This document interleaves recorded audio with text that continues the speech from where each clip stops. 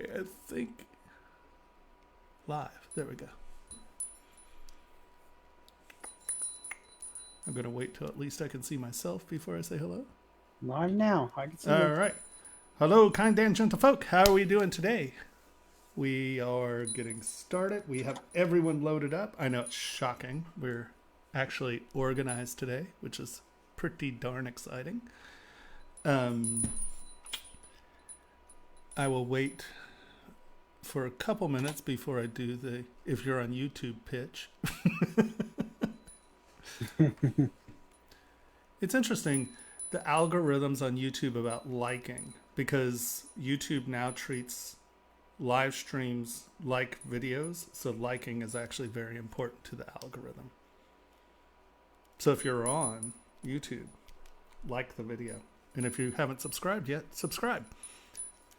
And if you have any questions, put them down there in the comments, and either I or someone from Pixologic will answer it. But we'll get back to that again. And if you're watching this live, we are not Shane Olson. Oh, yeah. All right. I say this every week. But let's put this on the list. Let's actually get my, what is the little title bar thing called? The frame? Title? No. Oh, yeah, an overlay. An overlay. I have an overlay that they've sent me. I just, for some reason, when we did the OBS thing, I got it all befuddly stuffed in a corner or something. Hey, Raytheon, how's it going? How's the old UK doing? I was just thinking about how much I missed it. I miss London a lot, actually. I have a lot of fun there. But my business partners moved to Spain. I guess we still have the space in London, but we're now in Spain. And Spain's cool. I like Spain. But London's a lot more entertaining. All right. So we're doing crits. Oh, yeah, you're up late, aren't you? Or up early, however you want to play it. Yeah.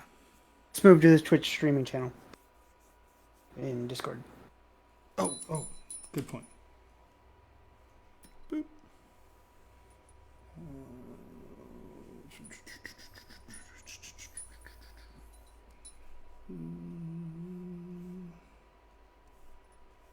Education, Twitch stream. There we go. There we are. Is that right? Can you hear me? Yes. Okay. Alrighty. I know. Always showing my Discord channel and everything. I'm still not very good at that. Wow, have you been up partying? No, I just work nights all the time. Oh, okay. You're like me. I go to bed 2:33 regularly, and everyone's like, "Oh," I'm like, "No, that's what time I go to bed." I normally finish at 6 a.m. Yeah. Yeah, I usually go to. Recently, I've been getting later, about 4. Wake up around 9:30, 10. It's a good rhythm. I must say that I miss London. There's good food, excellent Ethiopian food, really good Indian food. Actually, there's good everything food. Good eating in London. Good steaks as well. Yeah, indeed. All right. So we are going to start with a user. I like the gladius shape. I find the gladius a really nice shape. Yeah, the blade and the handle are assets from somebody else, but the actual hilts, Yeah, I've been working on. yeah. Since the blade is nice and sharp, the only thing I would say is, especially, is this for miniatures? Or Yep, it is. yeah, that's what I thought. I would just say make sure that you do come back and crisp some of your edges up, because what is it now? It used to be 28. It's like 32 mil. Is that the standard size? Yeah. 32 mil. At 32 mil, and especially in the plastic injection process, if they don't have like an overpressure plastic injector, because a lot of the new injectors will inject, and then while it's still hot, it'll hit it again, so it really gets that crisp detail. I would just come in and just give this a little bit of a sharper edge. And that also gives you sort of the, wait, that's like set way too high, sorry about that. And what it'll do, oh my gosh, sorry. I just changed all my buttons on my Space Mouse trying to make things easier, and I obviously changed them right out of my comfort parameters. I made the mistake of buying a second-hand one that the buttons didn't work. Oh, that's no good. Oh, Yeah. they're awesome. It's just I was having problems with my first one, and it winds up that it's me. It's not the equipment. We just discovered today. But so I haven't fully committed to the new button organization, and then so now I've ruined myself because I'm sort of halfway between using my keyboard all the time and halfway between using my Space Mouse all the time, and so now I can't use either. It's just like, so the only thing I would do is just kind of crisp some of these edges up just a touch, and you don't have to go overboard about it, but from a distance that'll give those slightly different reflecting surfaces, and it'll just look a little bit more like a piece of metal, like it's been fabricated, I guess. And you can pick where those lines start and stop, if you want one, if you want it to be or whatever. But just giving it those little facets will crisp it up just a touch, and it'll allow it to read at that smaller scale a little bit sharper, And if you really want to punch it, turn these into scoops. So if you really want this to look like it was, tooled or machined, or, instead of these being flat, just get them to be a little scoopy. And that will really push the reflective surface. And that'll also give, because most of the time people are painting with fluid washes. You know what I mean? Where you're getting that wash where they'll put the color on and then use like a black or a gray wash to get the detail in. So in the recesses. Yeah. And so if you get these recesses a little bit more scooped, you can really control how that paint is going to sit on the surface. Right? So you can really accent some of these features by just giving them a little scoop. And that'll give that last wash a place to sit. And you can really, really dictate how it's going to paint out by giving like nice little pools where that paint will settle. Would you go into where the eye socket is and divide the nostril section and the eyes so it's like another gap, or would you just leave it like it is? You mean like here? Or down here? Oh, you mean down here. This is the nostril section. Sorry. You mean do something in that vein? 1 second, the stream's catching up. Oh, sorry. Or are you talking No, just where the eyes, the eye socket connects to the sort of nostril bit. There's like a bit that joins the main body between the two side bits, if that makes sense. Like right here? Yeah, that's it. Yeah. Would I bother separating those? Separating? No, yeah. No, never. Not, especially not at this scale. I mean, just doing that. I mean, that gives you a deep, hard line in there if you want it to visually separate after the paint, but yeah, no, I would never bother. Cool. Yeah. Thank you. Give that a nice big scoop under, so you really have that transition up and under. And then you just come back and decide how bright you want that reflective surface to be, right? Because if you're looking down, you can really dictate how. So if we look at that compared to something like, and I mean, I'm just doing this randomly. I'm not, you know.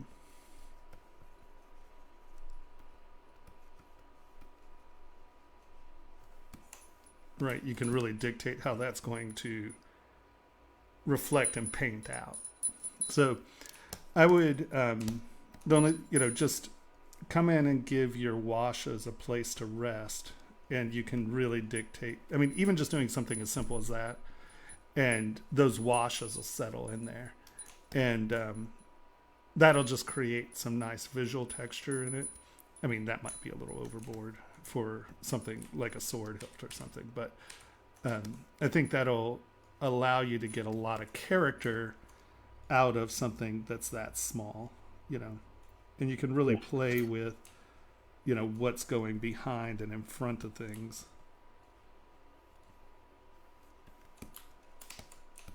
And just change up how those surfaces are reflecting, and then how that wash is going to fill in. Yeah, that looks heaps better. Right.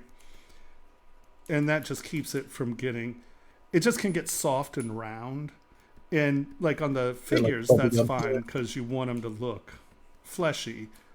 But I think on the tools and on the swords and armor and stuff, really getting those crisp edges and getting someplace for your wash to settle, and it'll just give you a more interesting form.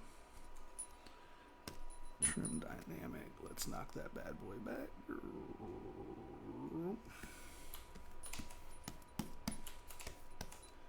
Right, and it just, we haven't changed the thickness of the thing, so we're not making those fragile, but you know, that gives it a different silhouette. And when you paint, you know, you can really control the dimensionality of these parts. Yeah, it gives it a sharper look. Yeah. And, you know, you can do little scoops for tooling or whatever, you know, you can go wherever you want. But I would definitely just chisel it up and get it to where you have some nice reservoirs for that final black wash or gray wash to settle in and really push those details. Because, I mean, what is this? I mean, it's tiny. About 5 mil at most. Yeah, exactly. So I think really that's it. Just come back in and futz with the form, because you can see here, if we get down here, you know, you're not getting much, where that instantly gives you sharper lines and, you know, nice crevices and ridges that are going to show well. So I basically got the silhouette down, but I didn't like go in and actually give it layers and reflectivity. Yeah, I think so. Because you can get a lot out of something this small, you know. There's tons of detail you can get out. But I would think about it as, okay, how am I going to get that wash to lay in? So when you start doing your detail, don't think about sculpting detail, but think about how that paint is going to settle on that surface. And this is actually going to do you much better because, you know, this is going to be a nice form, and you'll have some shading in here, where if you just cut in these lines, you know, well, now you're going to lose your form, and you're just going to get this visual chatter. So I think that just creating little pockets for the wash to settle in, because I think that's I don't know anyone who doesn't do a final wash of some sort or another. I think, did you just say I don't? No, exactly, I said. Yeah, I was like, God damn, see how it is. I'm like, I don't know anyone in the world. Yeah, I don't do that. The thing I don't do is dry brushing, because I think it's a lazy technique, but washing is absolutely fine with me. Yeah. I used to dry brush chainmail, because you could get a really nice white kick off the chainmail. But for the other stuff, I always think it's too painterly. you know, it Yeah, doesn't seem it natural. has sort of gone towards more stylized painting at the moment, but Yeah. you're right. Yeah. I mean, non-metallic metal is a thing at the moment where they paint in the golds and silvers and the actual non-metallics, Yeah. Yeah. which are I was cartoonish. I was an absolute lunatic on our showpieces. I would actually silver leaf some of the armor. Oh, wow. Yeah, and everyone was like, "Oh my god, that metal looks so metal," and I'm like, "It's metal." It's like that's because it's metal. Yeah, you should see me micro burnishing gold leaf eagles on the I would love to watch you do that. lunatic, absolute lunatic. I was off my gourd. As we get some of the jewelry stuff settled, um, we're going to, and then it's going to be like another year, mid next year, something like that. We're going, once we get a real foundation of the jewelry videos done, we're going to do some toy videos and some miniature videos. And so we, you know, we might get into some of that lunacy that I used to do because, you know, I was sculpting. As you know, I've just picked up the new computer, but as soon as I've got some more cash, I'm going to enroll. Right on. Yeah. No, I'll tell you, I love miniatures. You learned some really. I wish I still had my miniature tool set, my miniature sculpting tool set, because you know we used to hand carve everything in what was a Duro epoxy putty. So it was that blue, yellow putty Green that stuff. you mix together, and then you'd take a scalpel and carve it, and then you put the next layer on, take a scalpel and carve it, because they were vulcanized molding everything, so you had to sculpt it on Yeah. something that would hold up. Oh my god, that was silliness. You have to make your own miniature tools as well to do it. Oh yeah, oh yeah. No, we got tons of different, like you know, just getting the lab probes that were like the little stainless steel needle points, and then bend them and file them into shape. And had a little chainmail tool. That's another one. It's ridiculous. But hey, I was making money, so it wasn't ridiculous. Those were tools of the trade. But holy Hannah. Saying that, I got into 3D sculpting because I can't do the two-part epoxy. It annoys the hell out of me. Oh, there's no need to do it nowadays. I mean, printing, you can get it in printing now, you know. Like, if I had, you know, a form printer or a Solus or something like that when I was, oh gosh, that was 81,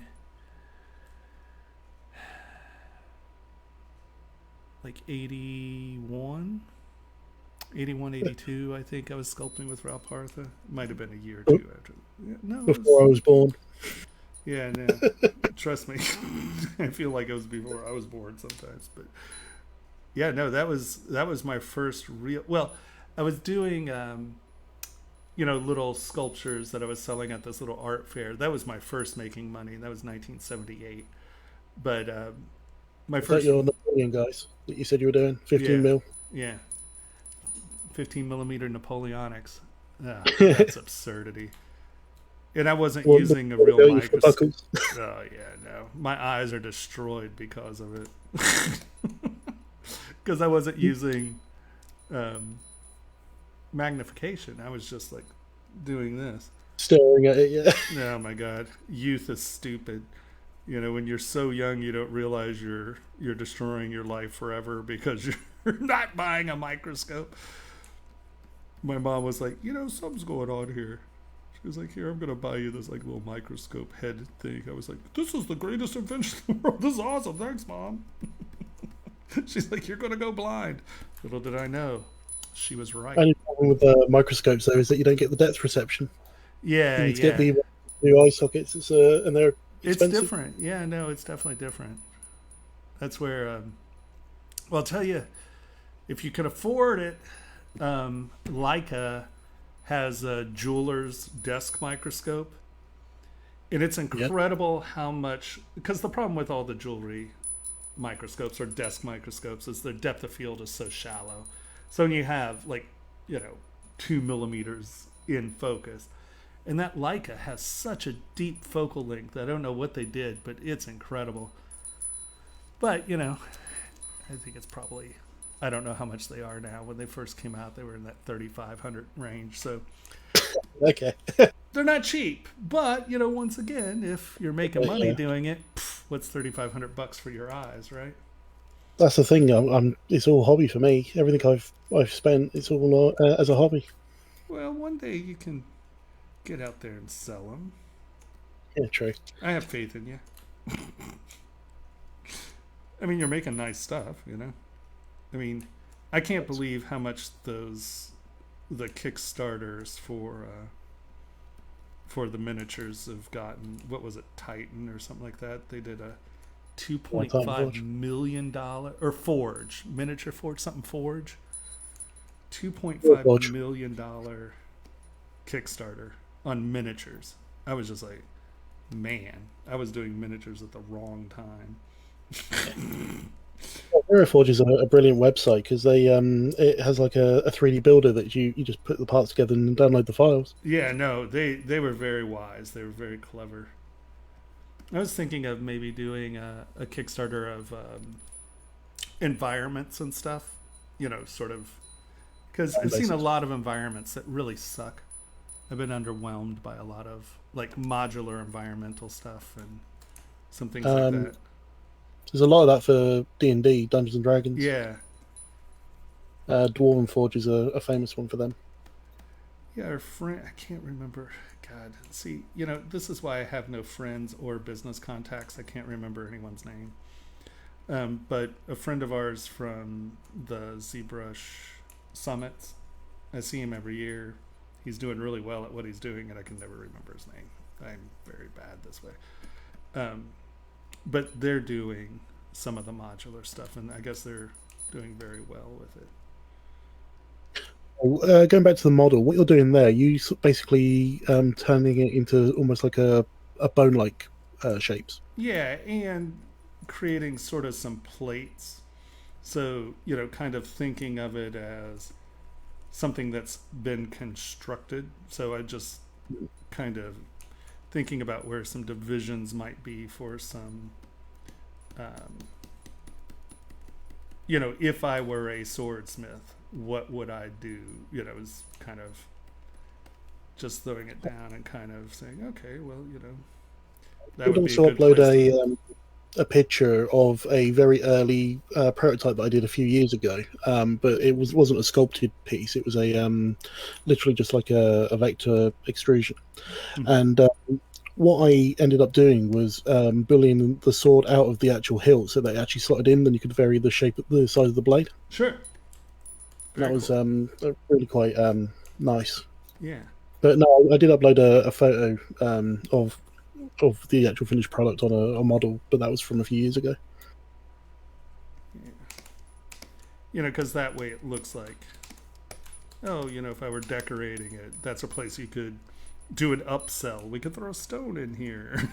Oh, yeah. It's like, yes, sir, we made your sword, but look at this space right here.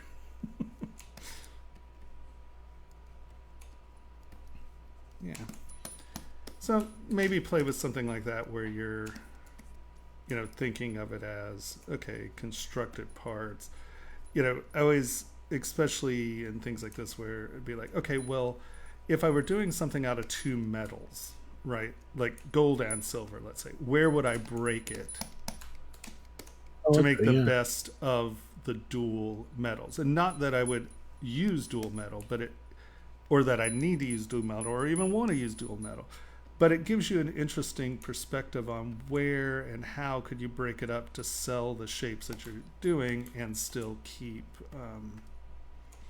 you know, kind of the idea of Shame, what you're yeah. doing, you know.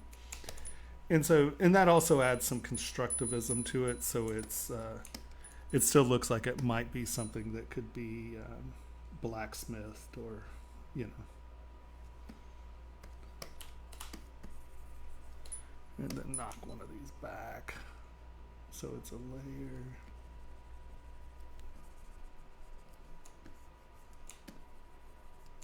You know, I'm not a big fan of cutting lines into things, but it can give you an idea of where you want things to break, you know. Hmm. So you might want to go back and just play with it as a structure that is constructed, you know. parts. Yeah, it's almost got like a Conan sort of sword feel to it now. It's Yeah. pretty cool. And you know, you can make it however you want, but I think that might be another way to make it actually feel like something that a blacksmith put together. Hmm. But no, looks great. Brilliant. Thank you very much. Yeah, of course. All right. Kill it. Who's next? David? DP? Dave is next. Yep. Okay, so that one's sprued. This one is unsprued. Let's look at the unsprued. Are they in chat? Not by voice, but in chat. Okay.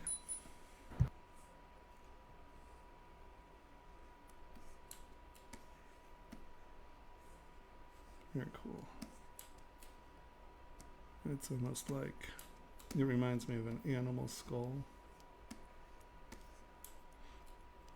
Now, is this...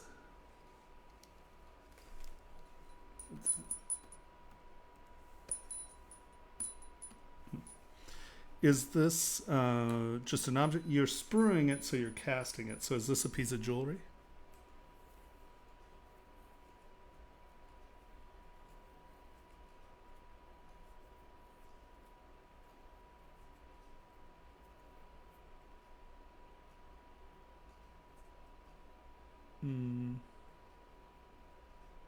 Did I just lose input? Can you hear me? Okay. Yep. Piece of jewelry. Yeah, I can hear you. Okay. So is this a pendant? Okay. All right. So the only thing I would say about a pendant is that means that it's actually probably going to be hanging like this. Right? And the only problem with that is that, oh, let's turn on, there we go, enable control bar, hide, let's bring you over here, turn that off, turn that off, turn that on, is that this is now a body puncturing device. So I would say be careful with that. I'm assuming this is the front. If this is, yeah, I would say that's the front. So the only thing I would say to be careful about is think about how this is going to hang, right? So if your angle and your weight, you know, it's going to hang somewhere in there. So the only thing I would say that you might want to consider is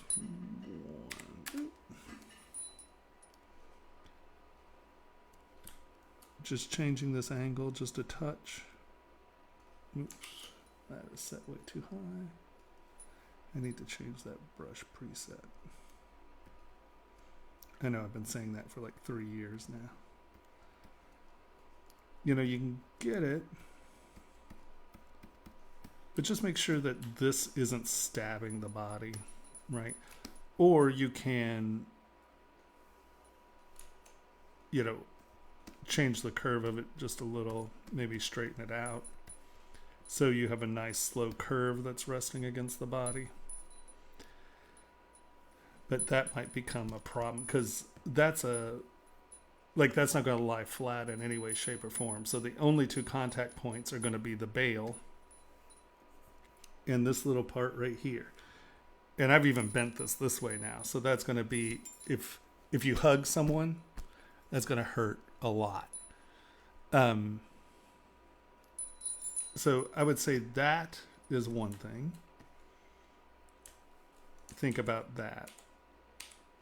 Now you could also change that by, and I'm just doing big coarse movements. Don't think this is actually what I'm suggesting aesthetically. But you can move that angle like that. And what that does is that changes your weight distribution to be something like that. But what it also does is it gives you a point here that's slightly bigger, and that makes that resting on the body a little bit more comfortable. But if you're if you're casting this yourself, I assume you have a printer. So anything like this that's actually going to wear against the chest, I'd print it and wear it before I cast it, because it's a lot easier to change it pre-casting than after casting, obviously. Okay.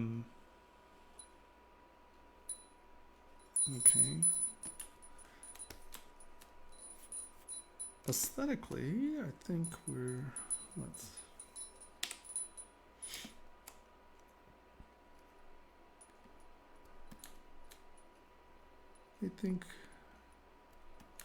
and I don't know where you are as far as finish goes, but I think these could be, you have these like little lumps in your curves.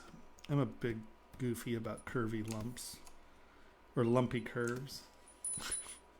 So I might come in and just futz with these curves a little so they're a little bit more elegant. Like they just have a little bit more less lumpy curves. One sec, let's.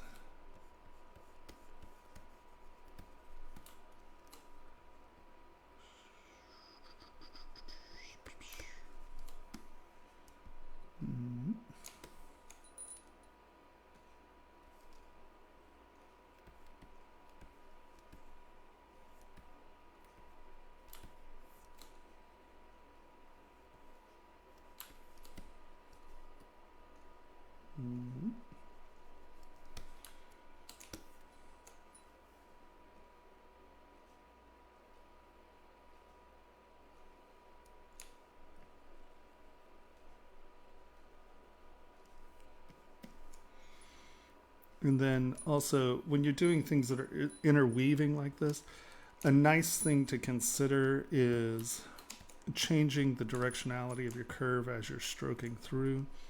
So where you're seeing a little bit more here and seeing less down here, I find that in small form, like in small sculptural parts, like a jewelry, little transitional folds like that really take the light very well, and it creates for a very nice dynamic part.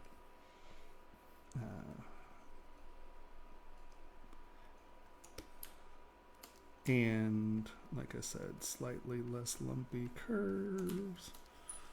Move, let's just push that out just a touch more.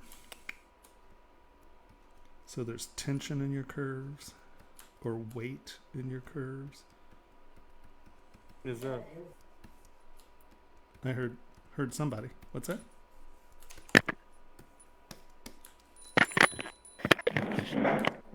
Hello? Okay. And the same here. You know, you have this little lump right here, and those lumps really take away from the fluidity of your curves. So filling that in. And here's another place where you can, that's still too strong. Another place where you can use some of that transition to create, so go from thin, and as it comes around, have a thicker line. So this face is getting, and what that allows you to do is, especially for casting purposes, it allows you to have a slightly thicker object. So you're getting good, nice, thick shapes. But by changing the folds in the structure, you're allowing it to appear thinner, but still retain slightly more structural integrity. It allows you to have a slightly more robust part. And that's a little thin.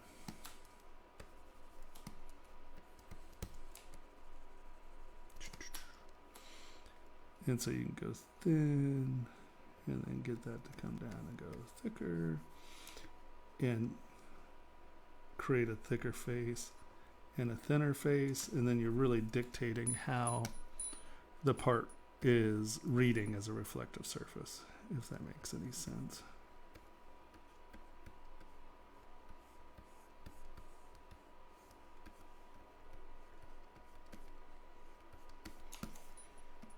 it gives you some really nice light travel. And like I said, you can wind up and have a thicker part and still have razor thin edges, and it'll look like a razor thin part.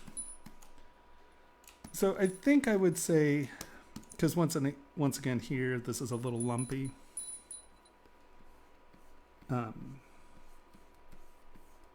And so that surface tension is just something that reads nice.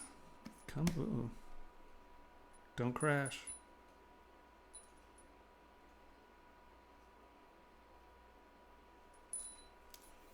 Keep your fingers crossed.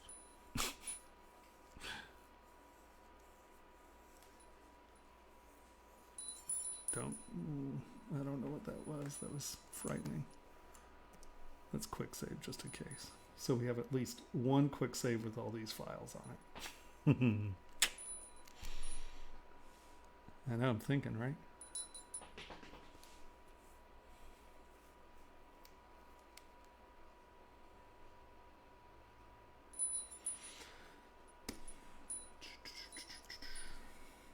Now watch it crash when I was saving. That'd be priceless. All right, hold on. I do have you. Let's do this while we're sitting here waiting. I see big fingerprints and smudges all over that. There we go. Better?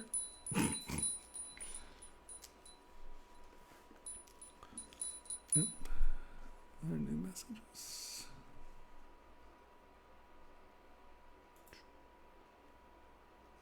Oh. Okay. And so I find that it's when you're doing curves that are weaving that have these tensions, you know, when you have you have something and you have another surface, and these are sort of like membrane or tendony sort of features, you really want something that has tension in the curve. And so that usually allows, you're coming here, and then where the tension breaks is where it starts to split off. And so that gives you those natural points where these are where these are connecting. And so you're sort of getting these structural sound points, and then these are the parts that reach. And like here, this is sort of our breaking edge. And then if it's coming in, it's coming past that, and it's stretching down in here and stretching down in here, So think about how these curves are tying into one another, and just make sure there's a little bit of tension in them. And that's where lumpy curves become a problem, is that they don't show tension. What's a curve that has a lump in it? It's a flaccid curve, So if you're trying for that dynamic feel, I think that you need to get a little bit tighter in your curves. Mm-hmm.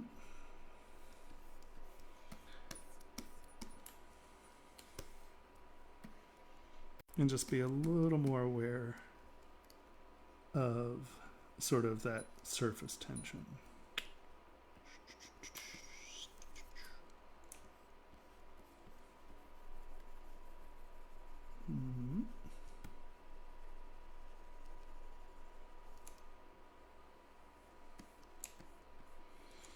Mm-hmm.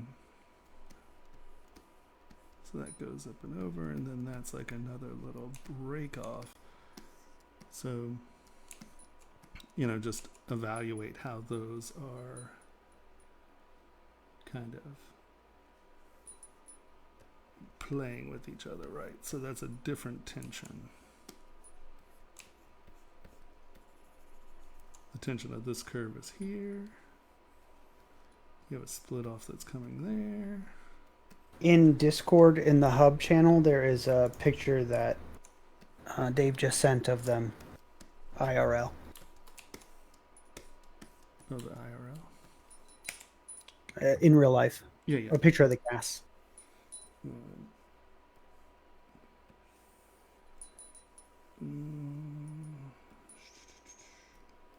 Is it on? Where is it under? Scroll up in the channels list. hub general. Hub. Oh, sorry, didn't hear. There we go.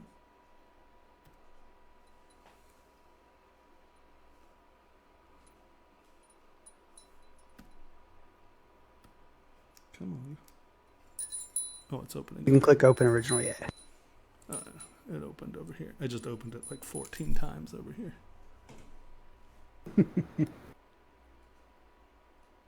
Boop. Now let's close those because we don't need it open 14 times. Man, this mouse scrolls fast. I lose track of it. It's like zoom. Boop. Nice.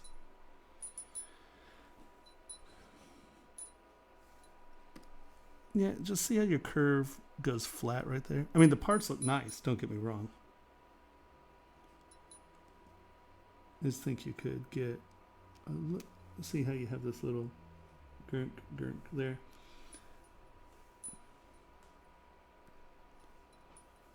Oh, that looks nice. So these things are wearing fine. People aren't complaining about it stabbing them in the chest because that's a sharp point.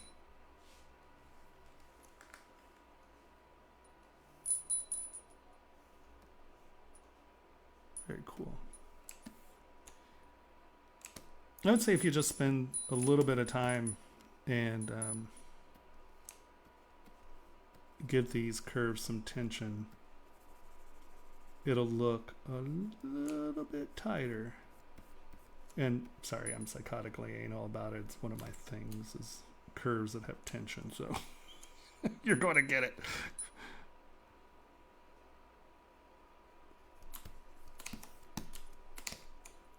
All right, so now let's look at your sprues.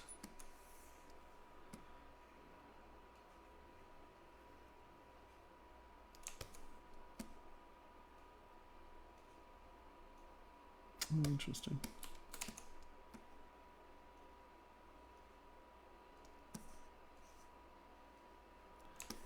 And so your issue is you want better fill? Is that the concept? I mean, because those look like they were filling okay, aren't they? Are you losing to filling? I'm not seeing tons of porosity or anything in there. Oh, I see you miss. Is that like a no fill there?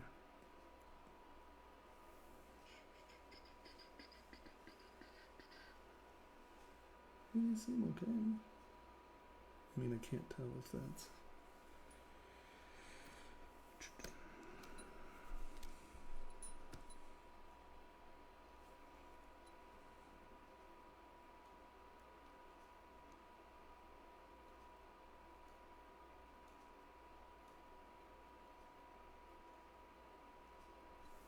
Actually, that little dent just makes me nuts.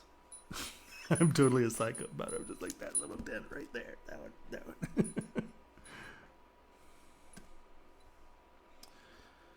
Let's see. You're getting a little porosity, aren't you? Oops.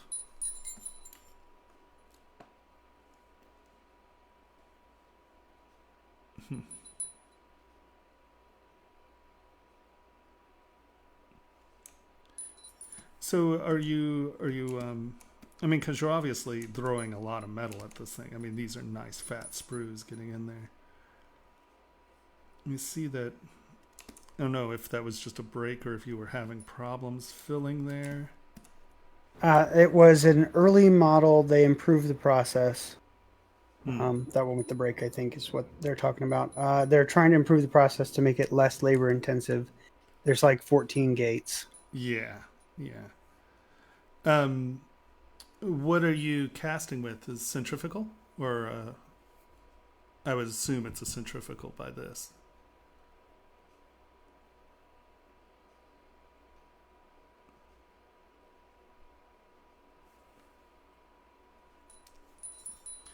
So the only thing I would say is you may want to try to straighten some of these out so they throw straighter. Where you're because right now a lot of these are S curves. And if you get these to be, and I know I'm moving your model, but this is just easier at the moment. If you get these to be straighter conduits, because what's happening is you got to think of your flow, right? You're coming in here, and it's hitting this curve, and then it's coming up, and then it's curving, and it hits this, and it comes down, as opposed to this being a straight shot, and then having an open like that, so it's filling this way. Where's move? I think that by removing some of the S curviness from these, they'll throw cleaner.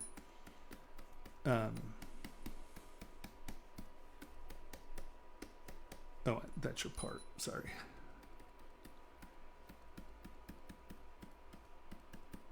I mean, if it's throwing hard enough. The vacuum, it's not. No, it's a vacuum. Throwing.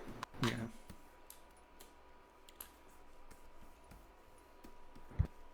I think that could help.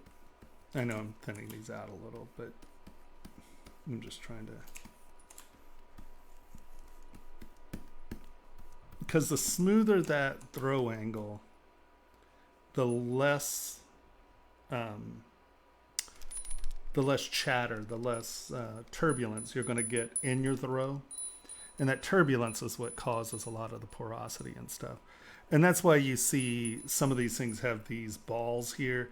And what it does in your supports, it comes and it fills this. So a lot of the turbulence is happening up here, and then it's pushing through. But a lot of these sprues are spruing to the top of the detail as opposed to the bottom of the detail. And I think that could be creating some of your issue where, hold on, let's go back to this guy real quick. Right, you're spruing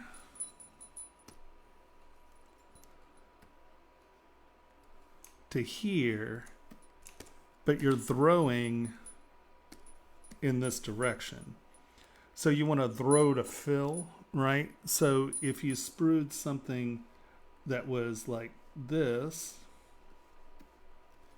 is going to go smoothly up and in. Where if you're throwing to the top up here, it's coming and then it has to make a turn to fill. So you want to try to avoid those turns as much as possible. I don't know if you're getting a lot of no fill, but like spruing here, you know, this should come and fill that fine, as opposed to spruing here where it's going to come in and come down. Now, if you have something that is like if you're having a problem filling some of this, that's where bleed tubes come in, where you have something up here that you know you're going to grind off, and then it comes and it fills past your line of detail. I can understand that being up there, but I think that some of your issue is how you're throwing at the moment. Because if everything, like instead of, if you're trying to fill this, you know, spruing to here makes a lot less sense than spruing to here. And that might be something to look at. And also get rid of this stuff, because that's just creating turbulence. And you're doing that, and you're doing it to the top of the form. So not only is it getting like motion into the throw, you're then turning a corner and you're getting chatter there, I would assume. So I would take your little guy like this. And let's just look at it for a second. Group front. Turn lines off. There we go. And so now these are the surfaces that are facing down. Right? That's the direction. So I would in turn straight sprue to these surfaces as opposed to going up and down. Because once again, it's just a lot easier, you know, to just inject in one direction and have it sprue like, or fill like a tree, not up and then try to fill down. Because that also, if this is all coming up and down, this is coming up and there and it's meeting, that creates turbulence where those two things intersect. You want to try to get it as smooth as possible. Does that make sense? Are we getting anything from him? Is he in Discord? He's been typing in Discord. Yeah, okay. That's why I'm reading it to you. I'm like, I'm not seeing it. So I think those might be two things to look at. Where you're spruing to. I would try to do sort of a minimalist sprue and just give it a shot. I mean, if you have all your stuff at home anyway, it doesn't matter. It doesn't hurt you to experiment. I would probably try something like, you know, doing spruing to this surface, you know, maybe to there, you know, like to this fat intersection here, you know, lower along in the process, like down here. So just remember that you want your metal to kind of hit and flow and flow and flow, as opposed to hit and flow and flow. Does that make sense?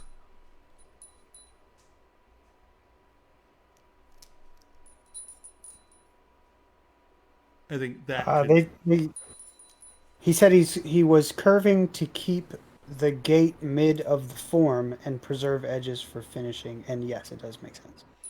Yeah, I think that yeah, I kind of understand why. I mean, I get it. You may just want to change the angle of the part just a touch, so you're getting those bottom surfaces a little better, because I just think you're going to wind up with a lot less porosity if you're spruing here, the metal's coming up and flowing in, as opposed to all that force coming up and then having to come down.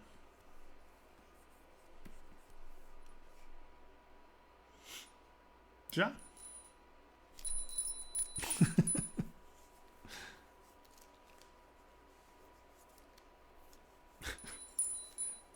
Are there any other questions, or did that help at all? Yes, I can see that. And Dave, if you've got any other questions, I'm a-watching. Because, I mean, if you just see that this is just so much motion in your metal, right? Boom, it's hitting this and it's starting to get momentum. It's getting here and then it's starting to get momentum. It's getting here and it's starting to swirl. And every time it takes these bends and curves, you're getting, you know, you got to think about fluid dynamics, right? A straight shot, one hit, and then filling is a lot better than... That's a technical term. Mm-hmm. Pretty sure. I have that a lot of in my books that I read about casting and whatnot. Yeah. Every author spells it a little different, but you know what they mean. Yeah, it's pretty close. All right. Okay. Cool. They said thanks. Yeah. So up next is Felix. Felix. Now, hang on before you open up that model you've got there. Let's actually skip Felix for right now. Okay. Hey, and move on to the... Actually, do I have... Do we have... on this machine, do we have Formlabs spruing software? Spruing software. What's it called? Preform? Yeah. Have I downloaded Preform on this? Probably not. I don't. I was going to say it'd be interesting to set it at this angle and see what the automatic spruing does and see how it thinks about spruing it. Maybe later. All right, what are we doing? Sorry, I just had that idea. My bad. I'll be quiet. Move on to alpha. I assume that's this one. Is that Frank Head thing? Yep. Okay. Frankenstein. Oh, it does say Frank Head thing. Okay. I was like, did I really just misread that? Whoa.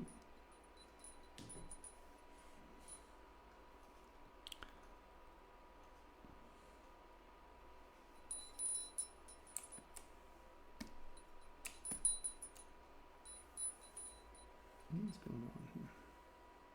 Oh, let's see.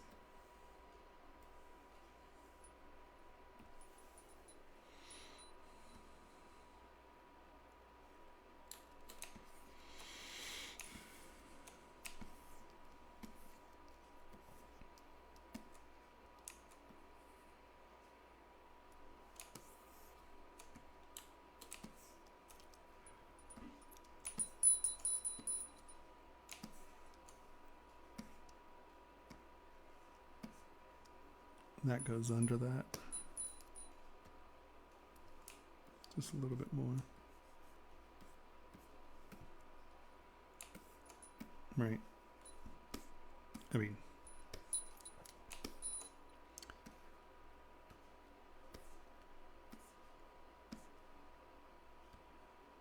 I say we worked on the front more than the back. Are they here? Henry? I don't think so. Okay. All right. So, I mean, the anatomy looks great. There's a lot going on. That muscle comes under that muscle. They sort of blend a little too closely there. Once again, if this is for rendering, the skin texture is great. If it is for printing, or if you do plan to print, come back over it with like SK trim or something, and just on the highlights, knock some of the texture down, just so the texture is not so homogeneous. Because in a dimensional object, texture like this becomes chatter, where if you kind of get these highlights in and you knock it down, it actually helps the print dramatically. All right, so if it's not for print, or if it's for rendering and not for print, so be it. Ignore everything I just said. The face is great. Ugh, sorry, I got yawny all of a sudden.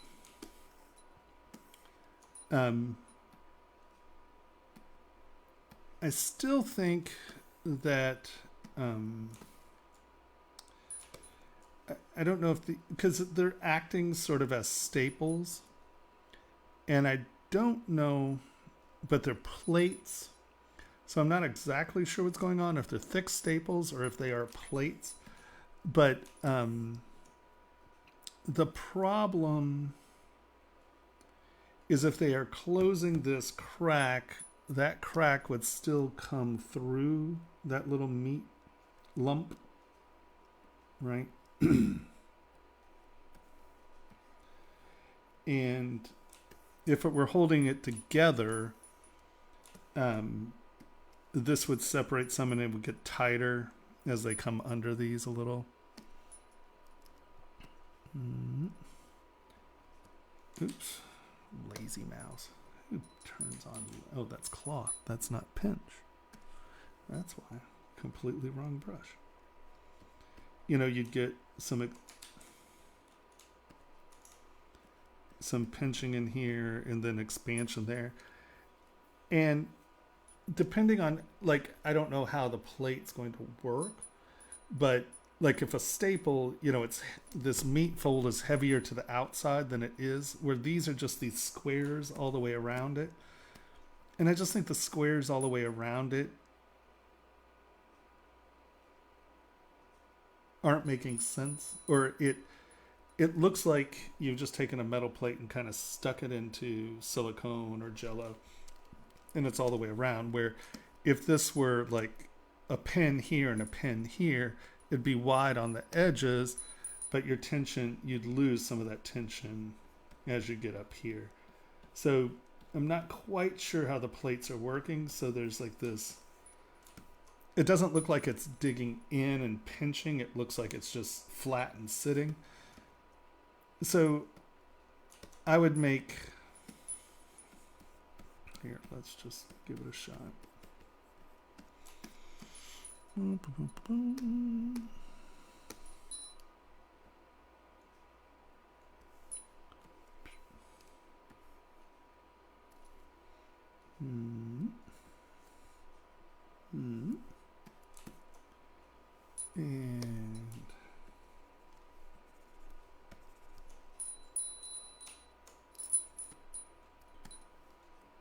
where it's sort of digging in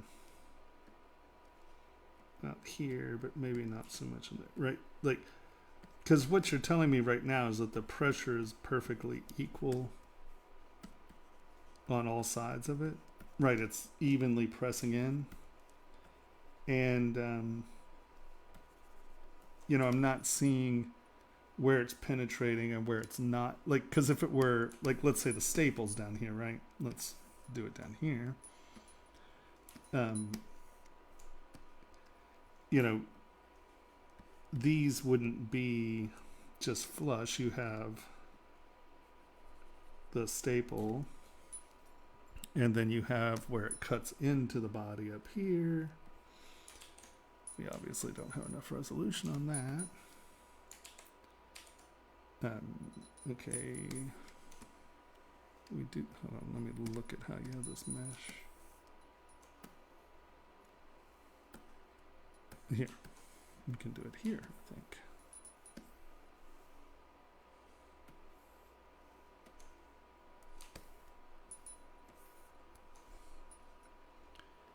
Like I said, I'm just getting... Whoa, whoa, whoa. What just happened there? Control E. Yeah. I got sloppy and touched something, I think. Yeah, you touched the screen while navigating. It did not like that at all, did it? No, it doesn't like that. I'm like, what'd I just do? All right. So here, we can do it here. So these, right, would be coming in here. I'm going to grab this. I'm going to pull on these a little, push, pull, push, pull. There would be tension in the skin. And then what happens is these are diving in. And we still don't have quite enough resolution. Let's go to a star, frame, ball, W, where are you?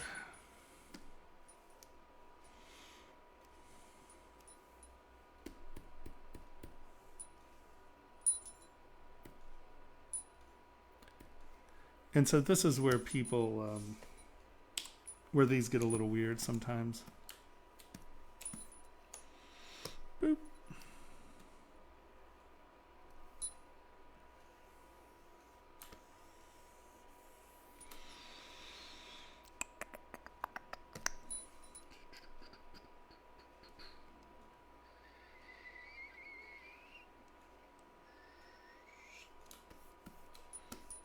So we get an edge.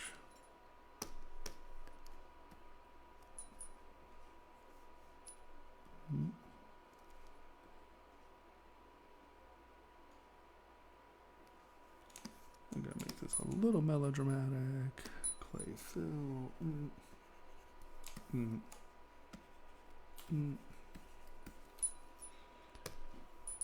Clay tubes.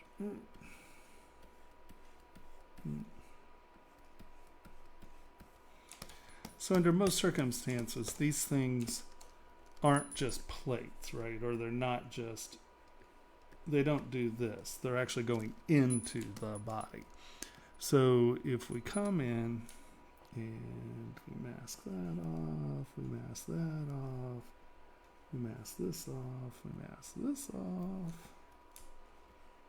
this off.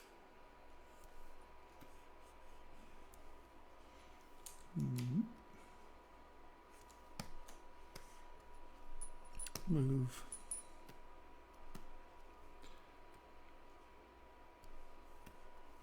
where stitches or staples or things that are binding two surfaces together start to look real is when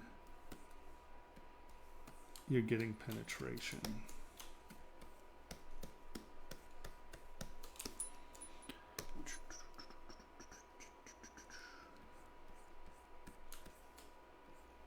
Right, you get meat where it's displacing the meat.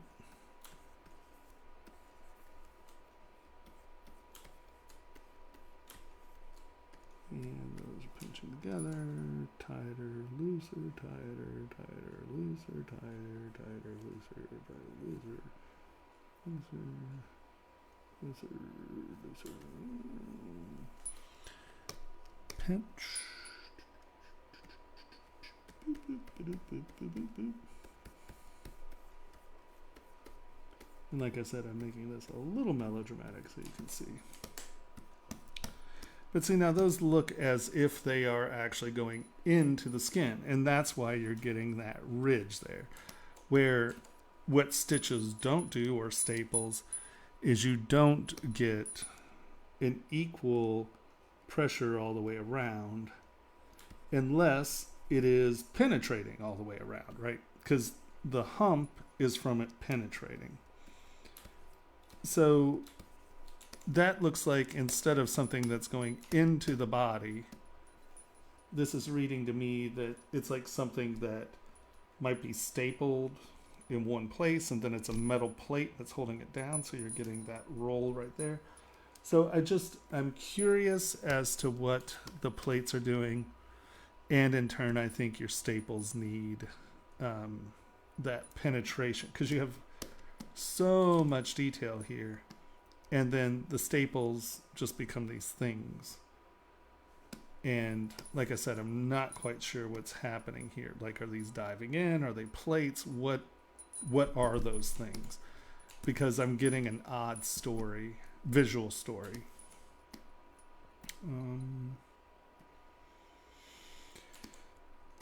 You know, your skin looks good. Your anatomy's good. On something like this, I would, because right now it's very even, I would make one side just a little different. Just so you don't get something that looks like an eyeball in the middle of the belly, right? So breaking it up somehow so it's not symmetrical can help.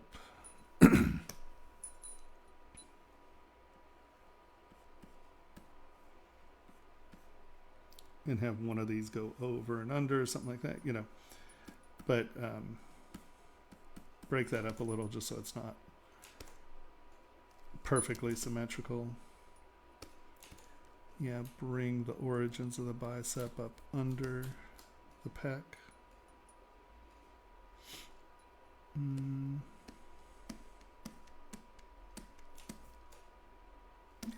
I think that's really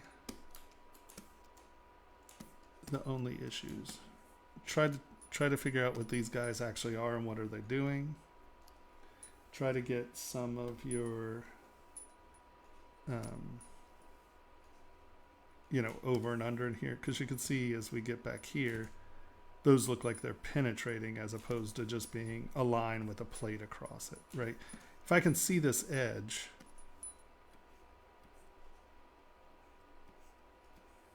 right? How is this attaching? Is it pinned? If they're plates, I might identify them with nail heads or something like that. But if it's just this flat square, if it's going under, you definitely want this profile on the side where you're losing, like where it's diving under the meat, right? And that's telling a story of something penetrating, where this just looks like it's something pressing.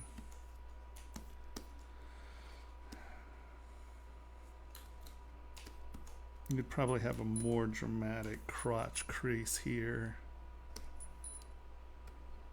because this is pinching.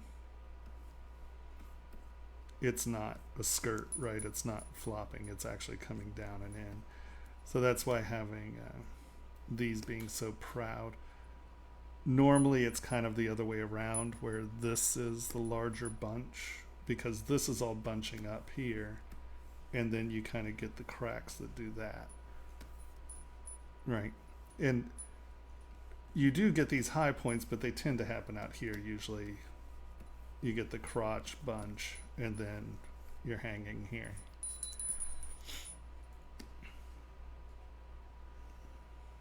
Because you got to remember that this is going in and under.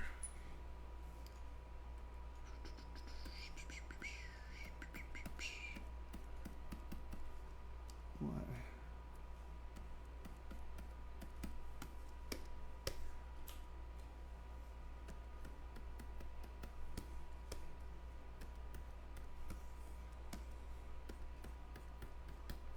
Where's the body there? Because that's sticking way far away from the body.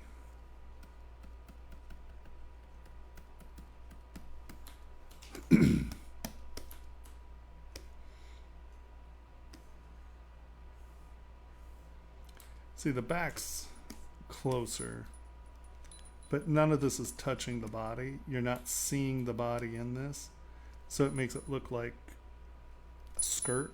You know, it's coming out, it's not riding against the body.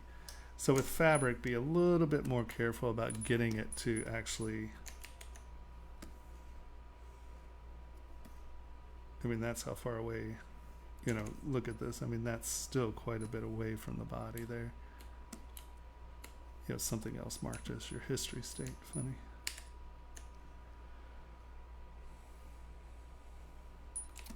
Yep, I would say that's it. I mean, all in all, it looks great. Just try to identify what those guys are, because I don't understand them. Get your loops, do your biceps. Yeah, I think this is a little more like that, and then that comes up and in.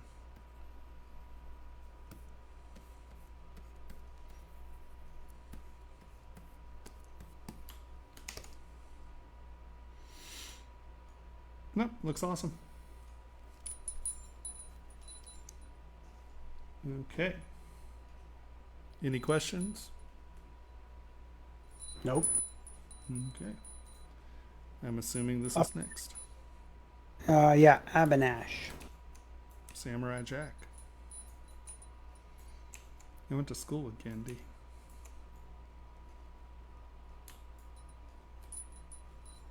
Alright, let's get rid of paint here.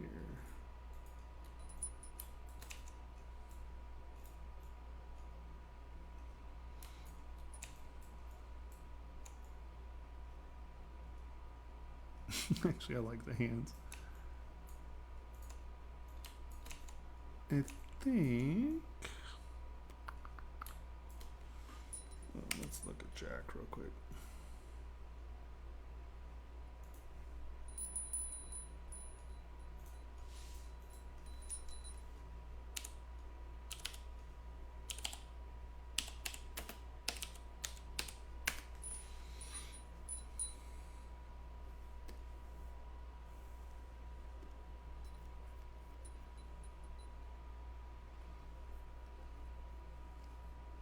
Yeah. So I think that you brought your face out to your eyes as opposed to your eyes being in your face. So let's hide our eyeballs for a second. Let's duplicate our body. Let's hide this guy and let's...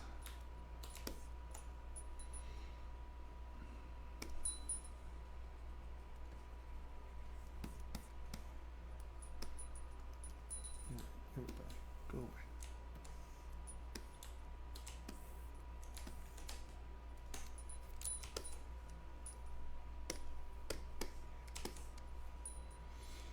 Alright.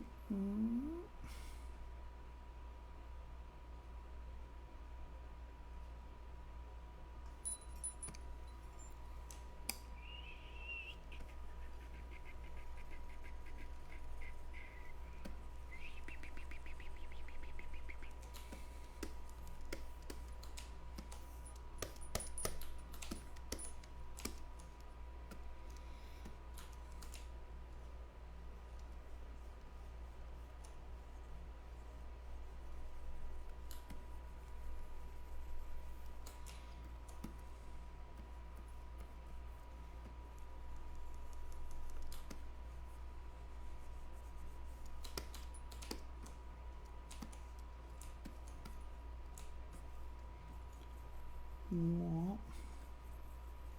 Womp.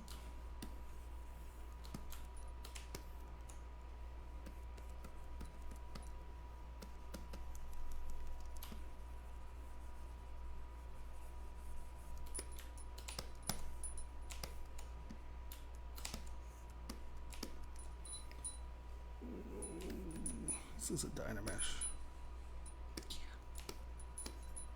Keep those subdivisions, guys.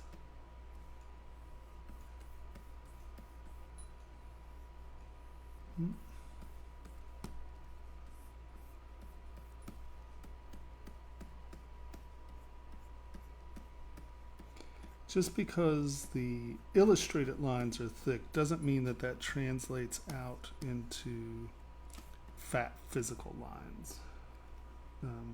It's a tricky game to play.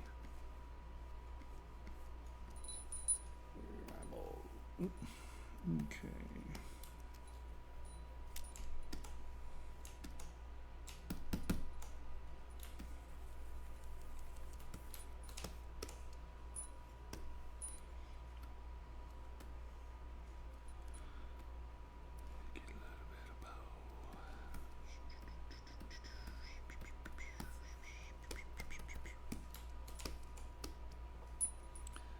SK trim. Get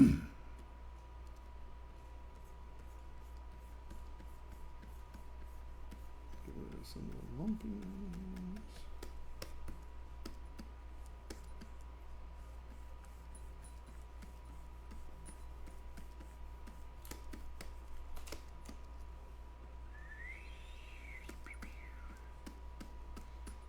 We want to keep a little bit of a bow there.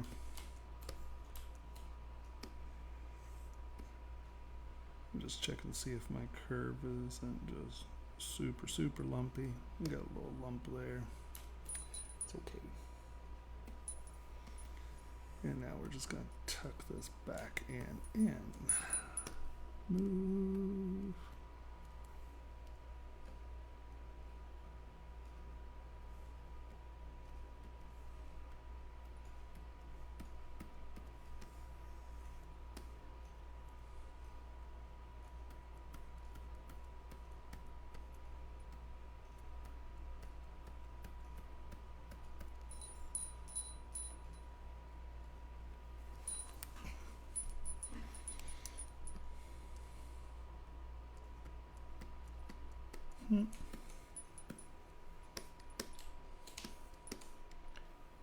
And now you can define that little lip.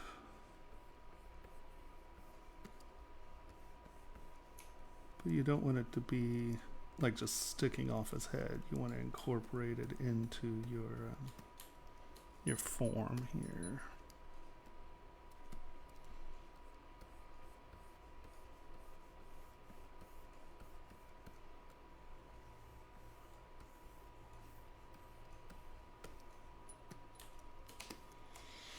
And I don't have a graphic, but here, let's delete hidden. Let me divide this up.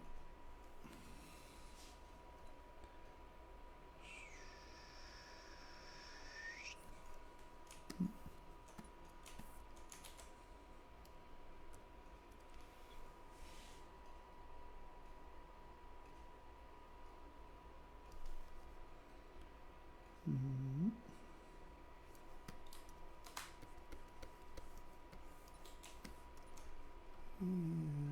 ooh, way to go. Wobble hand over here.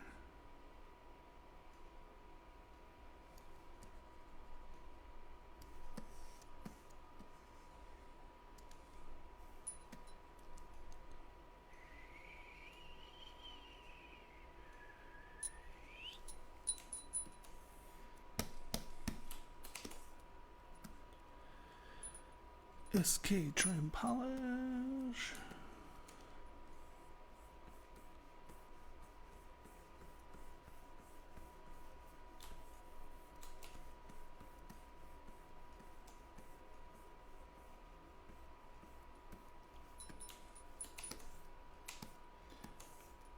And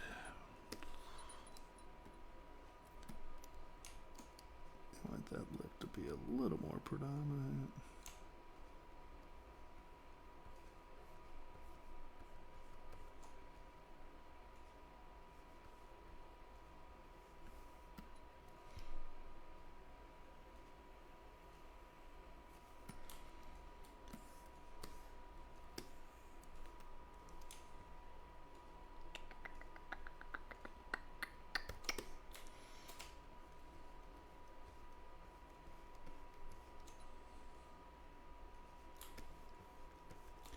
Right, I'm not making it a line. Right, I'm not just going around and drawing a line. We're turning it into sort of a dimensional issue. Come in, we're going to pinch for that curve.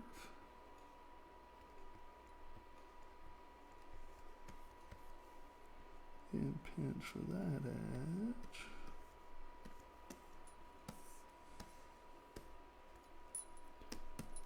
Come back in.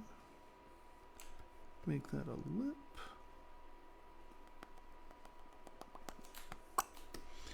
And then I would probably, like I said, I'd come in, pinch this to get that edge crisp and a nice smooth line.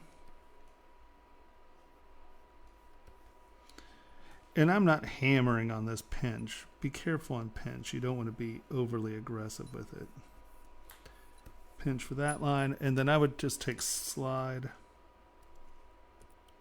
and use slide to clean up that edge so it's all one place and sort of at the same angle.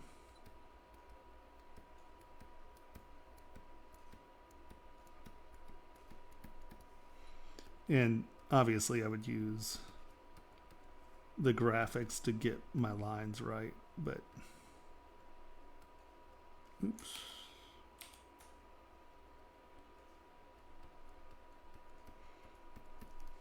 Push that edge and then kind of push that out.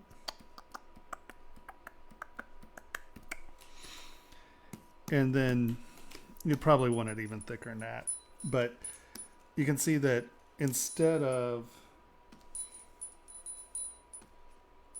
dragging it all out, and I know that in the graphic he seems to have big bags under his eyes, but you want to be careful because dimensionally the bags don't make sense here, right? It looks like his eye is just kind of sticking out and pudging, and then this is in front of this, and this would be lower, right? Just because it's a graphic, it's a nice clean curve. So just make sure your curves are clean in all directions. And gotta turn your eyeball on, obviously. And then if you're going to do that sort of bag, make sure that it's not just sticking out, right? It's not you don't need a ton of depth to make something fairly dramatic.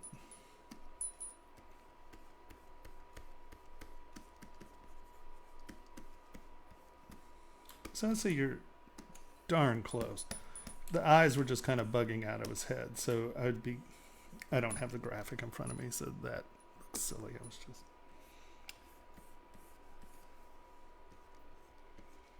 you know, even if they're animation, the anatomy is still important when you come to a dimensional object, because our brains are so recognized or so used to looking at human faces. If you do something super weird, even though the drawing looks like that, when you bring it into 3 dimensions, it's very important to kind of stick with anatomy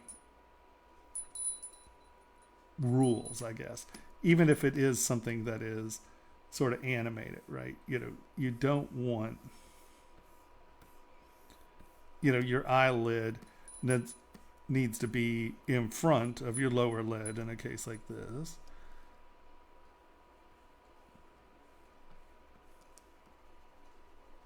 It's not going to be out farther than the brow, right?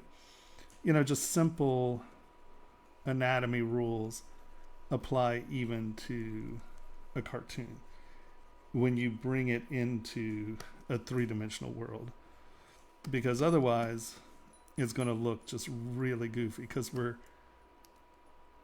used to looking at things, and if things are super weird, they're going to be super weird.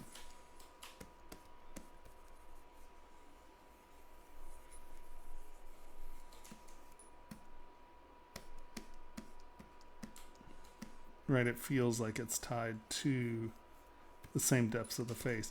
And I would argue he's probably really smooth. You're not going to get much dimensional detail if you're actually bringing him into 3 dimensions.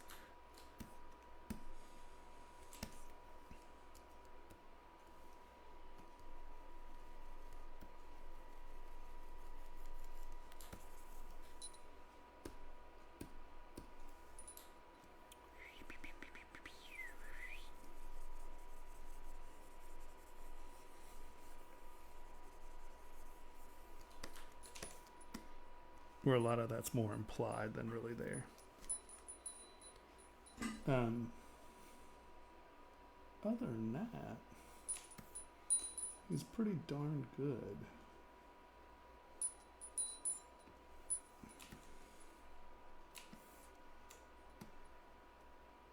Your hands are priceless. I mean, like, the proportions seem pretty on.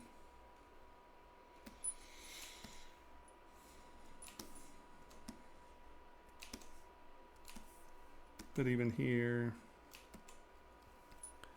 you know, this is going in front of that. And I know often, you know, once again, the animation might not reference it in the same way. But if you don't have that go when it comes to dimension or 3 dimension, whoa, that is totally the wrong brush. But if you're trying to make, like, if you're trying to make a toy or an object, you know, it's important that where things cross over, they actually cross over. So I think those are really the only 2 issues that you see, is that the eyes are pulling out of his head. Cross that over.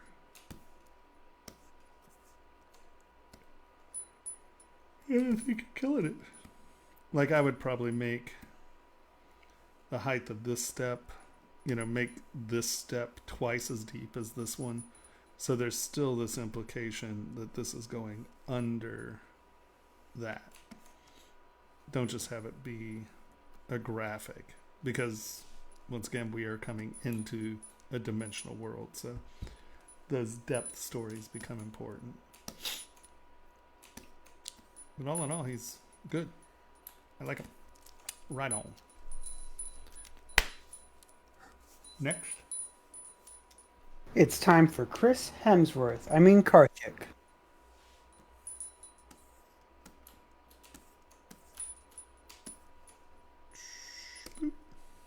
And there is a reference photo. Wow, he's a really tiny face.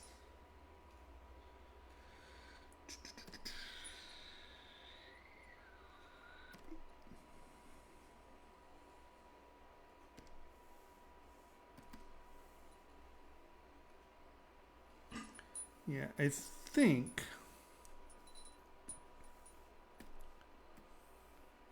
your face proportion in the skull is off. Because his head is much more... I mean, let's look at the shape of his face. I mean, he has that classic, like, superhero kind of square head. You know, big square jaw. Right? And, like, your details could be close. I mean, as far as the detail on the guy. But look at the shape of your head.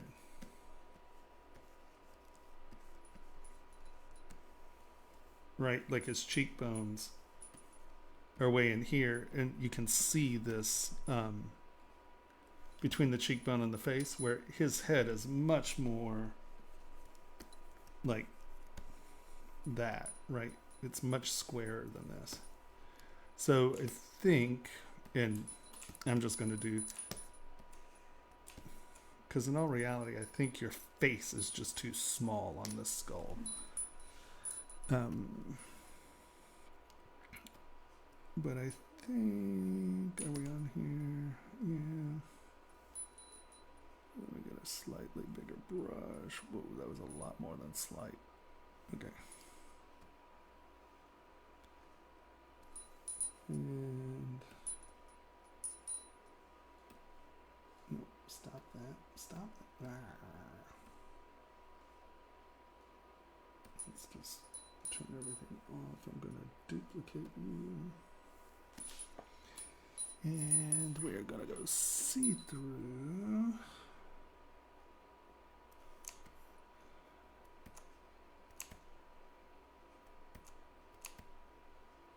So if we're matching his eyes, look at how much extra head you have around here, right? I mean, look at where his ears are compared to where your ears are here. So if we're taking this, and let me get a slightly bigger brush. And we're going to press this in. And then we're gonna,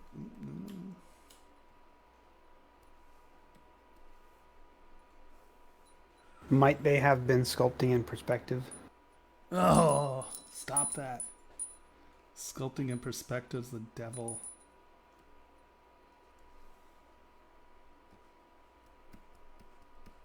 You don't want fake perspective. You want to see what you actually have. Because otherwise you wind up with things like this. Perspective is an artificial thing where if you're looking at it straight on, then you're kind of getting what you're getting, right? Because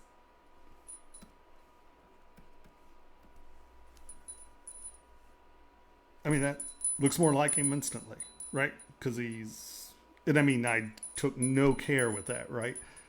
But do you see how he, I mean, let's just look at the difference. Balloon head,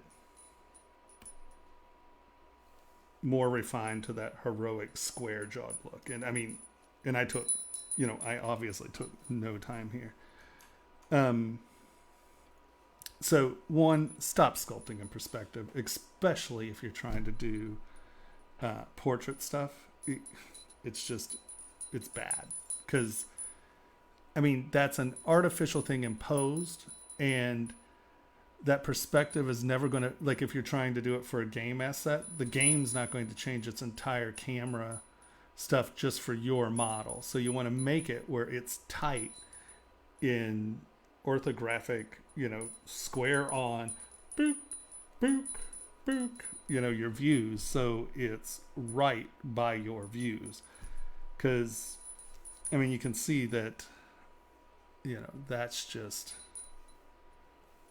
I mean, that's just super round. And it's, what's happening is, you know, it's doing exactly what perspective does. Perspective forces the stuff back and in. So when you actually have it, it's all peeled out and open, right? You can see it's just open that up. Don't cut this line in, because that line, okay, there are some old people where that line is cut in, but this is a transition from a plane going this way and a plane going this way. So sculpt that line in, because that way there's that muscle thickness. Because if you just cut it, see how this looks droopy and this looks droopy, where, fill that in, fill that up. Right, it looks like meat that is going up. Once again, I didn't try to do this to the portrait. I'm just giving you an anatomical thing here. Because if you just cut it in, it doesn't look like meat crossing over one another. It looks like you cut in a surface. And that is meat, not just a group. So if you're trying to do it, stop using perspective, because it's really wonky. Right? I mean, just look. No, I didn't. Turn perspective on. real quick, just to see. No, hold on. I accidentally hit quick save. I don't want to turn perspective on. I want you to. All right. One day And so we'll get there. Give me a second.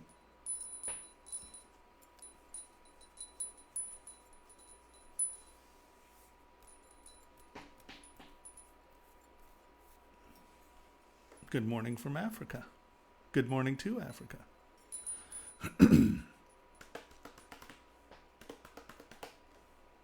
and hi, Ashley. Okay, there's perspective. Oh, it doesn't. Oh, I didn't catch up yet. It doesn't look terribly different, does it? Nope. Hmm. I mean, it makes the ears smaller. Yeah, it definitely brings up It makes the forward. face bigger, but that's the problem, is that it's artificially making the face bigger. So when you turn perspective off, the face is tiny in the head, right? I mean, look at how small it is compared to his actual head, right? Because I'm just going to go off the eyes.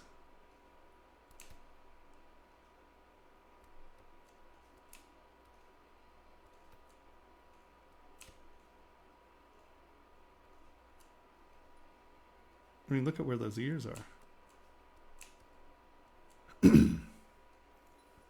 Right?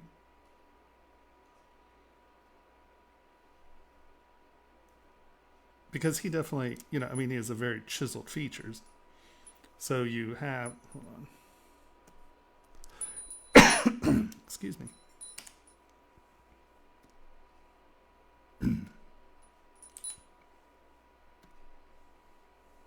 Where'd he go?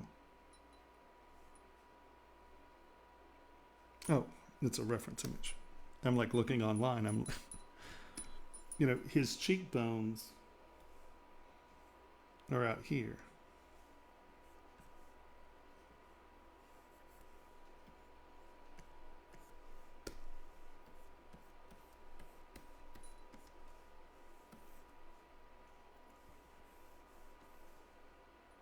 Right. Should be pretty much equidistance. And if we break this up,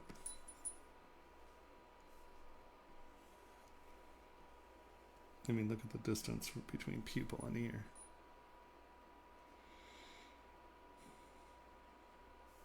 Because, I mean, the facial features actually have, you know, he's catching some of the similar good things that are identifying the character. But, and I might have thinned him out a little too much.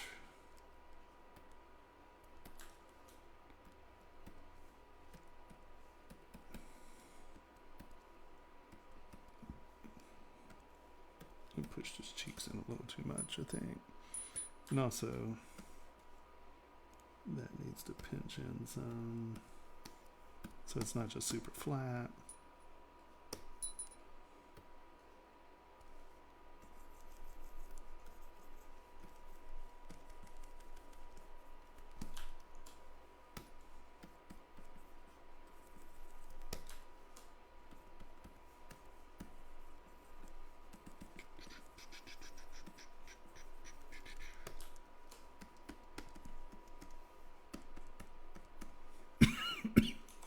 His chin's not that thick.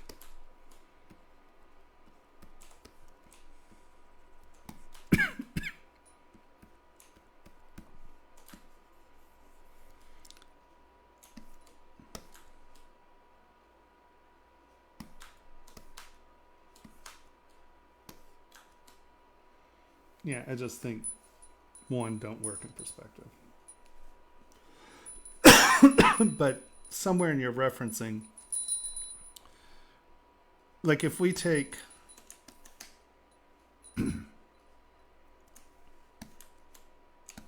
I mean, look, that's pretty darn close, right?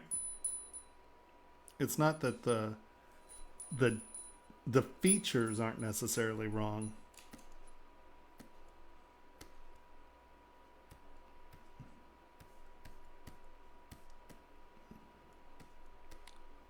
to say that I don't have multiple pictures from him, but I think his cheeks might be a little flat. I don't think he's quite that presentation. I think he cuts back a little farther, but yeah, I think that your chin's just a little big. So we have a good question that I think the question sounds good in theory. But anyway, could you please explain more about don't use perspective? If we bring this model from ZBrush to 3ds Max for rendering, we will have perspective there.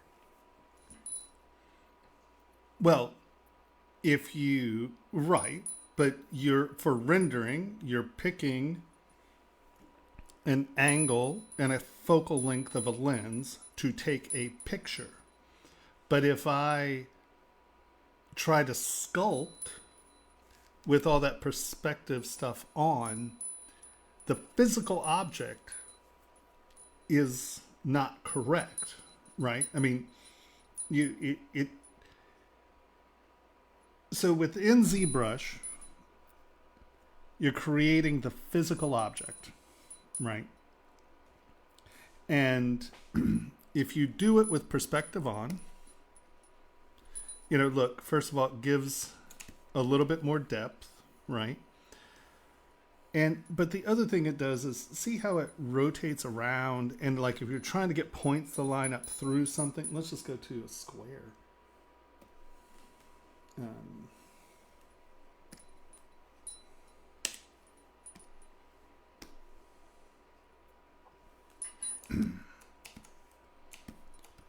think that this explanation is good. Let 3ds Max do your perspective.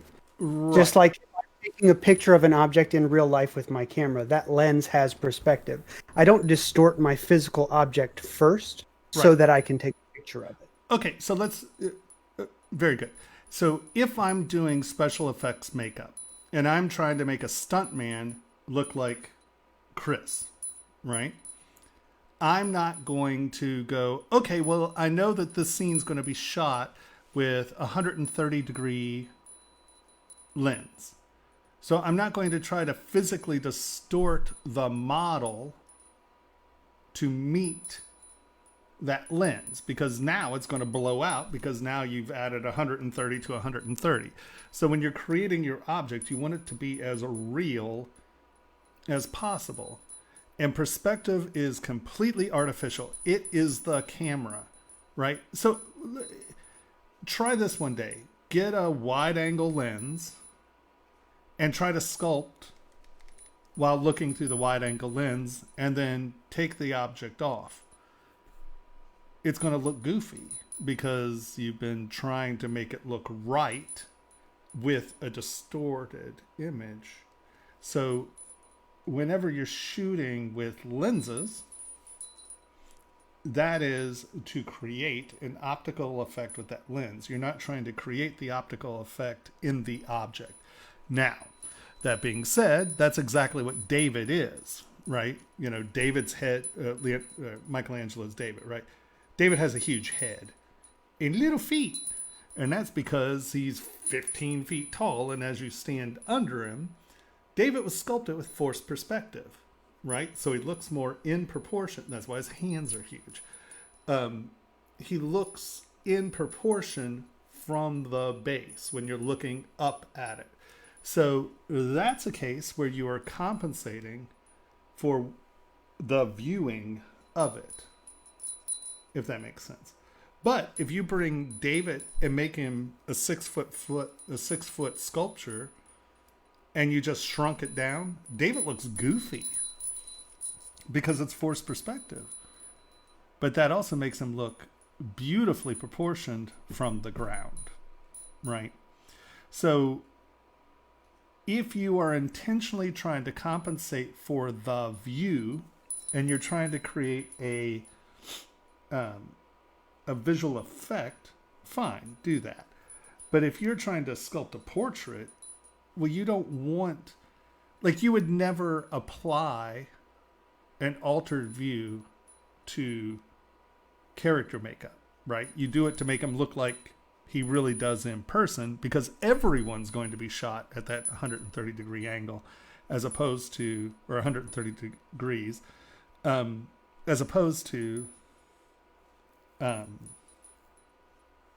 doing it in the sculpt and then applying it to a lens, and now it's not going to compensate for it. It's going to blow it out twice as bad, if that makes sense. So, yeah. Stop sculpting in perspective. It's horrible. Especially if you're trying to make things that are realistic. Because if it ever leaves ZBrush, it'll never be right. But other than that, I mean, you know, like I said, the features look good. You know, you're getting... It's funny, these cheekbones are very Arnold Schwarzenegger. The depth of his face here looks more like Arnie than Chris, I think. I think Chris has a deeper face. And sculpting in perspective flattens the face as well.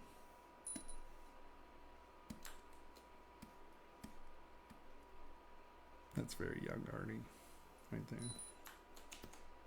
I've sculpted him a lot.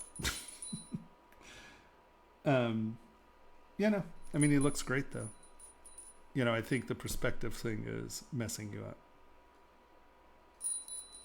Okay. Cool. All right. Dog. Felix wants to back test. Felix? Yeah. So go to Dropbox and download Felix's new Oh, you're killing me, Felix. Not only do you give me like 40 terabyte models, you want me to download them in the middle of everything. All right. So we're not looking at this one, is what I'm hearing. No, a lot has changed since then. Okay, delete all. All right. And now, boop, boop, boop. Refresh. Adjustment details, is it this one? 6:14 p.m. Shouldn't be. No, that'd be the one you got already. You need to reload the page. I thought I just did. I did.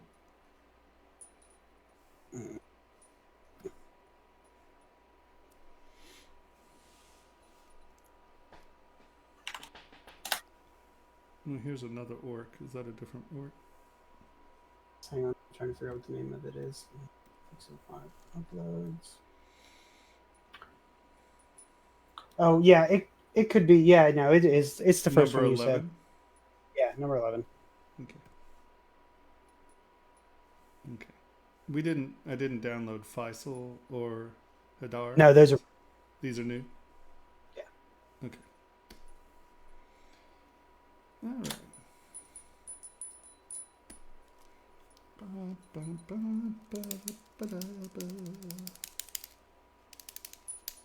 Any questions while we're waiting for downloads?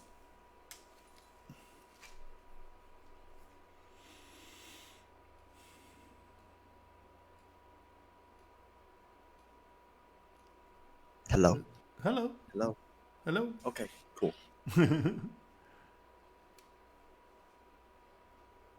Just checking the mic. Yep. How are we doing here? 3 minutes left. How are you doing today? Good. Good. It's a little weird to hear my echoes. Mute Just a little Twitch. higher. Mute Twitch. Okay, I was gonna say, cool. he beat me to it. Oh man, I feel all crimpy. All beat up. So did you have a good day? I made a lot of progress, and there are a few things that I have to redo in my project. And other than that, I'm doing very well. Awesome. Thank you for asking. Of course. How's your day? Not bad actually. You know, we got the definite go ahead that my new computer's coming, and I'm still trying to just breathe through that and hope that it actually comes. And then Wait. Wait, what specs? Oh, we ordered a computer, and then it was hot. It was running hot, and then we started to change the order or change the build of it, and then halfway. Well, no, actually, we were done with that build, and then I did a little research, and I'm like, what are we doing? And we did a completely different build. So it's taken like 3 weeks to a month to readjust the build, and now the order finally went in, and so I see. the new computer is coming. Cool. And we built Have a you heard gaming of that? computer. Oh, nice. Have you heard of the DDR5 that's coming out? It's insane. No, Henry. Okay. So you have like No. 500 something gigabyte, right? Mhm. That's what I heard. Per RAM, like one single RAM have 500 something gigabyte. No gigahertz RAM. No gigabyte RAM. RAM space, It's and blazing. it's like 7,200 megahertz speed.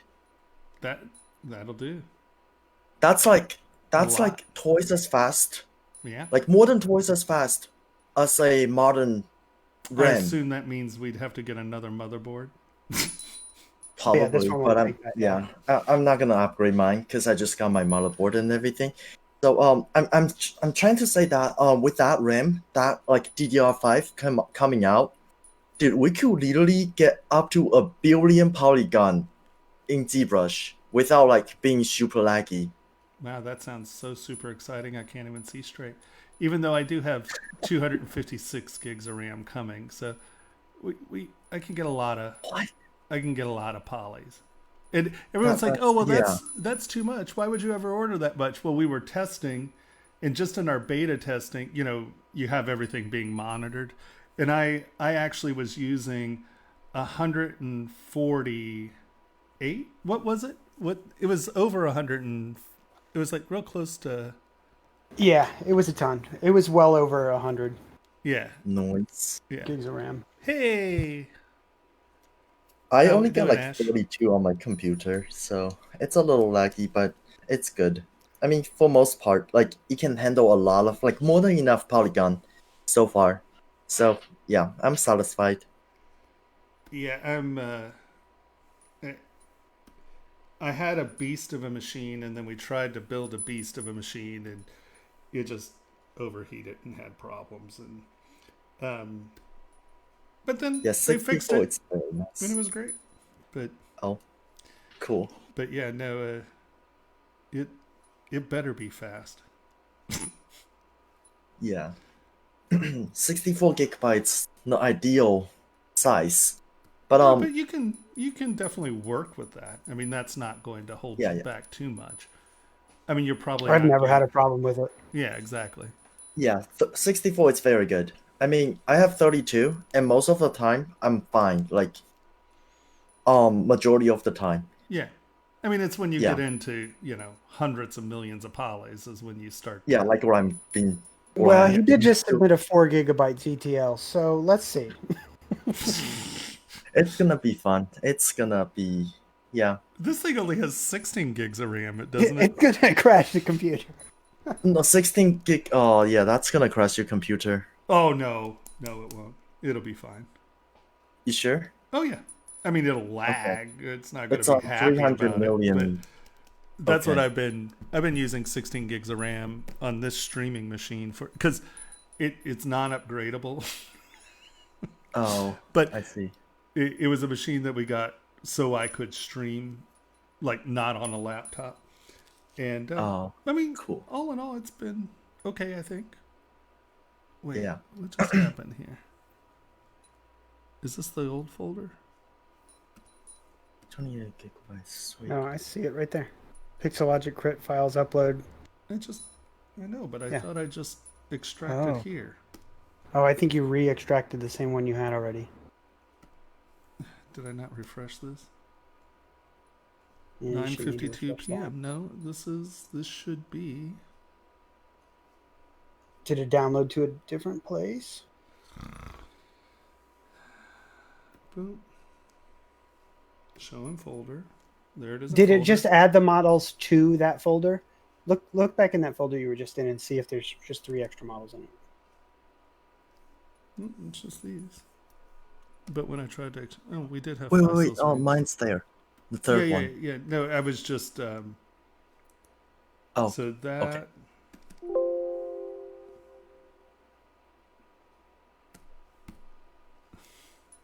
Yeah, I can see it in your unzipped folder there. Felix-orc adjustment details 11.ztl.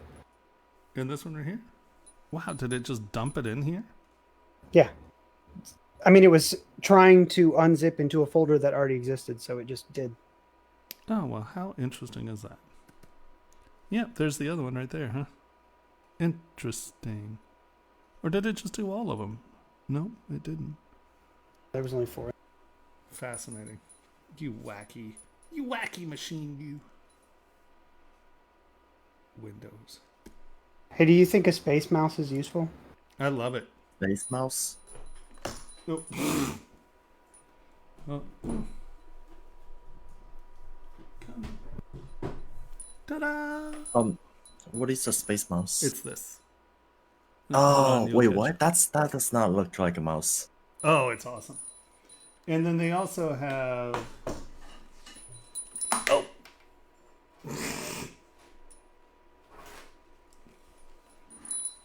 Me and my ripping my earplug out of my head really is not pleasant. And then this is one of the travel ones.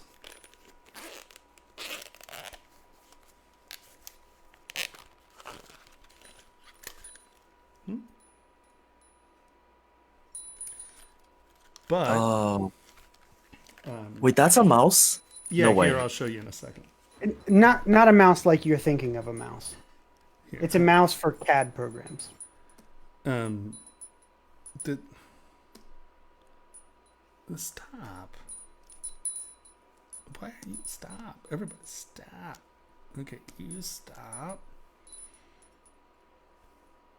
Okay, did these open up? Good God. All right.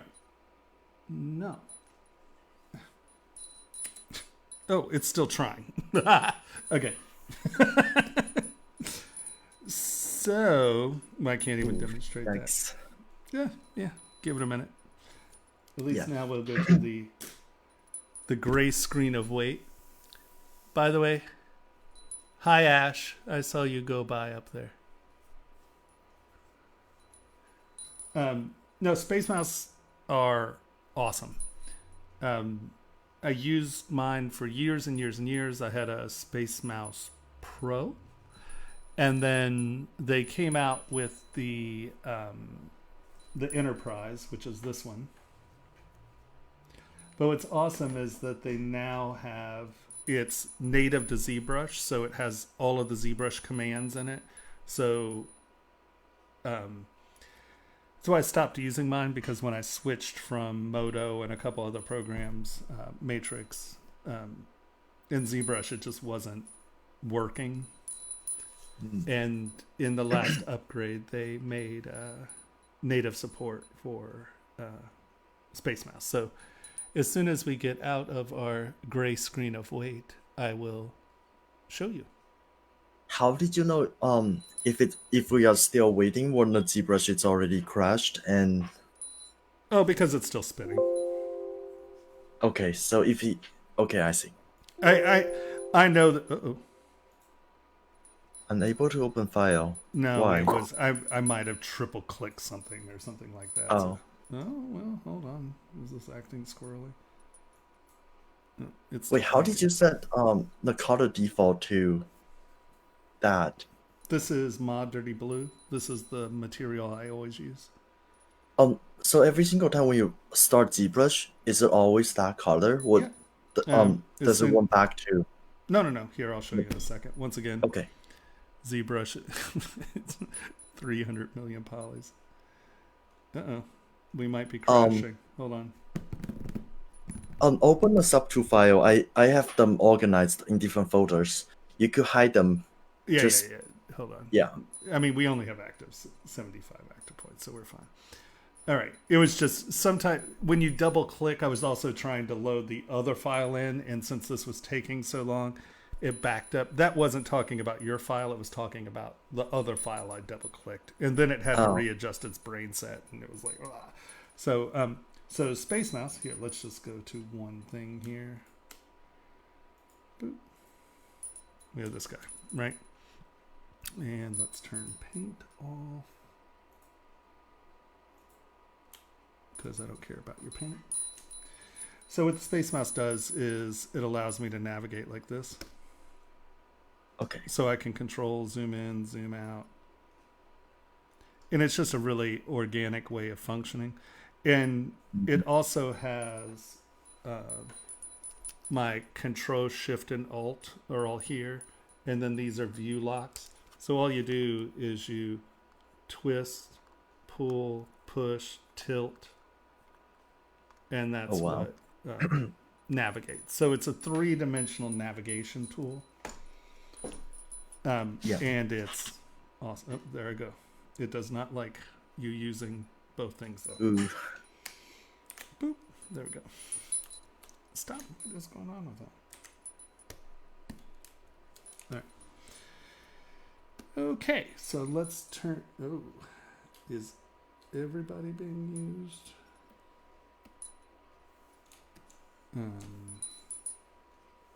What do we have?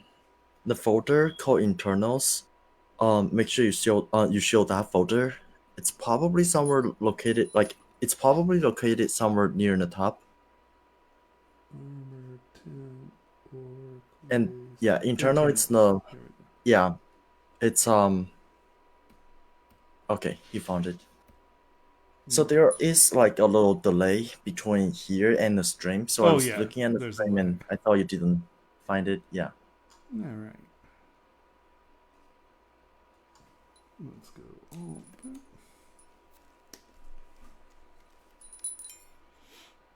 The reason for the cut, it's so I could increase the poly count for the head, so I could go into even higher details. And the area that I have a cut also have a belt, so it covers the cut area, so no one can see the cut. That's why I decided to cut over there instead of like on the neck. Sure. Yeah, no, that totally makes sense. I mean, honestly, this is only a 6.4 million poly layer. That's not bad. I mean, I wind up with like, I gotta stop doing that.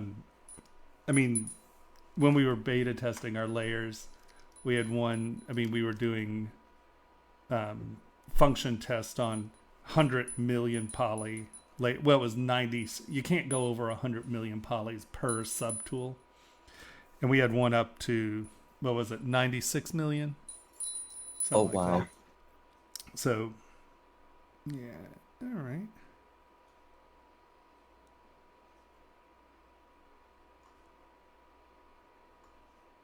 I like your texture differential where you broke up your texture pretty well. Where it's not all the same on these. That's good. Yeah, this guy, he half of his head are like filled with crystal.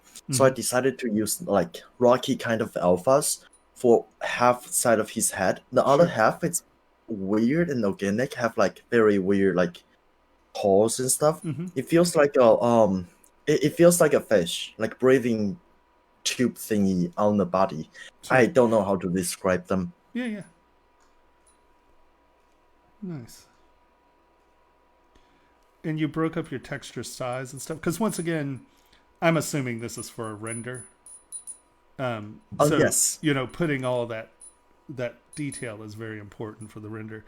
But even here, you know, the fact that you have lighter, the fact that you have lighter texture here, it gets deeper here, but here it's smaller and deep. Here this is bigger and smooth. These cracks are small. These are smaller than these, which is smaller than this. The fact that you broke up your texture scale is huge. It's a big deal, because a lot of people will apply texture and it's all the exact same texture. You know, it's like they use noise, right? And they got it in. Yeah. And you have done an excellent job about breaking your texture scales up. And like on the lips, you know, the fact that, you know, here it's smoother, you apply those like little smooth spots, which gives the eye Yes. a place to rest, and that's really important. Cool. Thanks. No, it looks great.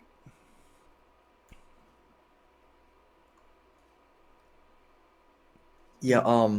Yeah. I made a lot of adjustment. So Yeah. yeah, if you see that guy, maybe like a month ago, he looks so bad. Like 1 month ago. Well, not bad. You just had it to do more work on it. True. And yeah. First time when I try him, um a lot of things was not in correct scale. For example, his chin, the first time when I try it, his chin was like all the way out because I was trying to using concepts of like drawings of works. And Sure. works have like very large teeth on the bottom, Yes. so their bottom chin it's like bump out. Right. So at first I made a very very bad mistake by using a work concept to match, Right. and it made his face look so bad. Yeah, it's tricky. That's where I'll give. I think that the Lord of the Rings crew did a pretty good job of trying to interpret, orc into something that wasn't a Citadel orc. Because once Games Workshop put out those miniatures, that was everything. Right. Now everything looked Yeah. like that because the Ralpartha orcs were a little bit less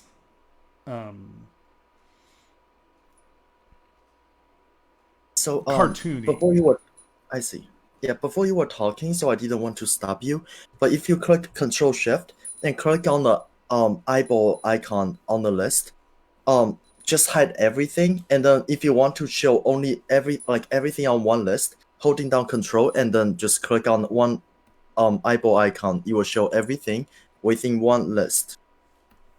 No, after Shift Control, hide everything, and then only holding down Control, and then click on the list. Hold on. I'm all getting list happy. Remember, Felix, you're like 30 seconds behind what he's doing.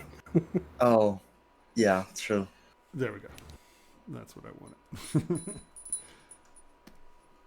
Now catch up. Come on, you. Mm, Are you really going to lag out on me? You can do this.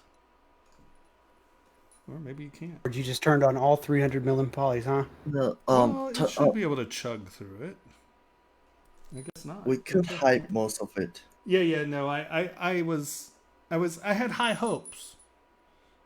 hopes. And my hopes were obviously, I was obviously being silly. Okay, there's a folder called work, post work, and hide that folder by you holding down Control and click on the it's called work post. Yeah. Control and click. Oh, not Control Shift. I think you did Control Shift. So that one, it's on the environment. All right, hold on. Let's frame. Let's get everybody. No. Okay.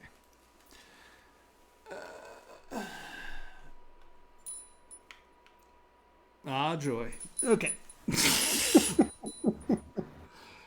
All right. So now everything's on, and Maybe we should just hide everything first yeah, I think and that's where we're only going. open a few things. Come on, you can do it. Okay, Yeah. perfect. Now, yeah. Next time when you click on the icon, like the eyeball icon, try not to hold down Control and Shift. Only Control. Tomas. I know. I'm a mess over here. I'm not trying to teach you anything. It's No. you probably already knew it. It's No, we were laughing about this today because I've been programming my Space Mouse, and I've been assigning buttons to the space mouse, and I've been trying to get used to using my space mouse, so I stopped using my keyboard for navigation. And then today, I started using my keyboard because we weren't sure if that was working, and it's turned into this. I now can use neither. It's a beautiful situation. Yes, watching me struggle with navigation is good humor. All right, so we are here, and you wanted orc pose? Is that what you? No. Work pose. I wanted you to hide it, so don't turn it on. Okay, we're not going to turn Like that on. that one's the environment. So Okay. anything else will probably be fine. All right. So let's go to. You had the head rocks on, right? Yeah. All right. Control click on the icon. Only control, not shift.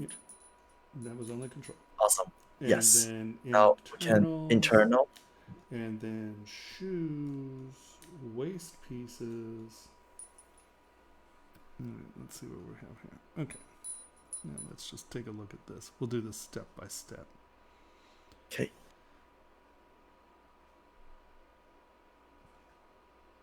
So on the waist piece, this is actually no waist piece. It's actually the first stuff that I tried to use ZBrush hard surface, the Z modeler tool to make, and yeah. No, I tested, but I still like Maya better. No offense, though. Yeah, well, no offense to me, that's for sure. Yeah, we all use different tools for different things, and it also using the tools that you're used to solve the problems that you're used to solving with those tools, obviously, makes a big difference because, these look great. I would say that you probably want to change the faces of some of these where face. Yeah, so like these are all like the same level, like they're the same surface. Just coming in and I'm going to be melodramatic here, obviously, but doing something like that and doing something like that where it's facing a different angle, even if it's hard surface, just have it face a slightly different angle. And what it does is it creates different reflective surfacing. And as you do these, what will happen is, okay, that's tilted up. Let's tilt that one down and out. And obviously, you don't have to be this melodramatic with it. But what it does is it gives you, once again, like a little variety in your reflective plane. And it just looks a little bit more, especially in something armor, swords, things that were handcrafted, aren't machined. So having that variability in your surfaces help dramatically, right? So I would tend to just give it a little bit more. Let's turn that off so you can see. And it just creates different reflective surfaces, and it catches the eye a little better. Oh, I see. So interesting. I would, and just see from this angle how it looks. There's something going on there, and it just catches the eye a little. And so consider doing something like that. And I understand it's like, oh, well, these are plates riveted to a piece of leather, so they're all the same thickness. So why would I do that? To catch the eye, right? Because this, let's get in there. There you go. This could be just something that had lines cut in it, right? This could be all one surface, and you could have just cut these lines and wound up with the same thing, because how things reflect, this is basically the same surface as this. So this is going to reflect as one surface. Where if you come where you come in and change the angles, and now this, hold on, let's see if we can, let's turn this gold. Because the gold reflects pretty dramatically. So as you can see, see how this reflects as one surface? Right? Yeah. This highlight is a nice, smooth, consistent transition, right? That's one surface. Yeah. Where if you come over here, let's just move this over. Just look from right here. Look at how this is reflecting dark and this is reflecting brighter. True. See how that Yes. has a lot more character as a surface? And once again, I made these pretty dramatic, but like as we move around, see how these are still reflecting as one surface, but this is lighter, and I'm trying, there we go. See from this angle, now this is reflecting flat, and you know, you can see where this is a brighter here, and now, you know, if this were selected, it'd be brighter, obviously. But as we come back here, and let's just move that around, see how much more dynamic that belt is now compared to this side? Right, that reflects as one. Let's just do a simple roll. Highlight, highlight, highlight, pop, pop, pop, pop, right? You get different reflecting surfaces. And that becomes much more dramatic, even in animation, even in rendering, because it is still going to reflect light differently. Yeah. And so those complex surfaces just read, they visually are just more interesting. And they don't have to be, you know, all it has to do is be a slight twist, you know, and it's going to throw different shadows. So cool. I would break. Like that. Yeah. Question. 37. So, No, the tool that you were using, like to draw like lines on the screen, what tool was that? Oh, what tool was that? That is called Sword Soft. Okay, I keep calling it Soft Sword. Sorry. Sword Soft Mouse Track. Okay. And you can get it. It'll display, like, you can display all kinds of things. You can display the mouse clicks. You can display your keystrokes. All kinds of stuff. I see. It'll live zoom. It'll do all kinds of stuff. And it's free. Nice. Oh, that's very nice. Right? Very nice is free. Or free is very nice. And it works pretty good. It says $2.99, but it's what? It used to be free. Wait, let me just read through. Maybe that's not the right license. Yeah, no, that was, I mean, they very likely could. I've had it for a couple of years, so God only knows. They might have. Oh, it's okay. It's okay. It's $2.99. That's still pretty much free. Yeah. And I know that you just copied these and moved these over, so this isn't necessarily an issue, but I would change the shape of each one of these, break them up and move them around a little, just so it feels like there's different stuff in them, and have them actually interact with the surface just a touch more, in the sense of move elastic. Let me make this bigger, you know, because these would be touching, right? See how much room your belt has here? Yeah. And see how far this is sitting off the body? Well, these would be resting against the body, probably, right? You know, you wouldn't have that much. If you had something strapped around your waist, you wouldn't have, you know, a few inches of airspace between you and your belt. Even actually, if your belt's stiff. The belt's actually metal. Well, I'm assuming that these crack. It's metal plated to leather? No, metal to metal. It's from the concept. I'm just trying to recreate what they have on the concept. It's literally like in the concept, if you look at them from behind, there's a huge amount of space between the belt and the body. And the belt it's literally just like, I don't know, like locked on right on top of the hips.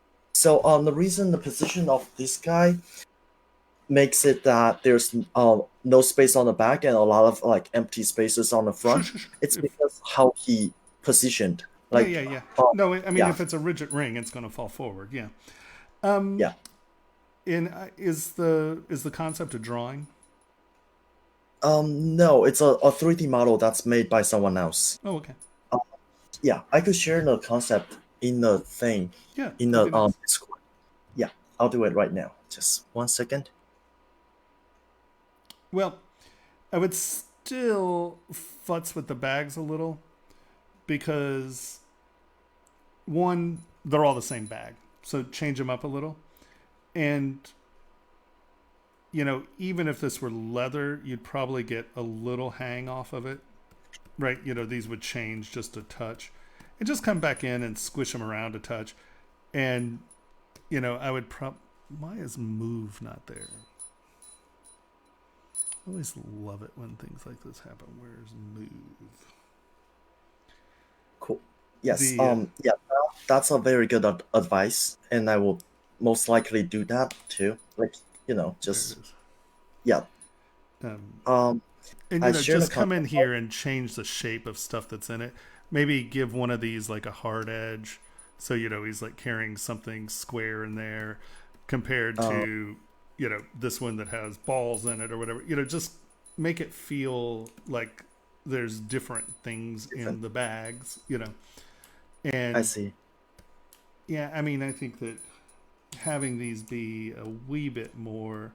And I mean, I understand that they're actually anchored onto it, so it might not twist that way. But let them feel as if there's a little bit more gravity in them.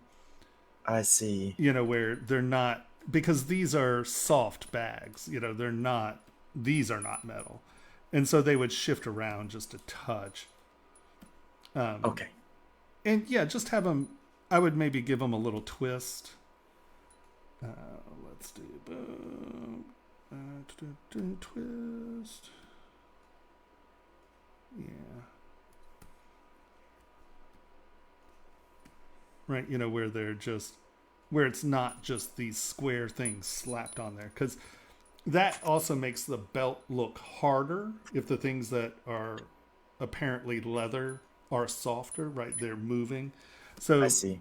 don't be afraid to make those shuffle around a little bit more. Okay. You know, because that, it gives a lot more to the motion of the pose too if the things that are attached to it are moving. I see. And I also share the concept art. It's in the Discord in the hub on the text channel called hub. Yep. Yeah, Oh, right. God of War. right there. Yeah. Yeah. So in the middle one, the one from the middle, you can see the build that's like Yep. on the character standing, yeah, from the back. You can see there's a lot of spaces between him and the build. Yeah. So that's why I thought maybe it's something that's like, you know, just Open up he's this only more. holding it with his muscles from the back, and yeah. Yeah, see, I would still argue that that's a big, thick leather belt, and these are attachment. Because, see, that looks like cracked leather in there. Oh yeah. Okay, yeah. Now that I'm looking at it, yes, leather. But still, like there are huge space between that and the body, like Yeah, and the back part. yeah. No, I agree. It's fairly rigid. I still think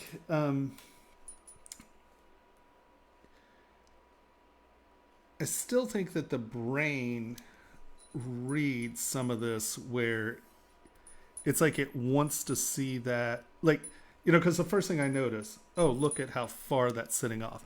And there's some gaps in here, right? But Yeah. I mean, if you look here, you know, you're really not dealing with a ton of space here in the front. And I wish I could see it. See, this is still fitting pretty tight, right? I mean, there's a little distance here, but if you look, this bag is touching his hip here, right?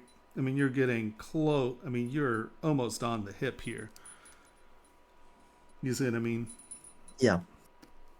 Yeah. The reason that on the front there's like a lot more space, it's because on the backside of the person, there's no more space from the backside because he's leaning forward. Oh so yeah, I no, push no, no. him. I mean, I understand what you're saying. I'm just Okay, saying, cool. I think that for something that is, you know, I mean, look here, you have almost the width of the bag here, right? I mean, see how much room's there? Yeah. I think that I think that you could get away with pushing all of this in a little bit more, just so there's Okay. not that much space. I mean, I understand what you're saying. I get it. I'm just saying, aesthetically speaking, I see. we're creating images, right? We're creating photographs. And so I just think that something that appears as if it's fitting better is going to help you. And it's also going to keep this stuff from floating out in space, right? You know, I would keep these, I would bend these in just a touch so it's flopping towards the body. Because that's, you know, if it's soft enough to get this kind of detail from something in it, it's soft enough to flop some. So get these bags kind of floating in with gravity some. And I would say you probably want to bring this belt in to about, Another question about how to bring them in. Mhm. Is there a way I can use the move tool? I mean, right now they are each piece it's one individual subtool. Sure. Is there a way I can use move tool and move them all at once without combining them? Uh-huh. Hold on. Let's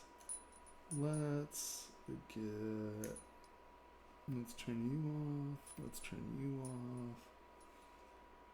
We can turn that off. We can turn, no. Yeah, we don't need that. Is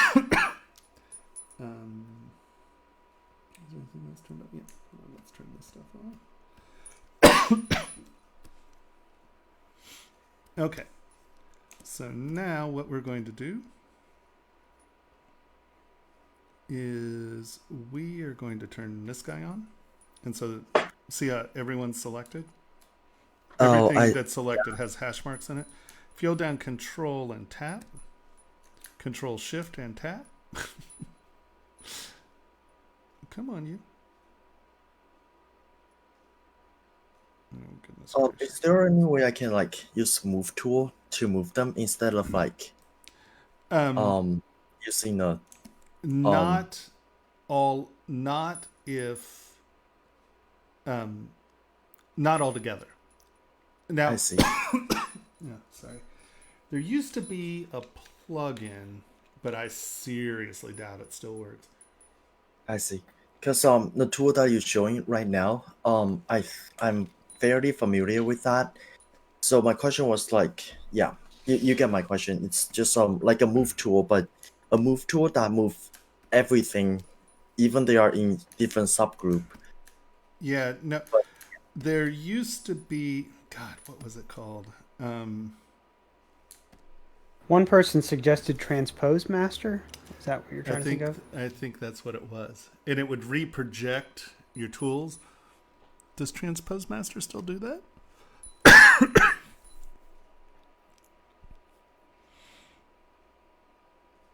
Yeah, no, see, I don't think it does.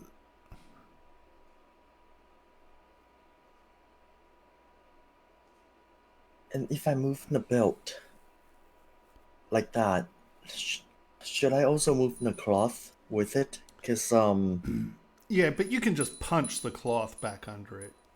You know, that's probably easier than actually, because this is going to do a universal squeeze, you know? yeah. So I think, now, I'm trying to think of, yeah, I think it was called, you may want to look in Transpose Master and see if you can still do it. Oh, is there Subtool Master still? Hold on.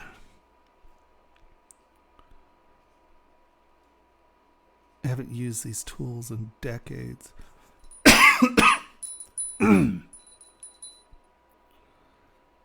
Yeah, no. So I think it was called Transpose Master. And you would turn everything on, and then it would reproject the changes. And I don't see it here. Ugh. Now, why are you... I should be able to hold that and tap over here, and you should... Aren't you being a pain in the butt?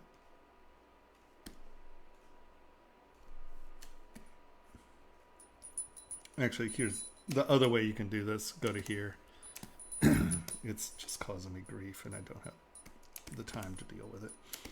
If you mask the subtool, it's not going to be affected.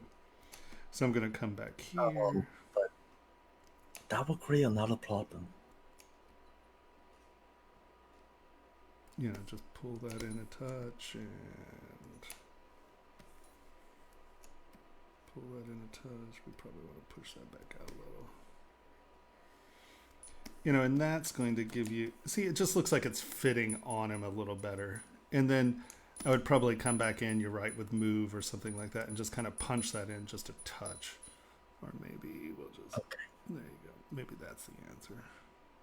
Just position it a little differently. Ooh.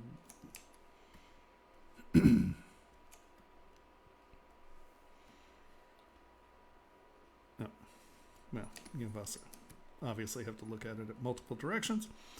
I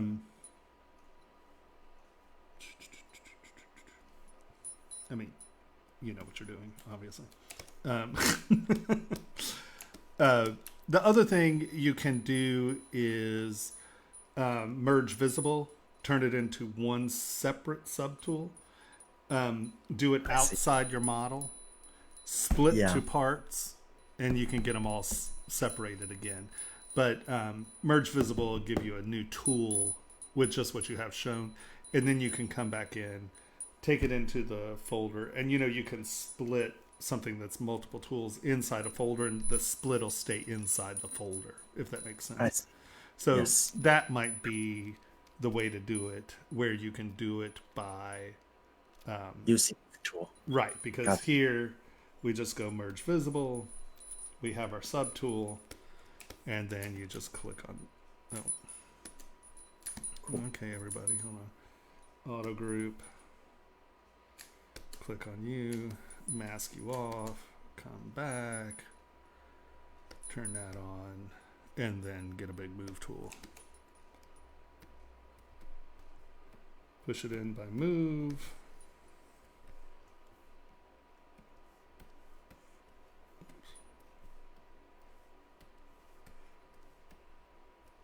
Right, get everybody out. That would push the top in a little. And then I'm just gonna new folder. It's in a folder. Label your folders. It's important. You know that. You've labeled all your folders. And so now, this is probably going to blow all of these things to pieces. But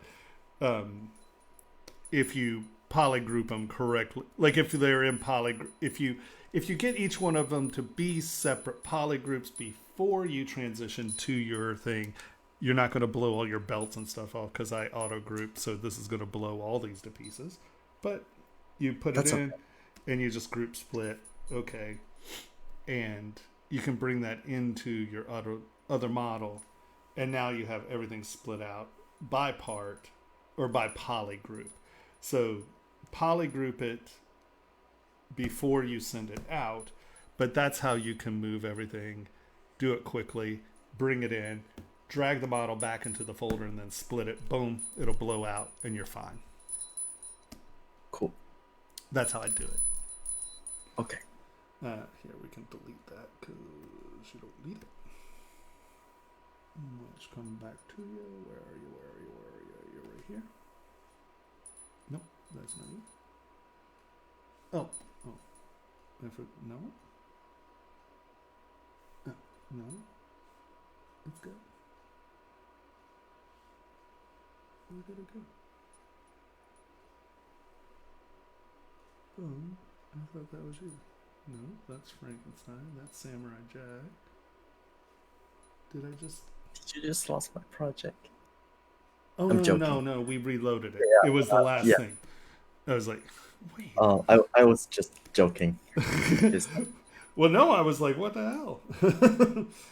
Okay, so here again, you did a really good thing, and that is changing your texture up between your layers is super good. Now, the one thing I would consider doing is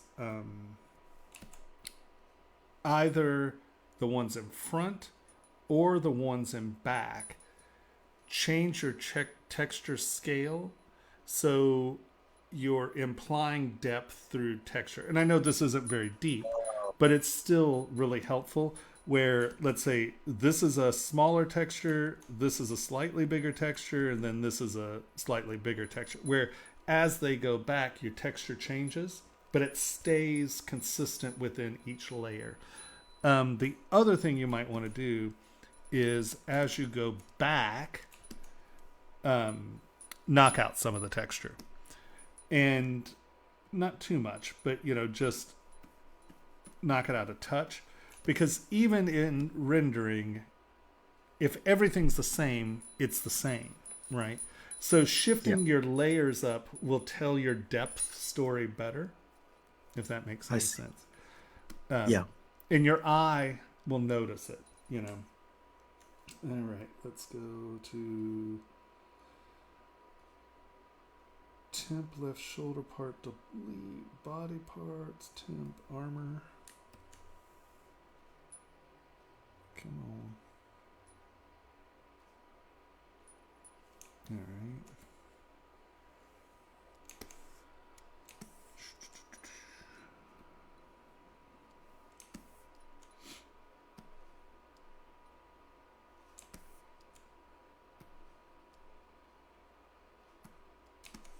Here again, just on the higher areas, don't be afraid to just tap out some of the texture. Just, it reads where. That was a little aggressive, sorry.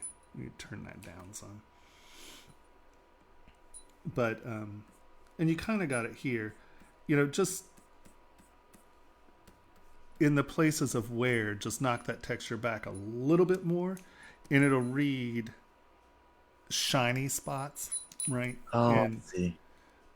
So like on the bags, if they had texture, obviously it would be shinier here because this is getting a lot of rubbing, right? So think about where through friction you're going to lose detail, and your brain catches that stuff. So once again, break your textures up just a little. Okay, that's a very good note. And I don't know what that is. What are these things here? What's going on? Are these something that are supposed to be there? What are these? I don't know what those are, but it's in a concept, so I don't know how to connect them. All right. I just throw them in there and I just see. From the graphic, you don't know what it is. Well, let's look at it.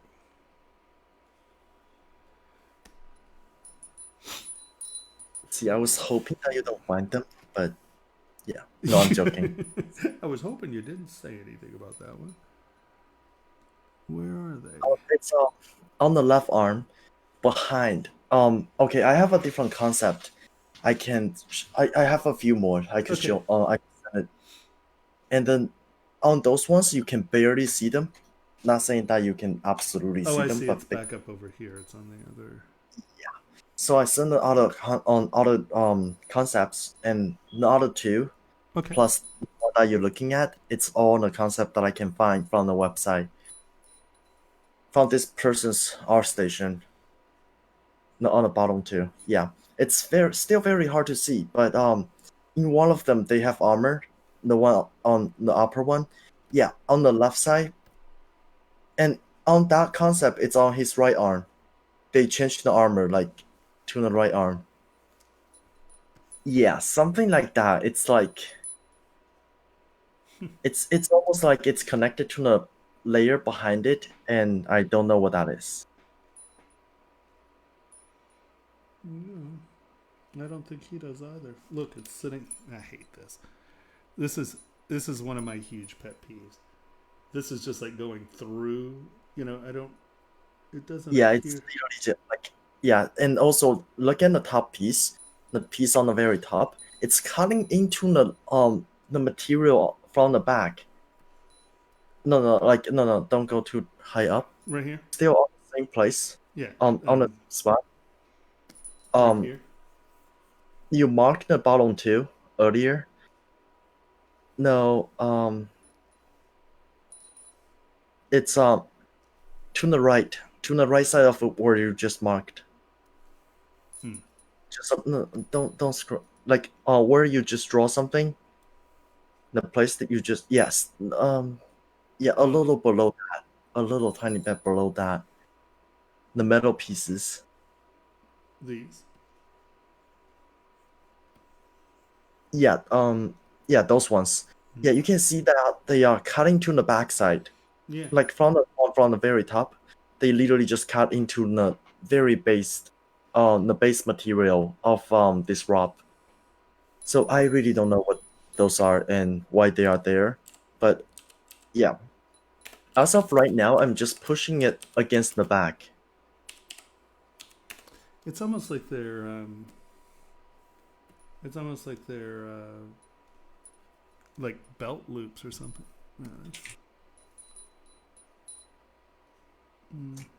I guess he is that. No.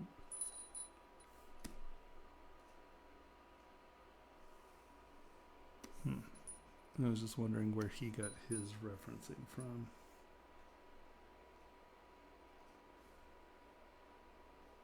It's almost like they're belt loops. You know, I mean, that's what. Yeah, it's weird. Well, I would, if I were you, I'd find them. I would make them do something. So, what they kind of look like they're doing is that they're belt loop guides. Is my closest guess, right? Because if wait, hold on, let me go. Yeah, open original, and let's get in here. Because it at least looks like this is sort of a strap that's coming under, right? This is a different series of straps. Oh, I see. You see what I mean? Because you have that as a strap, you sort of have that as a strap, and you sort of have this as a strap. So it looks like, or what I could guess is that it looks like it's kind of, here's your buckle. This is coming around, it's coming around, and then through the buckle, right? Because you have this secondary strap going on here. Okay. So the only thing I can think these are sort of belt buckles, right? Something for the band to guide through. Does that make sense? Because it is going behind them. So just so it's not something that's sitting there and that's random, I would like turn them into belt buckles or turn them into something so you don't have something that's just undefined there. Okay, I see. So I would probably come on, you can do it. Yeah, yeah, that's a good idea. I think I'm gonna, add a little where something. there's like a like it's a, because I think, do you have an extra one here? No, you have 4 buckles. You have 4 of these. No, yeah. Yeah. There is an actual one. I just accidentally throw that into the wrong folder, I think. Sure. So now it's in, yeah. So I would make these, like, my solution would be to probably slide these over just a little bit more, make them a touch taller, just so if this is the size of the belt that it goes through that, and make them belt loops. I'd probably put a ribbon on them or something so they're attached somehow. Just come up with something why they're there. Because obviously if these are the belt buckles, you need a strap here to attach to once. Because see how that's coming under, because this has to be, it's a closure. So if that's your buckle, this is coming through and then your pin's here, right? So there has to be a strap over here attached to these guys anyway, right? Because right now these are all just floating. So you need the strap. I don't think making the graph. Like, I understand that some of the concept have like those little graph going through the fingers. I don't think I'm making those because I try to wrap the project up, but yeah, I'm just cool. Or like I said, just make it something, because if it's just random, someone's going to go, well, what the hell is that? And why is it not doing anything? You know, I just see. make it do something. Okay. No. No. Okay. No. Oh, that was the other one of those body parts. There we go.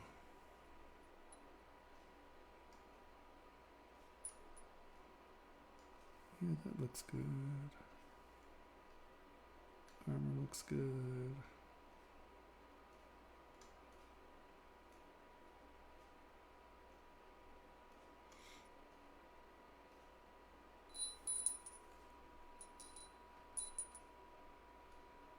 Shoe internals.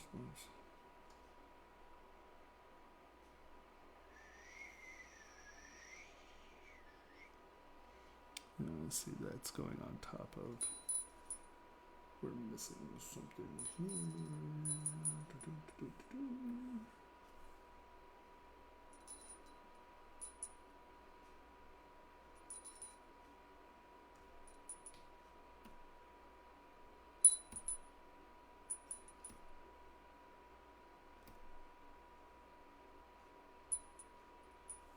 Camo, you can do it. There we go.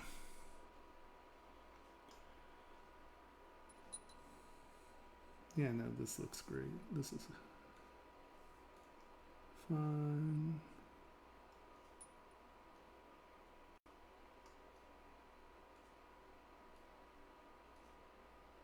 Yeah, no.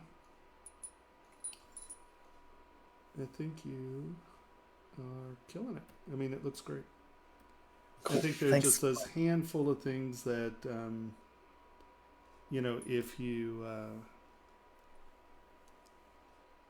Yeah, do a You know, little tweaking stuff. yeah, just it's because at this point it's exactly that. It's tweaking and figuring out, like, make sure that things that are hanging are actually hanging, that have weight. You know, Yeah.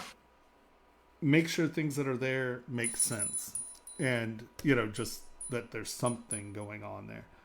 But other than that, I would say that you are killing it. Looks great. Awesome. I'm planning on posting it to our station when I'm done. Well, And, post it in yeah. Discord, please, so we can see it. And you know, when you're done, I'd love to see it, without a doubt. Cool. No, awesome. Looks great. Oh, nice. Cool. Thanks for all the feedbacks. It's Of course. very, very useful. Like, I learned a lot from you just now. Like, Okay. especially in the part where you mentioned how like dial down the details on the like on places that's like more towards the surface. Yeah, Yeah, that's something that I didn't think of before. yeah. And now that now that I see you like did that little part, it's it's something that's very important and something Very that's important. very easy to Yeah. miss. And you know, I learn a lot. So thanks. No, of course. Thank you. Thanks for sharing. Because I mean, it looks great. You're killing it. It definitely looks good. Nice, cool. All right. Yeah, I literally just made the whole thing streaming like from like 46 days ago on Twitch, like every single step of the way. Really? Yeah, literally in my Twitch channel. Like I work on them 8 hours a day, every single day. You stream live 8 hours a day? Yes. Do me a I mean, favor. even Leave your Twitch channel up there, because I think, you know, people would love to see it, and I want to drop in and see what you're doing, without a doubt. where do you want me to leave my Twitch channel? Just in chat. Okay. Put it in Twitch chat. Yeah. So it's literally just my name. Like, click on my name and Post it as a link. oh, link. Oh, I see. I see. Twitch.tv/. Sorry, I'm just a little too tired today. Like, no, like, dude, this morning I had to wake up at 7 o'clock, and yesterday I went to bed around 3 or 4 o'clock, So I barely got any sleep, and now it's almost 2 o'clock in the morning here. So I'm like very passed out. Yeah, that's about the time we'll be going to bed here, or that's about the time we'll be wrapping up the stream here. Yeah, I was like We'll going go to to bed an hour bed. after that. Totally worth it to stay a little longer and to get those very, very useful feedbacks. Good. I'm Yeah, glad. I'm pretty appreciated. Of course. I look forward to watching you work. Awesome. Thanks. I'll come heckle you. How's that? I've done it before. That's I've not watched how it on I stream. do it. No. No, that's okay. That's okay. Like No. all feedbacks are welcome. Like, you're not the first person I got feedbacks from. I also got feedbacks from Henry, and before Henry, there's someone who used to work for Epic Game also came to my channel and gave me some feedbacks. Nice. Dude, that guy's feedbacks, man. That guy's feedback made me redo my entire post. So when I redo Sure. my post, I redo most of my muscles too. So yeah, there's a lot of things I redone, and it was fun. But I mean, the result it literally looked a lot better. Like Yeah, when no, I'm it looks done, great. it's worth it. Yeah. Yeah, no, it looks great. I made him redo it. 2 followers. Thank you. Awesome. Hey, thanks a lot for the feedbacks. I think I'm going to take off. Awesome. Just go to bed. Thanks. Have Of a course. nice. Yeah. Have a good Thanks a one. lot. Have fun. Thanks. Bye. And you've got the right one already. Yeah. Honey. I'm gonna delete his model only because it's the size of God. There we go. Yeah, when you have something that has that many parts, there's a lot to talk about. Holy Hannah. All right.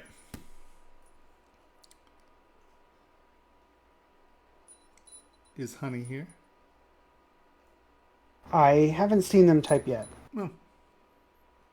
Hey, oh, excuse me. Oh, I just saw Carmeet showed up. You're like, that was like 2 hours ago. That was like 2 hours ago. Hold on. Let me push this button here.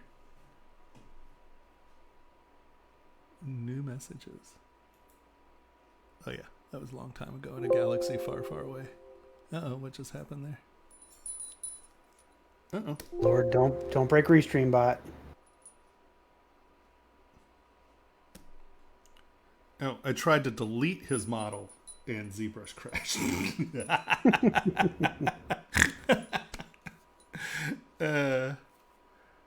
Holy Hannah. All right, let's see if it pulls out of this or do we have to reboot? Yep, that looks like we get to reboot.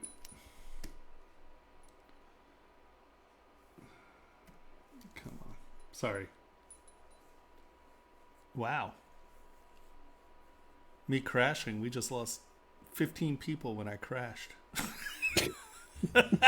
You mean it updated finally on your screen. You finally had the RAM to see how many people were here. Wow, we were doing pretty good there for a while. All right, hold on. Let's. Okay. Boop. You can go away. Boop. Hub. I get so confused. What's hub? It's just the name of the channel. Okay, so we need to. Okay, hold on. Let's restart ZBrush. Oh, while we're waiting, if you guys are on YouTube, please subscribe and hit the like button if you like what you're seeing, because with YouTube's new algorithms, it's like a big deal to hit like. And if you're sitting here watching it, there's no reason not to hit like. And then subscribe if you haven't subscribed yet. And if you have any questions, post them right down in the comment section, and either I or someone from Pixologic will answer your questions fairly promptly, actually. So now, I don't know if I want to recover this. Should we just go through the list and I reload them? Yeah, let's just reload them. Because I don't feel like it's a good idea to try to get that wildebeest back in there. Okay, so honey. Oh, here we go. Hold on. Make that shrink. I'm not going to do this every time again. Okay, and then who was next? Slug Dragon. Jin. Yeah. And then... Okay, there it is. And then who's next? Vineet. Okay. And then next? Raphael. All right. Next? Kevin.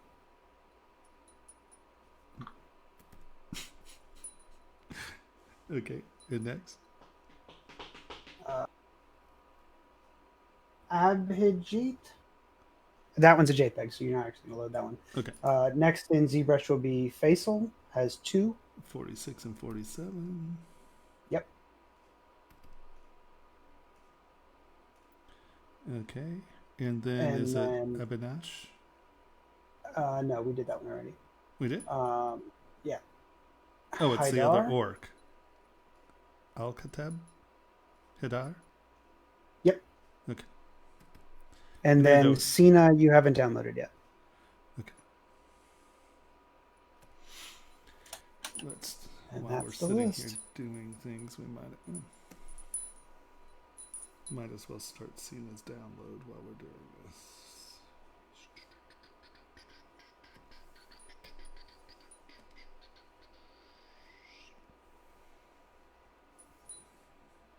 Yeah.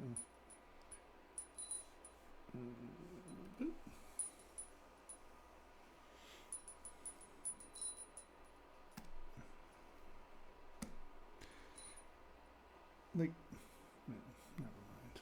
I'm not even gonna say it. Just gonna sit here and be quiet. Dropbox gives me ulcers. Like, I hate programs that change. Like, sometimes you have to hit it over here, or here's the option here. It's like, what's that game I'm playing? Cyberpunk. Cyberpunk. So, like, if you're in a car and it's part of a story, you push X to get out of the car because it's in the storyline. But if you're in a car and you try to exit, like if you're just driving a car around, it's B to get out. Like, why do I have to push 2 different buttons to get out of a car? Just saying. That one frustrates me a little. Okay. So, just saying. A little bit of a thing. I get it. It's tied to the dialogue. X are activities and dialogues, but why'd you do that to me? I just. I'll write somebody a really angry letter. Will you do that for me? Will you make sure that someone Yeah, you understands think that I'm a a little T? frustrated with that Does one? Does T seem like an angry enough letter? Maybe a W. Let's go check. V's very Okay. angry. V. I wrote it. V I wrote it. followed by a semicolon. Say I'd write 2 letters or a letter and a symbol. Yeah, that would be an asterisk. Wait. All right. So, looking good. And actually, you have found a way to get the mouth open that far and it not look stupid, like these lines are nice. Now, the only thing I would say is that your cheekbone has turned into a floppy piece of fabric. So don't... Still remember that there are bones here, even though there's a transition. So by doing that and keeping that a cheekbone, your skull doesn't turn into lumpy fabric. Right? No. I hate when I turn symmetry on when I'm not supposed to turn symmetry on. I wanted to show you the difference between the two. Turn symmetry off. Oh, that's what that button was. Sorry. I was trying to remember how I programmed it. And never mind. I didn't make that comment. So if you keep this being a bone structure, and then that can be that, but you still retain the skull feeling, where here this looks a little bit like floppy fret. Floppy flesh. or fabric where that retains the bone. So don't get rid of that cheekbone.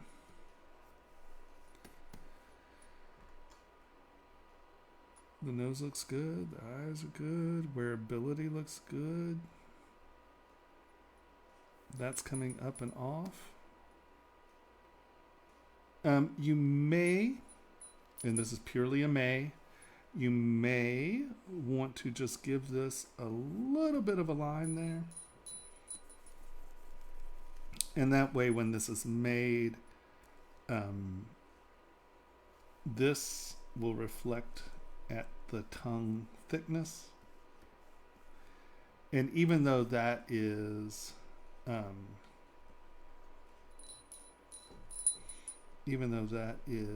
only just a touch behind it, that's something that can release. But from back here, it at least gives you a reflection of tongue thickness, and it doesn't look like just a big wedge. See?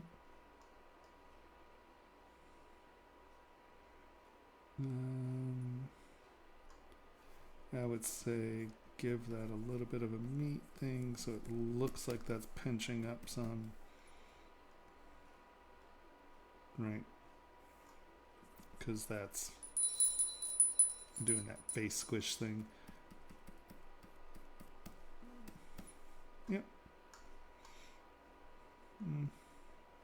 That doesn't look good. You can figure that one out.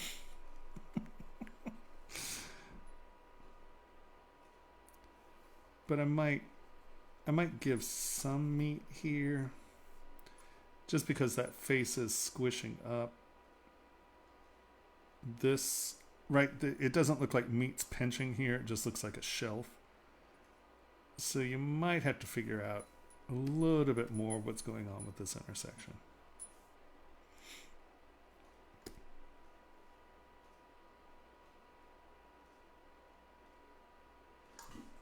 Let's see. What am I doing? That's what I'm looking for. Boom.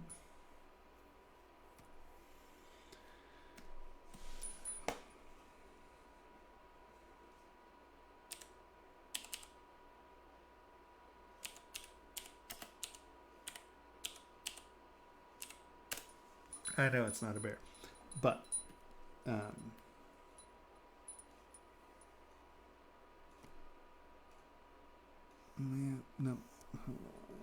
wolf. I thought a bear was going to be a little bit, yeah. I guess this is a little bit more what I'm saying. Where are you? There you are. Right, see how this is the cheek muscle and it's rolling up and you're getting that wrinkle, and that's how you're getting that bunch of meat there. So I think instead of scooping this out, you need a little lump of meat there.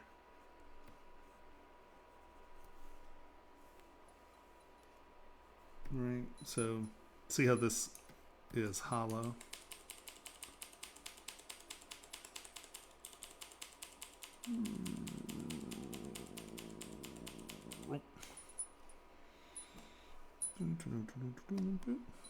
So there's a pinch here, and that's what's creating that there. But it's stylized. You can say I'm insane and just blow me off, but I just think that if this scoop is here, there needs to be something pressing up against it. Or not. But other than that, yeah, give it a cheekbone. Give it a little tongue ridge. And figure out your pension here. And other than that, looks great. Always, when that's a crappy sort of statement. I say it all the time. And the implication is, other than that, it looks great. I hope no one takes it that way. Because that's not what I mean. All right. Other than that, I have no changes to suggest. There we go. Other than that, it looks great. Other than those nope. See, that's still Nope, no, same implication. yeah, you know what? You guys going to have to deal with it. You know what I mean? I'm never going to remember not to say that. Okay. It looks great, and it could look even better with these changes. If you do what I say. Okay, who's next? Is it Jin. What was this? Lump dragon or slug dragon? Slug dragon. Slug dragon. Hey, right on. That's a sluggy dragon. I like the. Okay, that's funny. That's great. That's here. You have created a slug dragon. How is it horrifying and adorable at the same time? Right? I know That's exactly. a fine line to walk. They It have is. hit it. I mean, especially something that almost has like, you know, drooping cuteness. That's pretty darn good. I would say though, especially since it is slug, I would like to see these be a wee bit more attached. Because right now it looks like just a wave, and by putting that ripple on the top, it doesn't feel like this is right, because the silhouette does this, and then this is thin, and that's its mode of right. This kind of comes like this, and then this is a thin edge, and like that. And with the dark or the edge cut in here, it makes it seem like it's a skirt or a ruffle. Jesus, it's a riffle. Hold on, let's turn symmetry off. And I think you can get some of this surface tension where you get that little scoop at the edge, and that's why it's ruffling.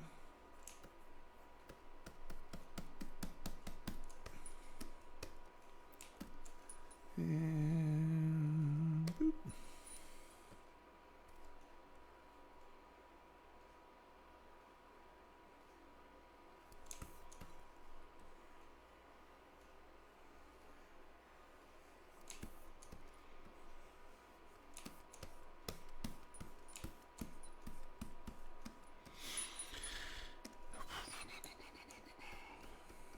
Man, one day I will actually breathe again. The pine pollen is so bad, it destroyed our hot tub. We had to get new filters. Goodness. I mean, We that's can get brutal. you one of those like air filtered helmets, and you just wear it 24/7. I think there's something to that. Yeah, for you. Yeah, I mean, like, everyone's laughing at these guys who are making like these space helmets. I'm like, I don't know. I think there's something to it. Are you using a cloth brush? No, that's clay tubes. Click this. I did use SK cloth on the edge when I Okay, brushes. Mustafa, that link will take you to where you can get those brushes.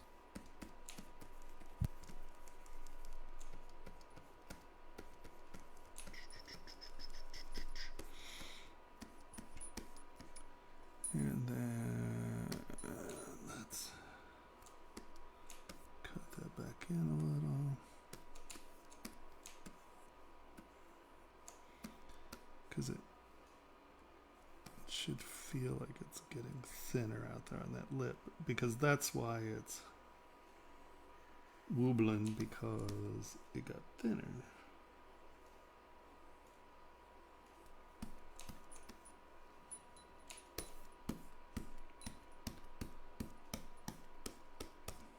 And then, you know, if you want that separation line up here, kind of make it a layer instead of a cut in.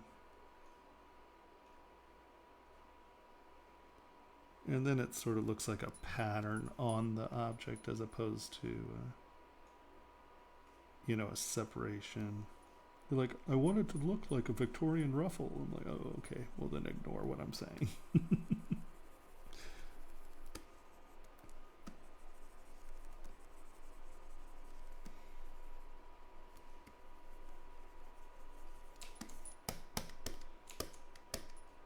So see how that sort of feels like it's getting thinner at the edge as opposed to just being like a brain. What do they call them? They're not convolutions. What are the little wrinkles in the brain called? Goo. Goo mass, brain goo. No, that's not it. But okay. Thinky meat. Right, because this just looks like a tube where this starts to look like it's fanning out. Or getting, not fanning, you know what I'm saying. Right? Does that It's a woobling riffle. Mm-hmm. Right. Let me just get that edge thin again.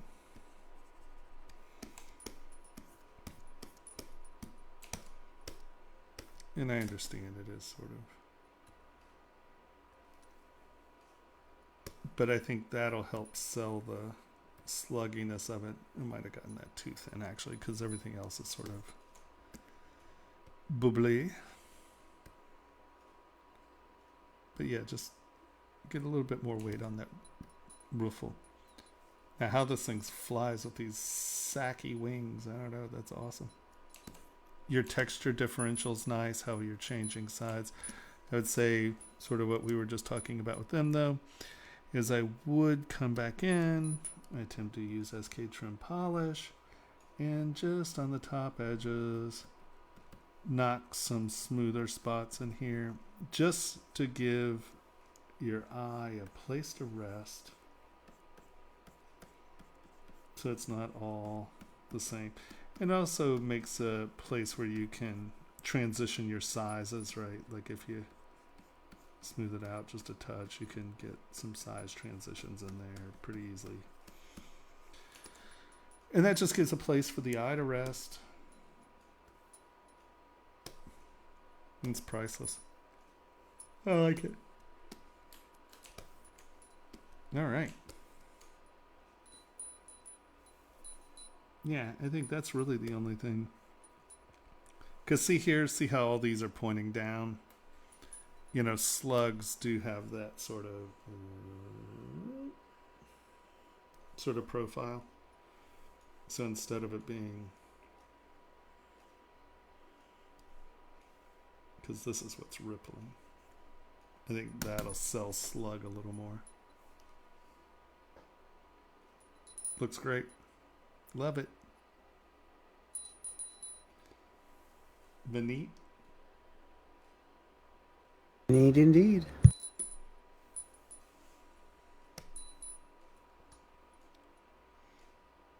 That is one big, big toe.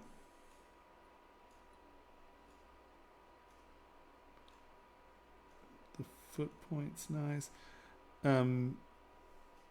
Instead of just cutting these in, I'd still give this a wee bit more plumpiness, because this is actually stuff that's pinching together.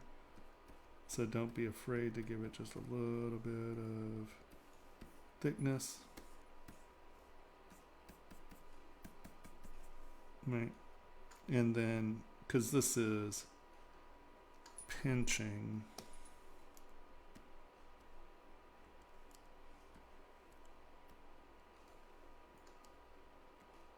is that, you know, we crashed, I forgot. I'm like, what?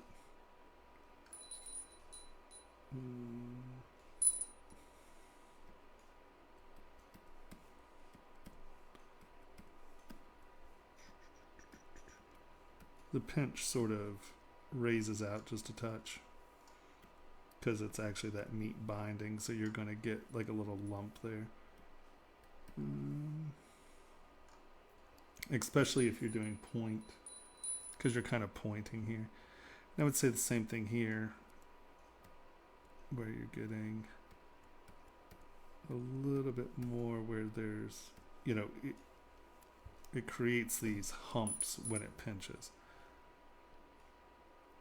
And I would say this toe is really big. He's like, I'm basing on my toe, it's what it looks like. I'm sorry. You're like, what are you saying? I'm like, oh, making friends everywhere I go.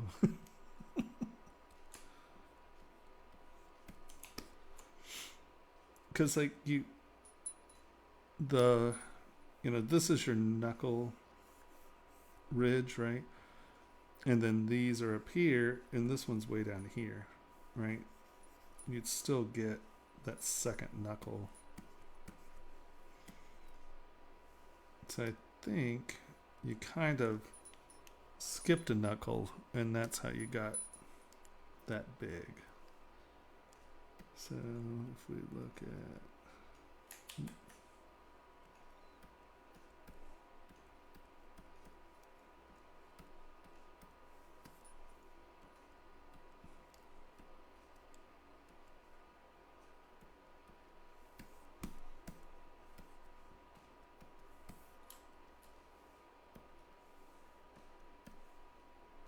right, there's an extra knuckle in there. So I think that's what happened is you skipped a knuckle. That's still big.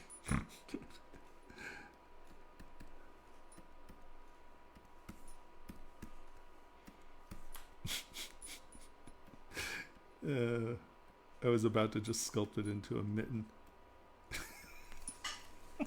No. And I think it's just a little long too.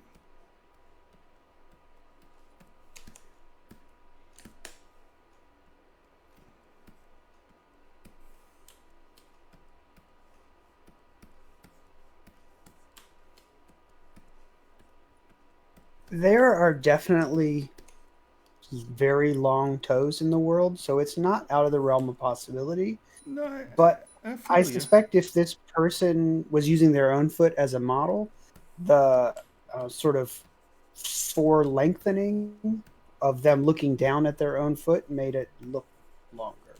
Well, I also think they literally cut out a joint. I mean, because like, if you look at this, right? See, there's no middle joint. That's the first bend. You know, there's an entire second set of bones in there. Right? See, that's the bone, and then that's the bone. That's a bone. Bone. Right? We're missing a crease here, and that's why it looks so big, is because it's twice as big as it should be. You're missing a knuckle. Right? That's the first one. See, bump, bump, bump, bump, bump, bump, bump, bump. Now, that's the first bump, is the second bump back in here. But your foot isn't shaped like that. So you're missing a knuckle in there. That's the issue. Boop. I think you missed a joint in all of the other toes, because there's 3 in the everything but the big toe. Well, there's 1, 2, 3. Yeah, you're right. Well, he's kind of trying to get it there, right? I mean, that's sort of a boom, boom, boom, boom, boom, boom. You're right. I sort of put that down the first time, and then I went with it. I wasn't looking the first time. Yeah, see. Well, see, 1, 2, 3. It's because he's pointing. right, because the foot's pointing, this knuckle is kind of sort of doing that. So you're really only observing that knuckle, kind of like from this side, right? You can see that that knuckle's kind of disappearing because of the pose. But this poor bad boy only had one. Actually, so technically it had none. You didn't have a knuckle on that one.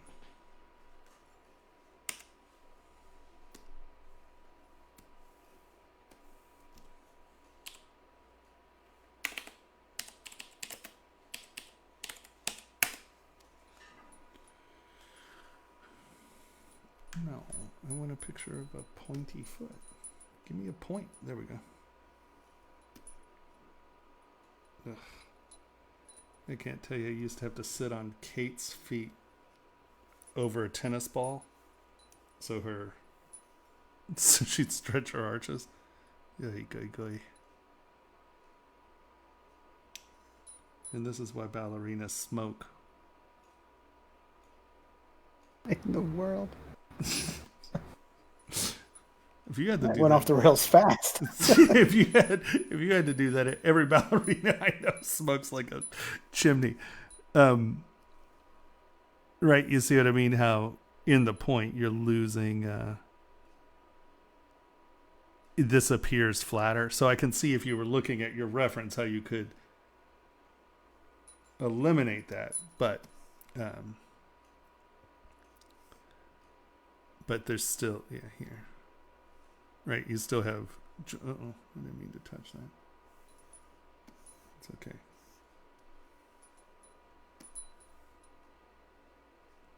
One, two, bumps.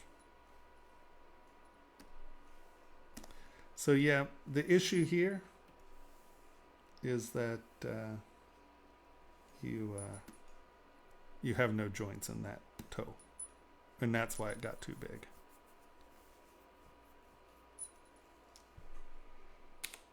Here, let's look at do not switch.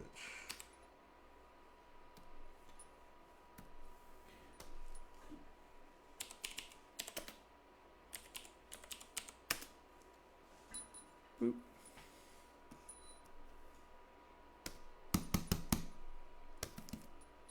Stop that. Images.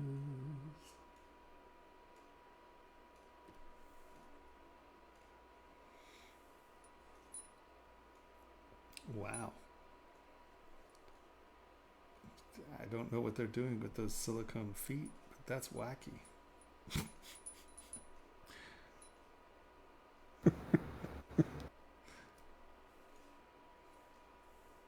Right.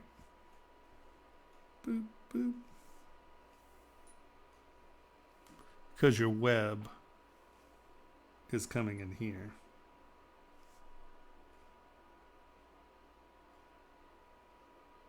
Yep. You're missing bones. Other than that, I mean, looks good. You know, you're definitely getting there with the anatomy, and your wrinkles and stuff are looking good. Actually, this meat pinching looks good. The shape of the toe in the point looks good. It's just you completely forgot your bones in the big toe. There's just one big toe. All right. Any questions? Are we all here? We're all here. All right. So, Raphael, turn all our paint off, and let's look at this bad boy.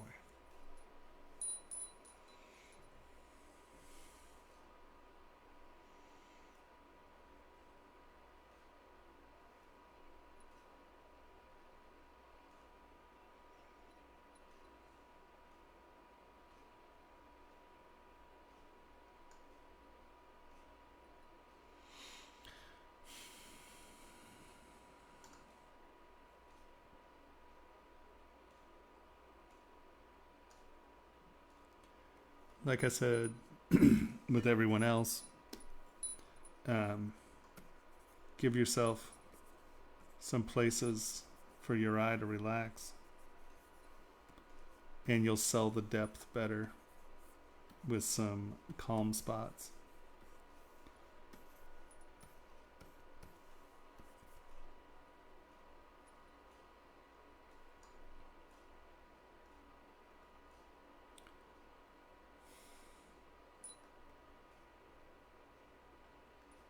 You have to look at your reference. The curve on your tusks is a little odd because they're coming out. If you look at this curve, it's doing this, and it's not connecting to the skull really. So if we have our skull,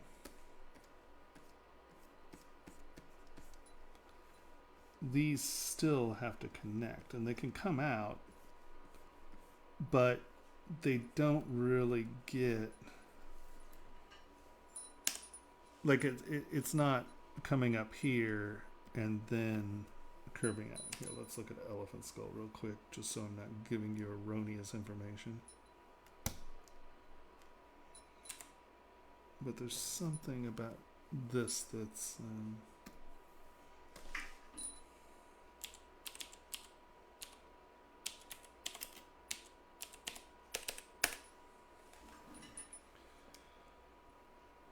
yeah.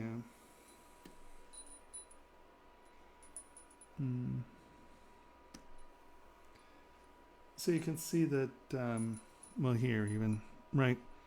You're getting a ridge there where the skull is incorporating with the tusk, but you're not getting the skull coming out and then the tusk changing direction where it looks like it's going to wind up in here. You know, that tusk is coming directly in angle from the skull. It's not doing this, right? And then there's a bump up here. So let's, yeah, here, this is a good view.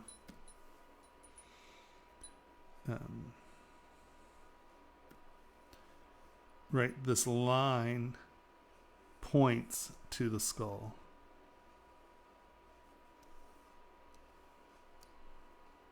Where yours are pointing out here.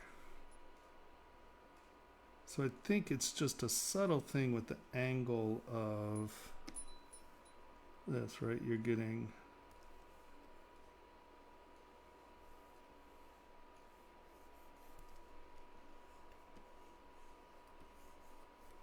and there could be a ridge there.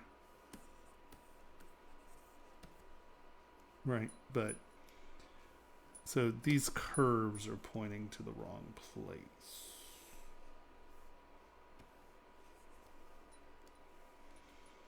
So smooth out your textures, get your tusks pointing in the right direction. Here, let's just even look and see if we can do this just real quick.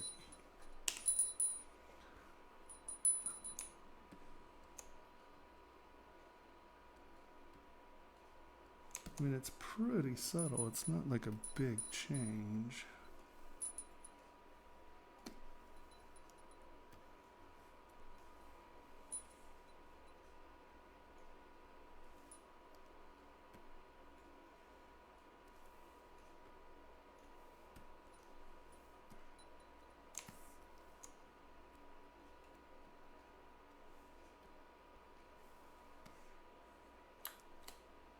But do you see what I mean? Those look like they're connected now.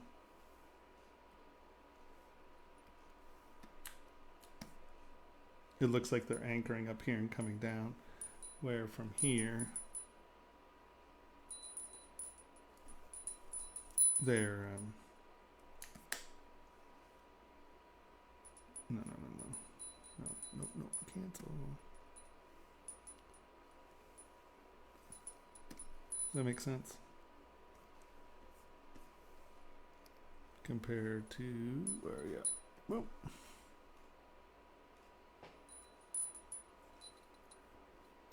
We need to see if ZBrush can give me a button that'll hop from past the first one to current.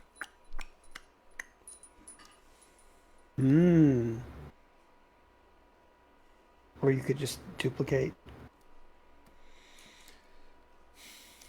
Yeah, but that's not always helpful. Well, I guess actually it'd probably be more helpful, wouldn't it? I think the answer is, yeah, but I can't always remember that. I guess actually that would be a lot more helpful. So, yeah, I think that's my only issues there are knock down some of your texture and get the tusks to attach to the skull. And this is so textured and this is so flat. I would, if you're going to put this much text, and I understand that the texture changes dramatically, but you definitely want to carry some texture over because it shouldn't look like you either forgot it or it's part of something else. Don't be afraid to use, so especially on curves like this, SK cloth is awesome. It just gives you a little bit more weight to your curves. Or set up whatever, I don't know if you're using a standard brush or what you're using for these, but just get it so it has a little gravity in the brush. And that gives you a slightly distorted, right? It has weight to it. And those weighted curves feel a little bit more realistic than just a half curve.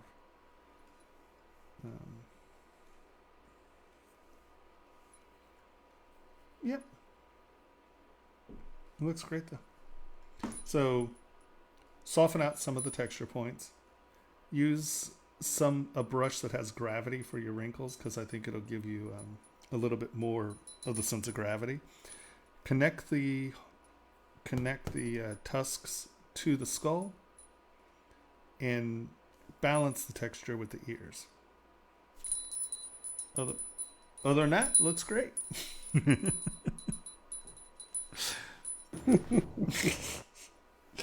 All right. I assume there are no. I don't think Raphael's here, right?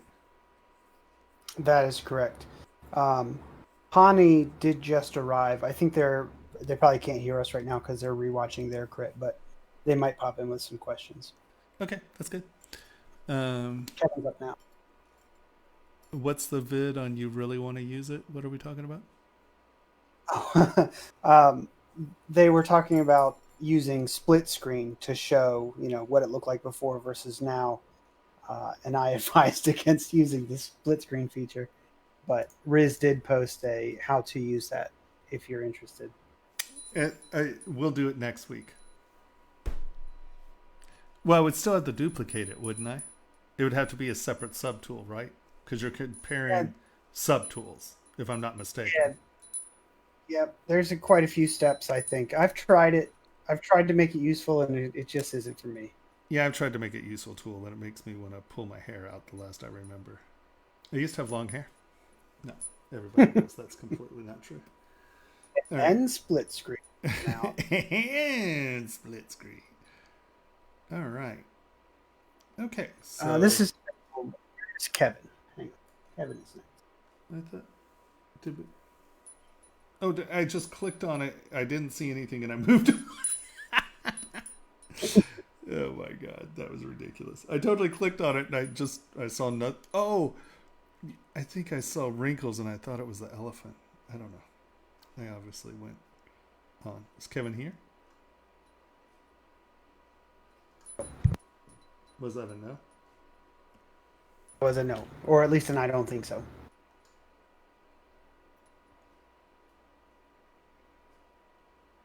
Looks great. You're not cutting your lines in. It's actually meat folding over meat. He has a great expression.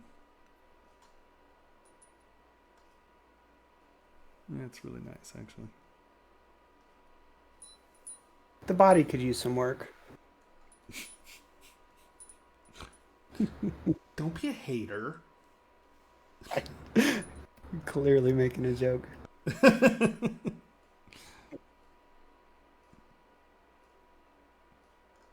Yeah, this just doesn't connect to the clavicle like it should. I don't know.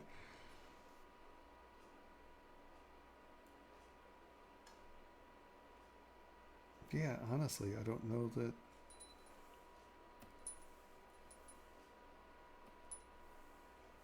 All right, so now if I remove the hat, I can say, well, you know, you might want to finish off the back of the head. It looks a little round. When you have to remove things and find hidden pieces.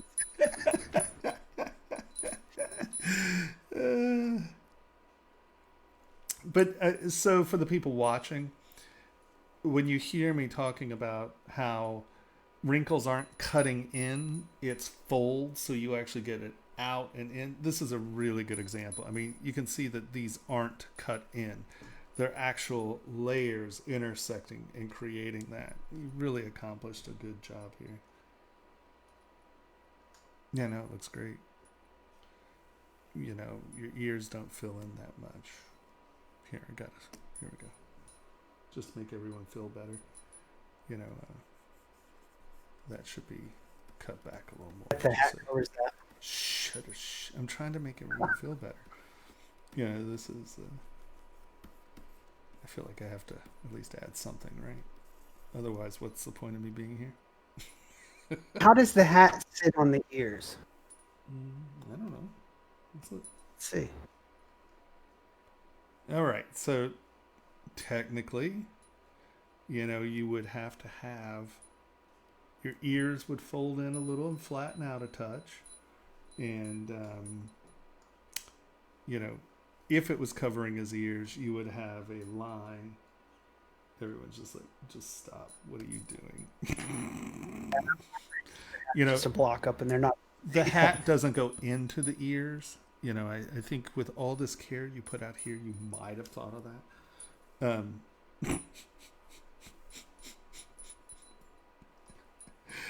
The person's like, okay, was like, you're a jerk.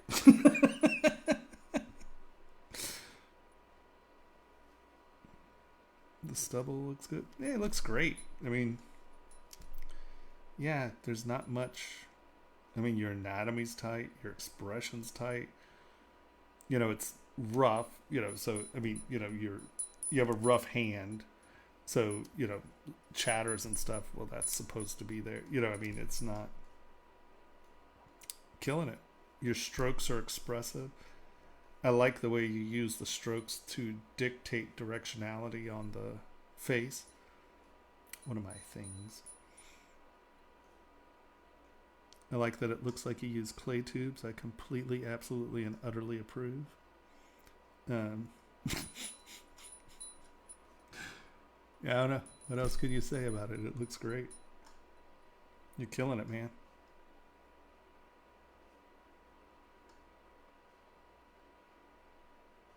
Yeah, that was a really easy one. Yeah. You know, what's a guy supposed to do out here? Get a job. Go get a job. Go get a job. Put this in your portfolio. Go get a job. All right. So now we're on Faisal. We are not. We are on Abhijit, which is a picture. Oh.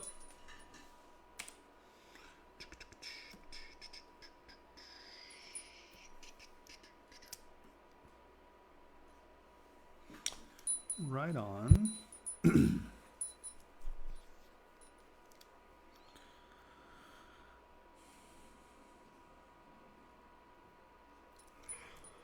Oh, excuse me.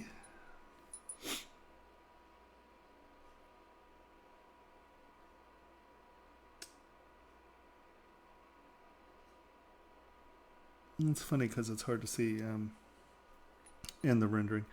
I would say that it looks... So what I'm not necessarily understanding... Okay, so this looks like it's blending in. I'm not seeing a transition of where the lip being torn away from the gum is. Here you can see it pretty clearly, but back here, the gum kind of rolls back and in, and I'm not exactly sure what's going on right here. Because, like, I guess, and it, obviously it could just be the view, but I don't understand this part right here. Because if this is tearing, your bottom jaw does that. So this is blending in a little oddly. I don't know what's going on right there.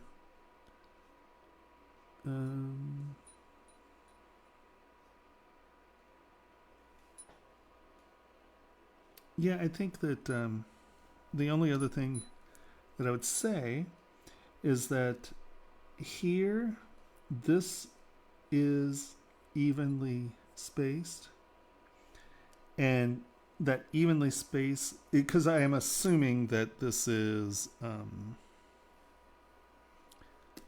assuming that what's happening is the meat's coming over the cheek, and then you're sort of trying to get this sort of tendony stretched meat where it's still attached here, but you get these holes.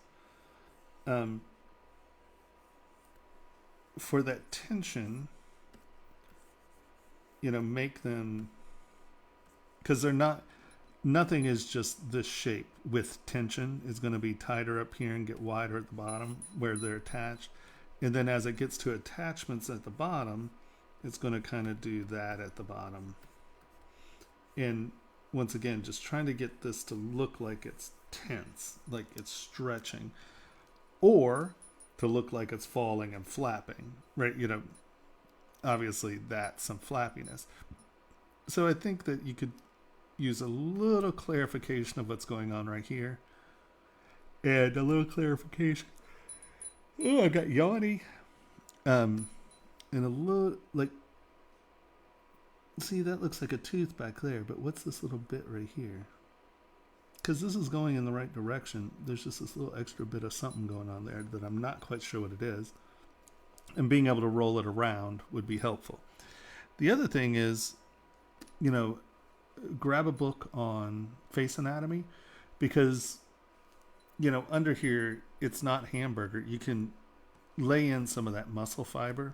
So you start to get the muscle structure under the skin. So because this is so deep, it's not a subcutaneous layer, right? That's not the fat layer. You're going straight into muscle. And if you go to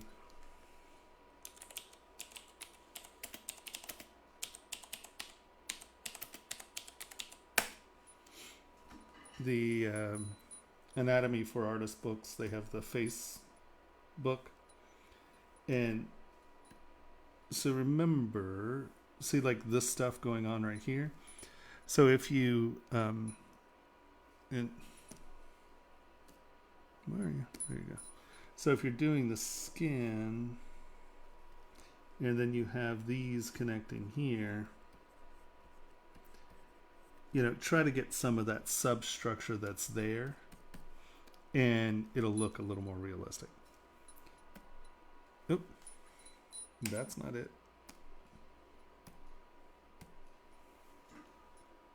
But I mean, he looks good. The other thing is this is really puffy. The brow, this stuff is really puffy, and it's so prominent, but we're not getting the bone structure underneath it, right? Because this is the eye socket. That's your cheekbone. This is your toofuses.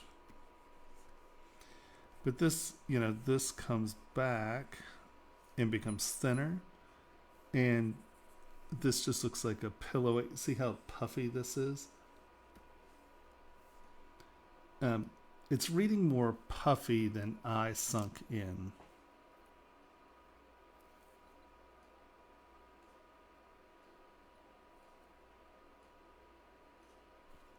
But yeah.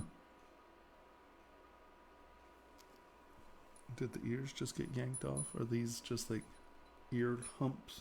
I like that. Yeah. Little swelly ear humps. Nice.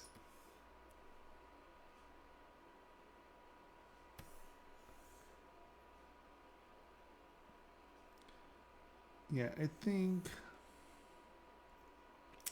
we're just a little puffy. And the nose is a little compressed. And I know he's open, but the distance here, like I think your nose is actually going to be here to your tooth, right? Because your sinus cavity's there in your skull.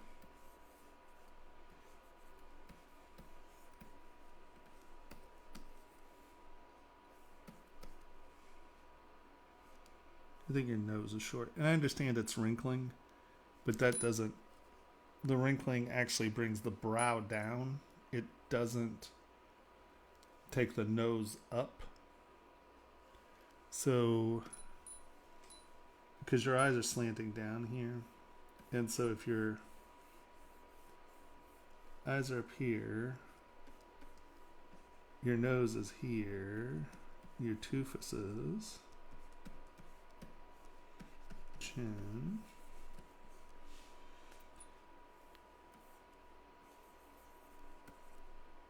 So instead of this coming up, your brow line comes down and into the nose. And you get your wrinkles there.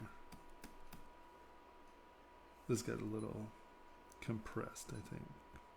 It's easier to tell in with the physical object, right?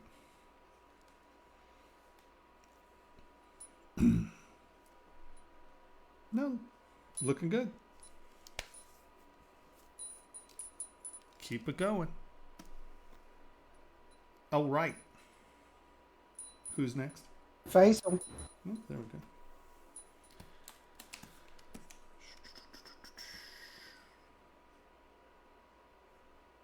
Yeah, much better staying with the same visual vocabulary.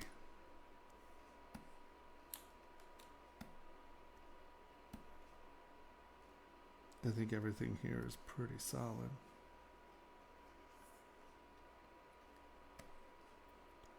These are thick enough, they're not fragile.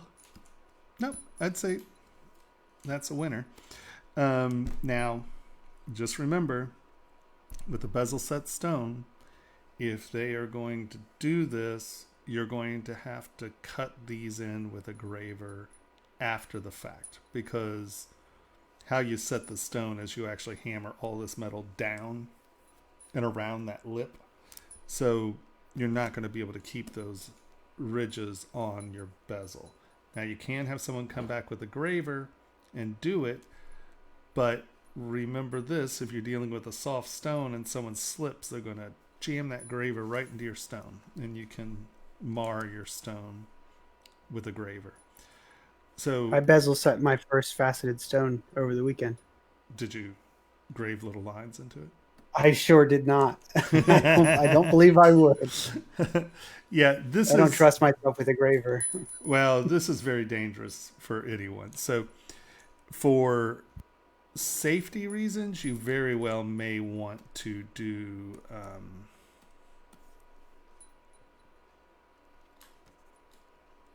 whoa. Okay, hold on. Let's mask you off. I was like, ooh. You may want to do something where that's smooth, and then you didn't have that many. No, that's not what we're looking for. Count, that's it. And then come in and cut lines like that. And then that way you're not going right up on your stone, and you can hammer that down, and you can, just carry that over. And I know yours were additive and they didn't look like this, but just carry those over there, and then you can get a similar feeling, but you're not going to destroy stones, and you can hammer it down. But no, I think this one stays with the same visual vocabulary the whole time. And I think that is a good transition there. Good call. All right, so what do we have here?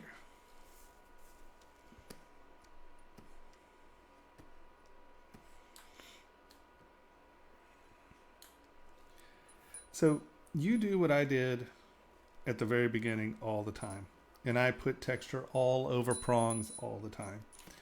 I'm going to give you a wee bit of advice that it hurts my soul to say this, but leave your prongs blank or close to blank, because once again, you're going to have to hammer on this, and each one's going to remove texture differently, and trying to get these to be consistent is a massive pain in the butt.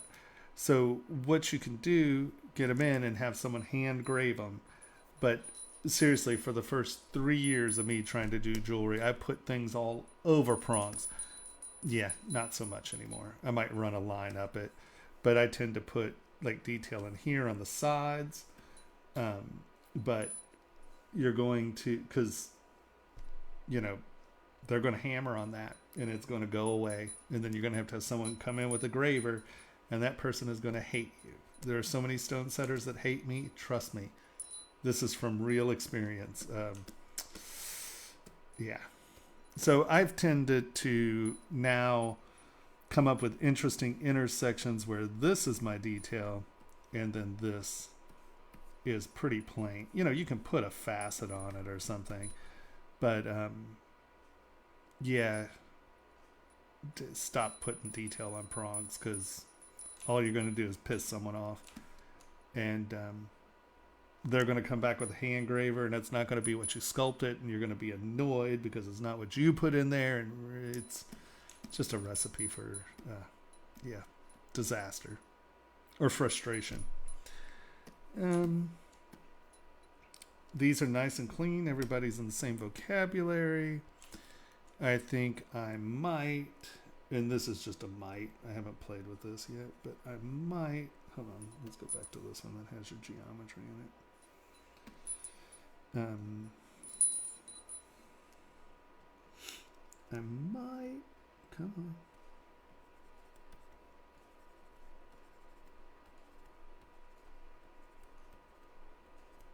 Do that.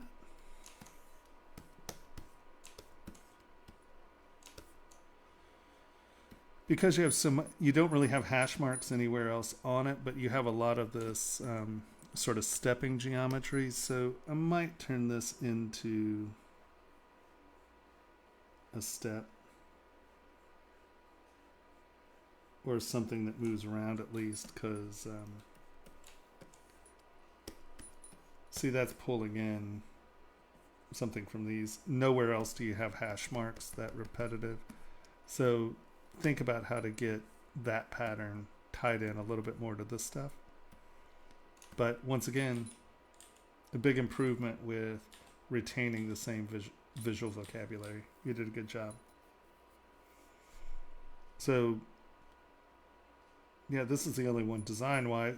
Think about something in here so it's not just the straight lines, or find a place, and put straight lines in. But if you do this here, I'm still going to ask you, why are those straight and why is this all squirrely, right? But you do have this kind of that Greek step pattern sort of thing going. Oh, I didn't see those little guys. Let me see, you kind of have that. I think you've sort of stepped up the thickness of the detail. So I probably would make that straight, or turn it into something that's a bigger linear detail. And I wouldn't make it round, because once again, you have nothing round. Doing something like that. similar line thicknesses, right? I wouldn't put those chevrons there, sorry. You know, you got the same similar line thickness going on here and here. I'd probably put that, and then, you know, get something in there. It doesn't have to be quite the you know, you can change it up or something, but. And then, yet again, this is sort of a smaller detail thing, so I would just give it a little bit more beef. And you see how linearly we're now dealing with, you know, these lines are sort of referencing the same thickness of detail, where the other one was so minute. So just get rid of those minute details there and there. Figure out something for here. But yeah, I would say that you're definitely doing a better job retaining, not being random, but, you know, really thinking about what's going to be there and doing it. You know, because this also, I think this might be a little busy for this. I mean, like, you can convince me of some repetitive pattern there. But, you know, it can also just be something where it's, you got that there, you know, maybe you have this there, and that sort of repeats this kind of overlay here somehow or something. I don't know. But just your hash marks, there's no place else on the thing that has hash marks. So, I would probably avoid them here. Other than that, looks great. Now I'm going to say that for everything, aren't I? Okay. Is it now? You've been saying that for years. I know I have. It's just, there's nothing I can do. Is it Haidar? Yep. Boop. Turn that off. And they are here in text. And there is a finished render on their ArtStation. They've posted a link to it in Discord. In Hub? In general this time. You know, So got to mix it up. Oh, nice.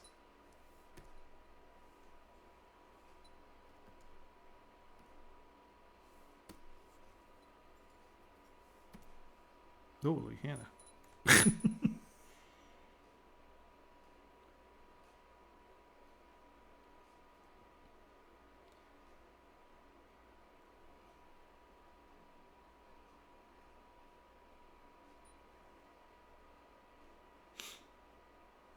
So it looks like you were doing that with the texture here. We'll go back and look.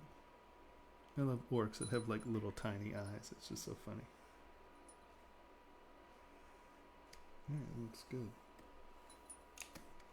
And let's go in here and check this out. Just see if that was in the render or if you were actually doing it. Yeah, no, see, so here they flattened out some of the texture, and in the rendering it really shows up nicely. So, yes. Go back with that SK trim and smooth out some of that surfacing, and it looks great. No, I'm saying you did do it. I think you... Where is it? Nope, that's not it. Because see in here, like it looks like, see how we lose some of the texture. Now some of this is being brighted out, but like in here you can see that if you come back in and knock some of that skin texture out, it becomes less homogeneous and it looks like nice worn surfaces, even in the render. So here.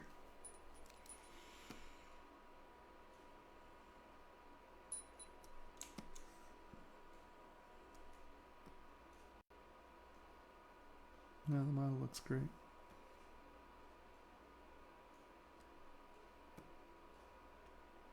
No, you didn't do it. Or you didn't. render here. But you can see how there's a little bit of wearing on those highlights. Yeah, you know, once again, looks darn good. Your anatomical stuff's nice. It's just enough to imply, you know, but you left it soft, so the detail of the face actually is crisper, so it's drawing you to the face. But your anatomy's good. You know, it's interesting, it's good, and it's telling a nice story, I guess. You know, like I said, you have some crispness in the face to punch those details, but you left the rest of the body sort of homogeneous and soft, with the implication of the hardness under it. No. Nice, nice, nice.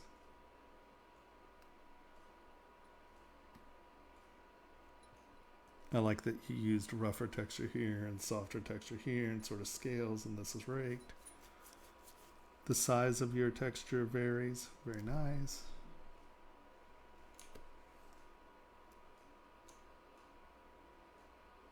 No, you killed it.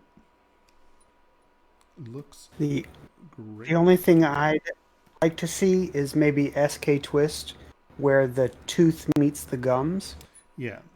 Very sort of straight. Yeah. No, I completely agree. And also in the eye area a little, because right now you're using the like there is no lip. The upper lids are good, but where we're seeing this transition here, let's get in here.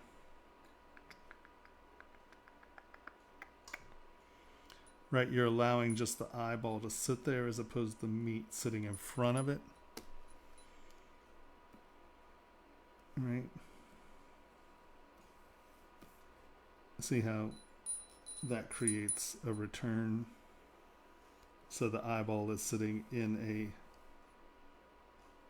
like there's thickness there, or, you know, there's an eyelid. So I would come back and do, sadly, we don't really have enough resolution for twist in that. And then because you know these sharp teeth, hold on, what is, I think it's that one. Nope. Why weren't you doing that? There we go.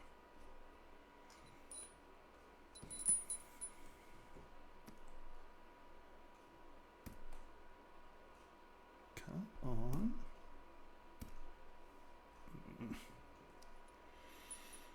Frustrating me.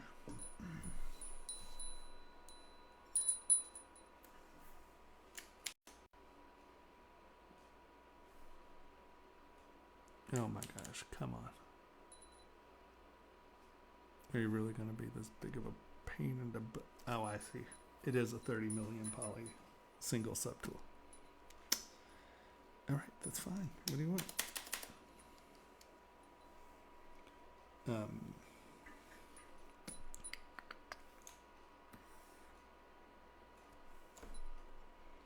So when you get into the gum areas, and it's the same with the eye, and that is when anything penetrates another surface, don't just let it be flat. Make sure it does penetrate. I tend to use twist and just kind of roll over the edge. And obviously you need a little bit more geometry here to pull this off.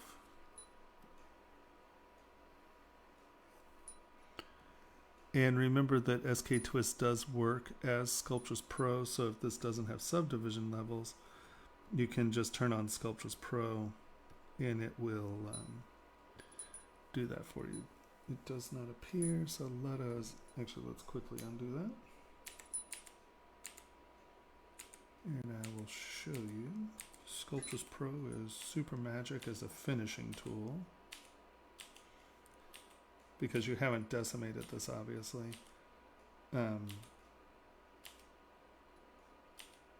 But, like, let's say this is a perfect example. We'll come on, we'll turn on Sculptors Pro. And we'll just come in here. Oh, yes. Sculptors Pro won't work on a 40 million poly model. It doesn't know what to do with it. So I would separate the gums out. Right, hold on, split the groups. Where are you? Oh, right, this is not my computer at home. Group split.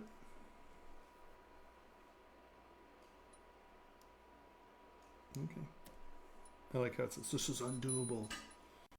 You just merge them all back together. Now we go to our gums. Much smaller, Sculptors Pro.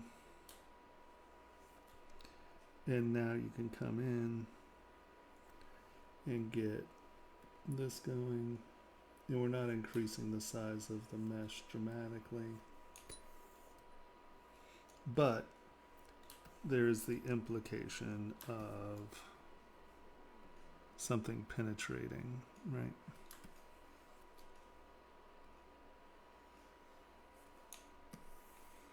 And that is going to provide a very clear penetration issue, right? And so as we come back out, and I would go back in and fill that up a little bit, but you can see that that's giving you that sort of, oh, okay, this is coming out. Where, let's go to your rendering real quick. You can sort of, I mean, you're kind of getting it with color, but I mean, look at the difference, you know, in the depth of this. And those just look like they're floating. They don't really look like they're penetrating the meat. So it's funny, see, you can paint the detail in with the, in rendering, you can make that look deep, but I would still put it in your model.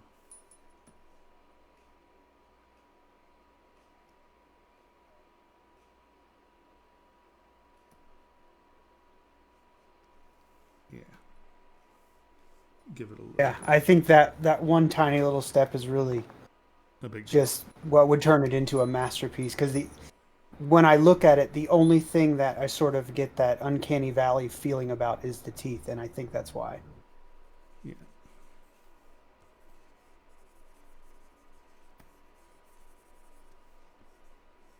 Is that by San Fernando?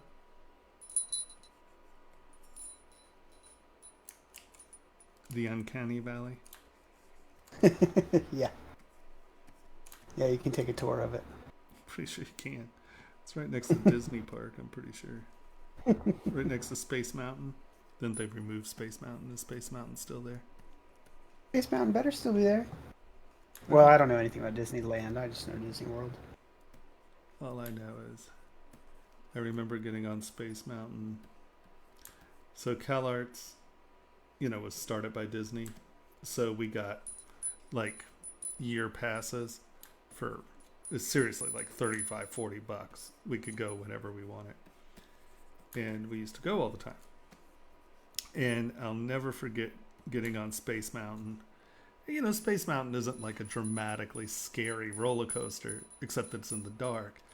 And me and my friend got in, and they put that little bar down, and then it started going. And the first hill we went up, and that bar just, it didn't lock. It was just flopping around. Space Mountain becomes a much scarier ride when you are not barred in. It's just more exciting. That's what you paid for. Yeah. No. I'm just going to say no.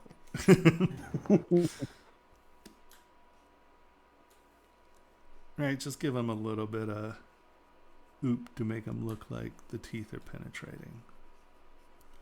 And I would say the same. So same with the an eyeball. interesting point that this sculptor said was they made this entire model in 4 hours with the intent to do those sorts of finishing things in Photoshop, like during the render. Mm-hmm.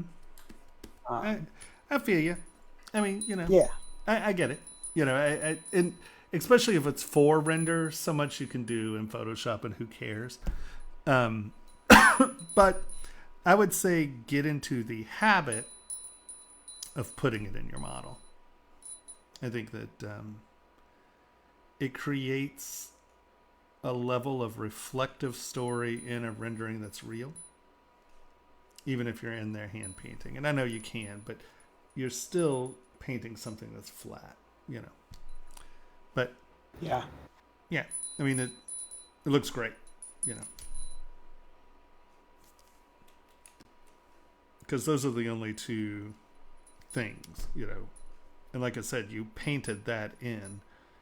But I bet if you put like a little dimensionality lip here, so it looks like that's cut in and going into the eye, compared to painting it on, you know, you're actually getting real light reflection on the dimensionality, and it's just different. And I'm a sculptor, so sculpt it. I'm a sculptor solution person.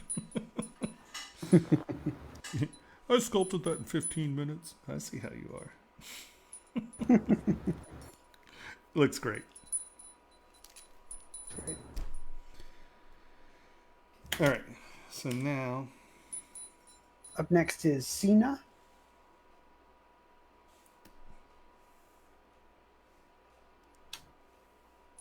And you may have two models to download, another from Vinit. right on.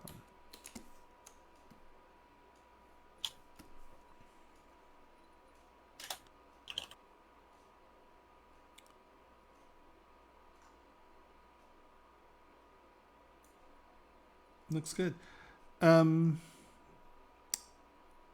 I would say divide your model up enough so you don't get your, you know, get enough divisions in there where the surfaces are smooth.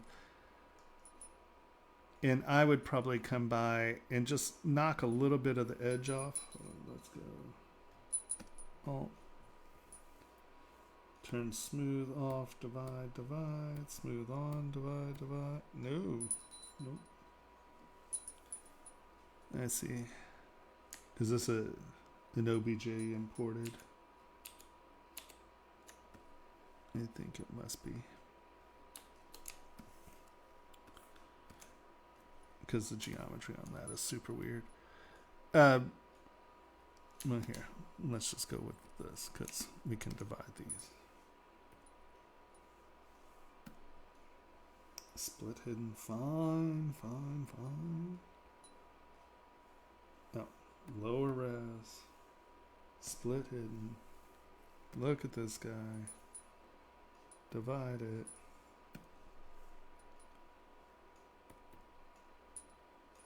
Divide it. And see, that still reads as a sharp edge. But it doesn't look just like it's been catted out. Hold on, right, you know, this still has all your facets in it. And you have this machine edge. I'm assuming this is a wood table. I think that's a much more convincing reflection story for a wood table. I mean, just look at the difference between the two there, right? You know, that looks like it was carved out. There's a sanding edge. So divide those up so they look smooth and tooled.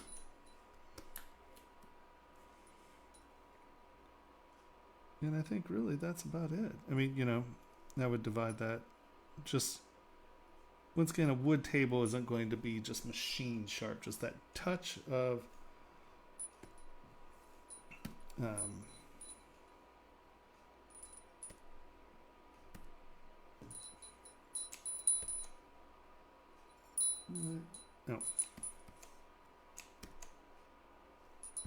Why are we not selected? Oh, we are selected.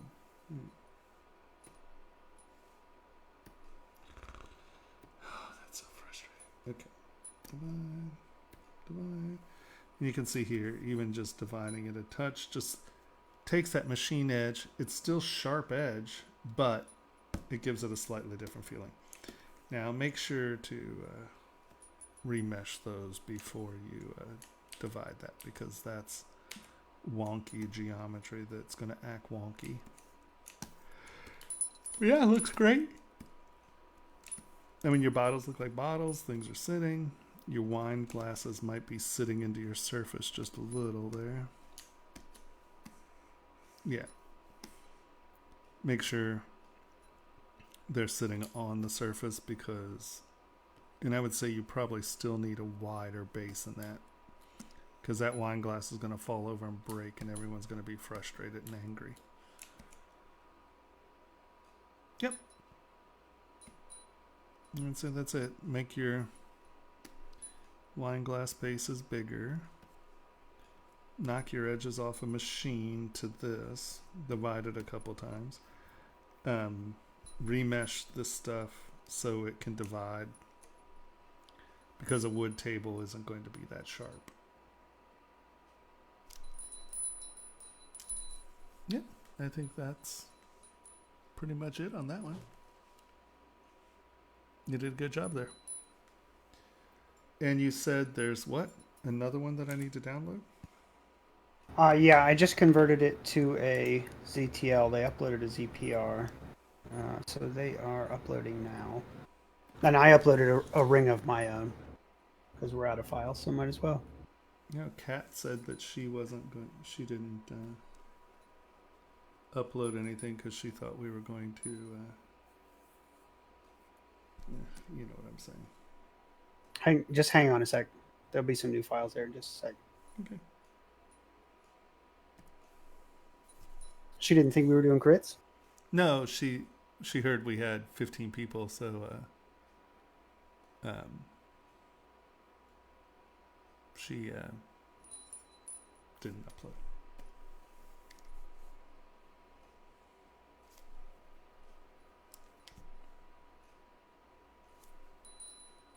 It's only 12:17.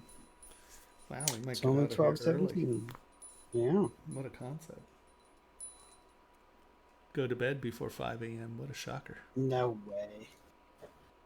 You're right. I still have to look at.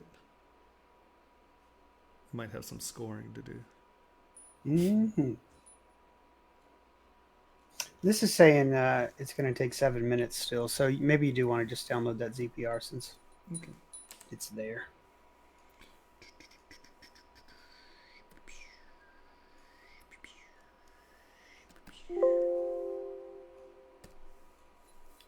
I mean, it doesn't matter if it wipes everything else out because Right. it's at the end. Is perspective on? Oh, you guys in that perspective, you're killing me. I just don't know why you do it. Why? Why?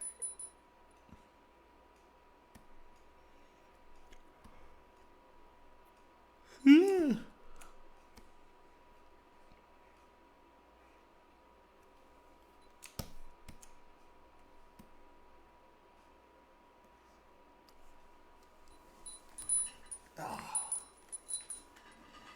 I don't. Is that lifting something? My back feels beat up.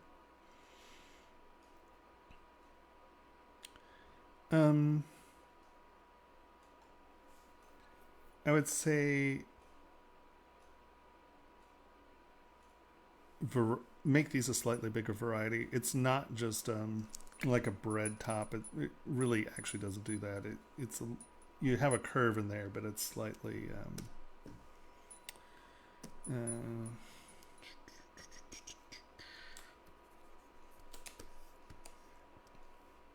you know, it's a little bit more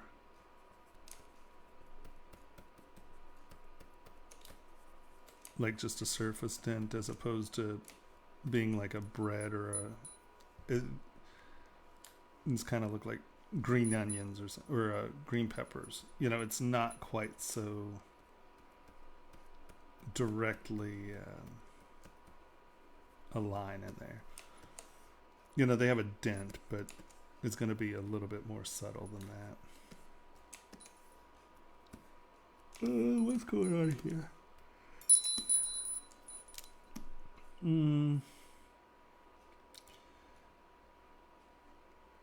So these aren't actually ridges. It's a little more, once again, it's a little more subtle than that, because what's happening is this is open. This is open. And this, under normal circumstances, kind of comes out a little more and does that. And this comes back and connects to the top here. So that little ridge right there comes down, and you get this little doogie going on here. And your opening is sort of there. So I'm not exactly sure what reference you got with these ridges in them.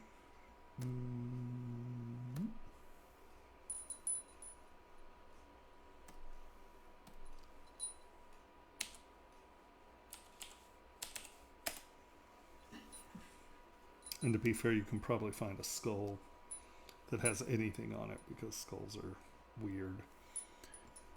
But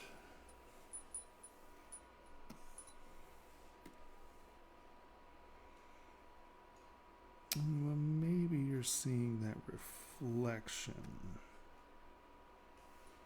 See, maybe you're interpreting like sort of those as ridges.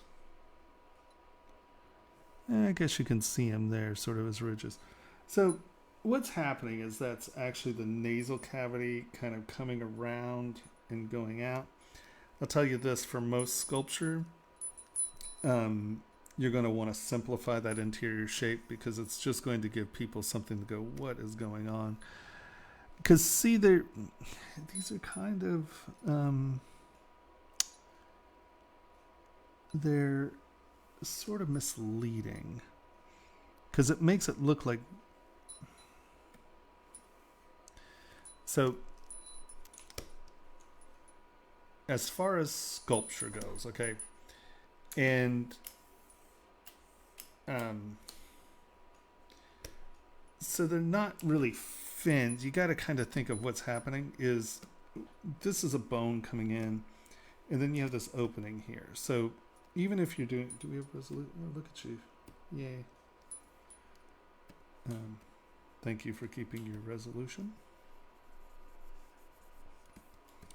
We're just going to do one side here.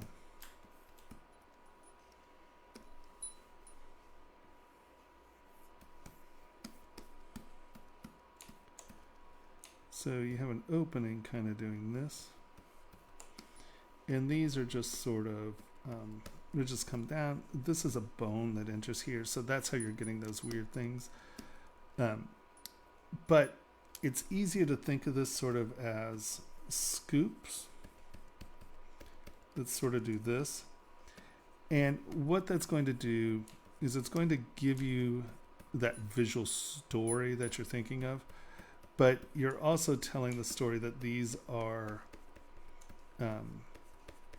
like, it's almost like a figure, or not a figure eight, but like a peanut shape. It kind of does that. You get your hole in here. And just doing that, you're giving that implication of those ridges that you're seeing without making them just like little fins, because it's an anomaly for them to be that ridgy. And so giving them something that looks like that, and then actually turning this piece into this, which it does, right? This comes down and this sort of does this, but this is the hole. So this punches up, and you get like this little fin here.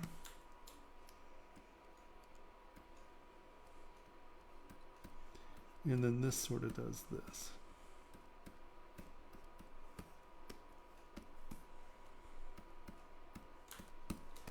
And from back here, if you look at this side, right?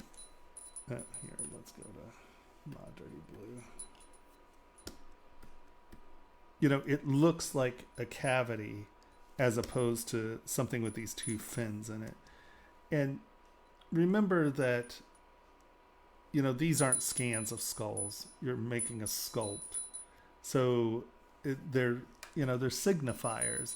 So we're trying to find those moments that are the identifiers for that signifier. And I think that you know, doing it like,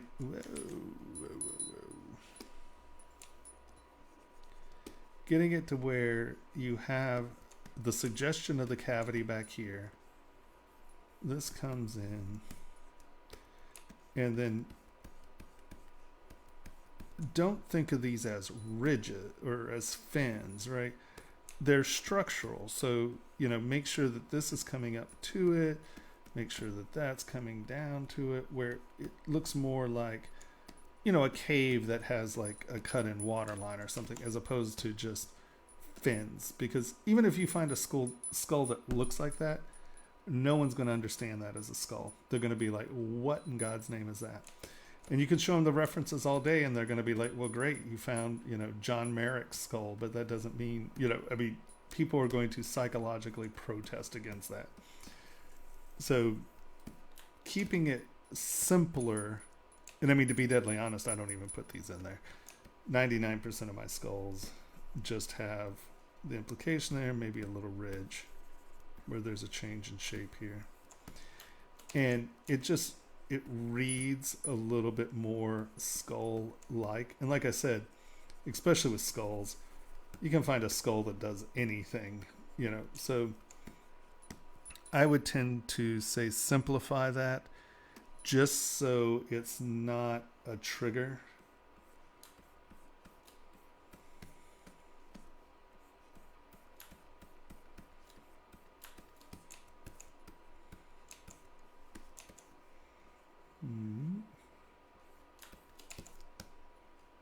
And that's just going to be a lot less distracting than that. Right? And you can imply it, but that just becomes, it's very distracting. Right? That. Or that.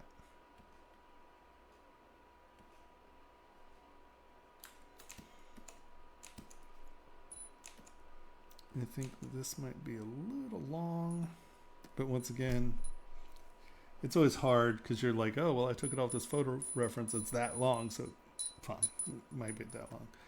But this just seems a little long.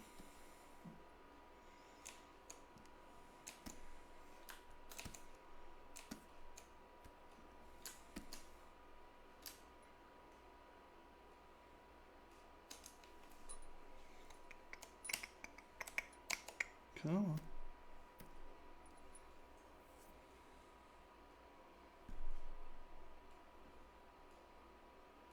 Yeah, maybe not. It's just feeling long for some reason.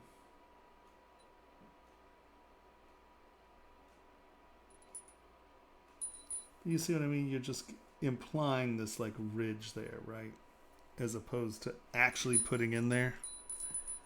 Because it just looks, it winds up looking funny. Yeah, no, I guess your distance is okay there. Is it the, no, I think the jaw might be pinching. And that's what's making it look longer.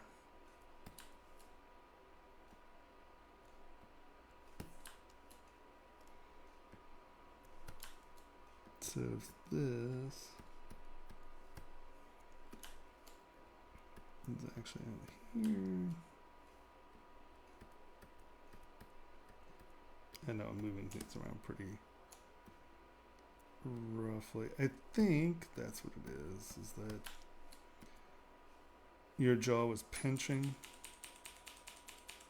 and that's what's making it look long to me. Come on, get back there. Right. See how this is very pointy? Where see through?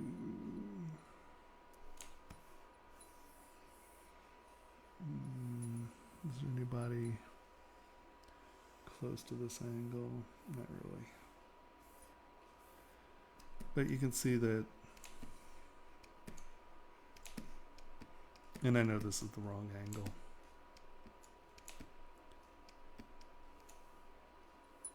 Hold on, let's do this. Give you Where was that guy? There was a guy up here that was pretty close. Yeah. Right, let's just go with that. No, let's push that guy. Let's go with that.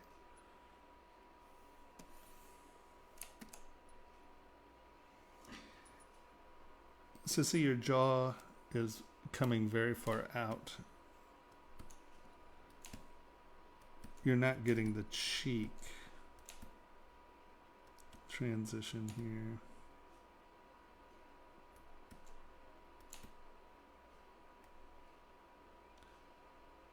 All right, so that's what it is.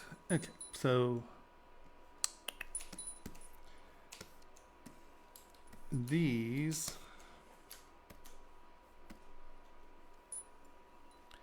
come in.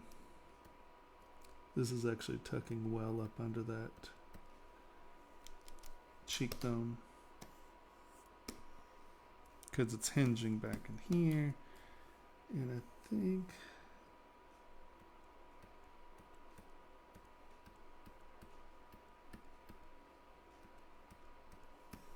that is kind of,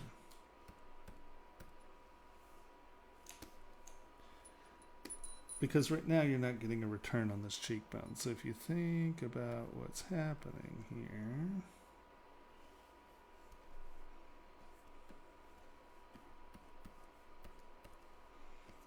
right, you're missing sort of this angle, right? Because what you have is this, and that's making this look, right, you've basically erased the cheekbone by this coming this far out. So I think that it is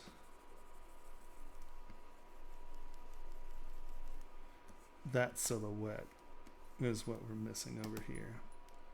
And that's what's making it look long, because we're looking for this return, but it's looking like that return. You see what I mean? Just because how that hump is, it almost looks like the cheekbone goes all the way up there, or the jawbone goes all the way up there. There's no transition here, right? This does that.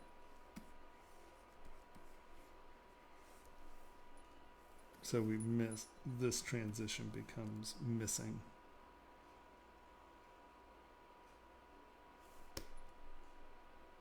Yeah, I think that's it.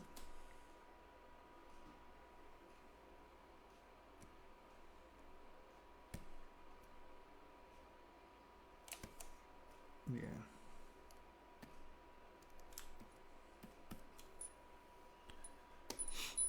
Turn those sort of into two pushes.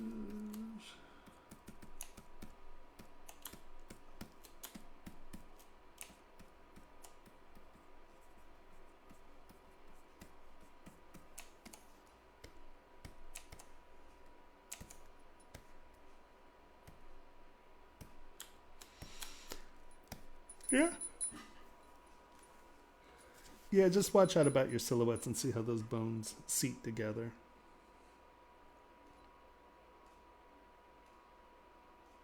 It might have been an effect of perspective mode.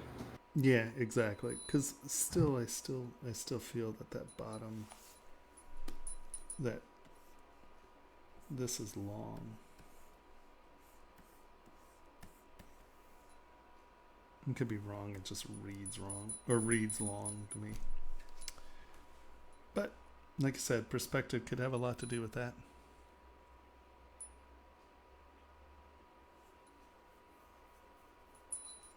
Okay. Is that it? Cheers. Do mine, Where's and yours? then that's it. It's in Dropbox now.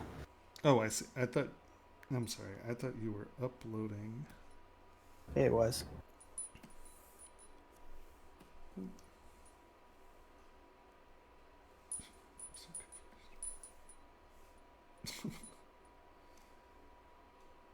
There.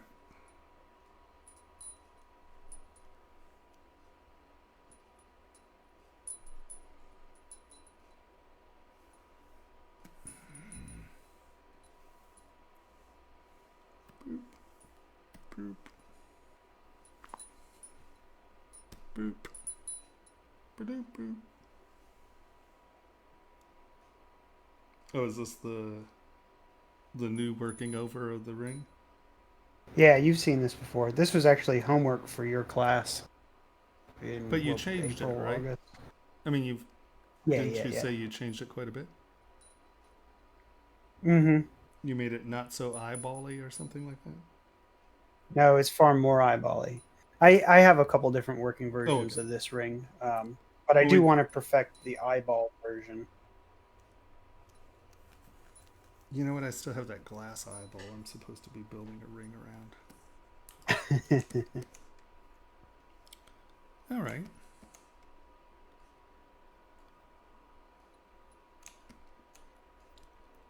Okay. So to get eyeball-y, I would start smooth and flat first, right? Because you're going to rarely see, and I know this started out as vein stuff, right? Is that where we wound up with the texture? Yeah. Yeah. But none of that texture is deep enough to show up anyway. I just didn't take the time to smooth it all out. It's going to appear flat.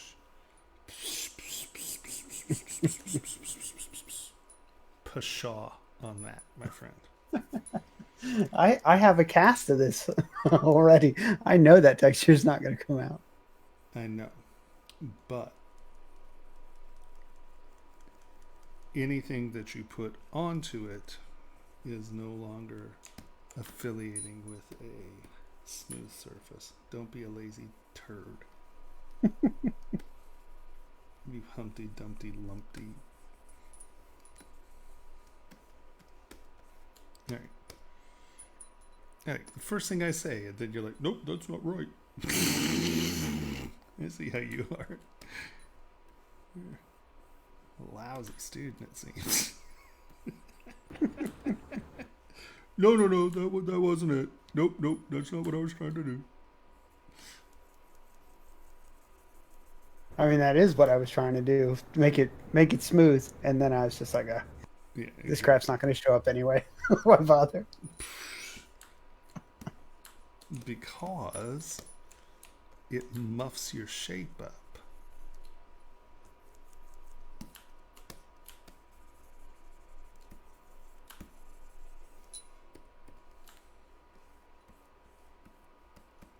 And this is all you have to do to get it smooth. You even have the subdivision levels to do it. I sure do. You couldn't even be bothered to lower subdivision levels and then smooth it. You see how you are. You're a very bad student. Bad, Henry.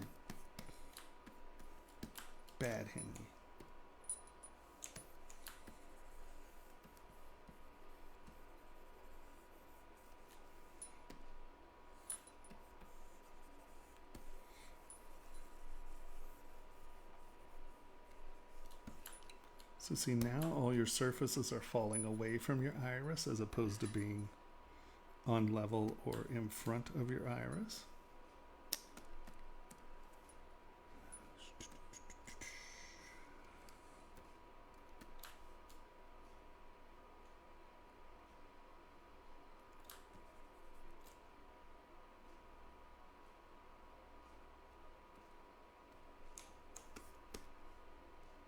Mm-hmm.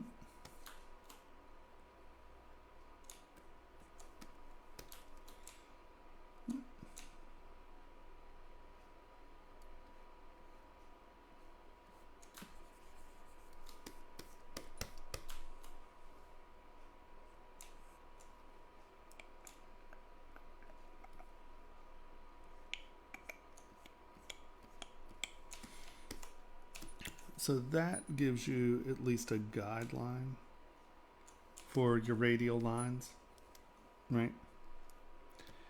Mhm. You wanted a little lip there, correct? Well, I don't know what I want. To separate. I want the eye to look good. I don't know how to do it. I I know that version that I have, the eye looks like trash. It just looks like a really boring, wonky oval thing in the middle of my beautiful ring. In the middle of my beautiful ring. So I would make sure, because before you're, see, you know what I didn't do again? Duplicate. Take you back to ground zero. Boop. All right. So let's hide this real quick. So first of all, this is lumpy. Second of all, see how your iris crosses under this sort of penetration socket thing? See what I mean? See that right there? Yeah. See it? Yep. So I would have the iris on the inside of that. Just breaking the iris doesn't make any sense, right? Because it's such an identifying factor for an eye that you'd have to have a very sound mechanical reason to convince me that that's a good idea. I don't. Yeah, I didn't think so. All right, and so now we have a little eye. Now, I think that let's do, we're going to come over here, clay tubes, boo, X, Y, and Z. I'm going to give this a little ridge.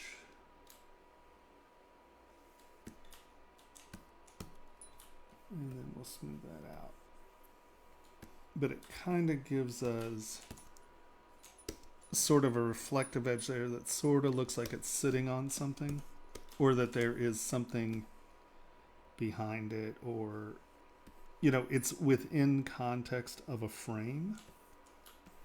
That eyes have frames. And so that pulls it in front of something, if that makes any sense. And we're not going to see much of it, but just a hint of it there, right? We'll see a hint of it, which is a big change from the last version. That it didn't used to have an edge at all. The eye flowed straight into the branches all the way around. Mm-hmm. And I think that's one of the biggest problems with it. Yeah. So we're just giving it a little bit. It's not a whole lot. And then here, let us...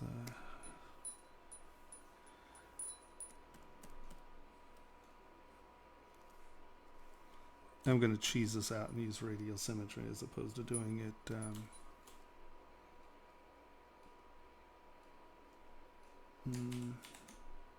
as opposed to laying them all in by hand initially.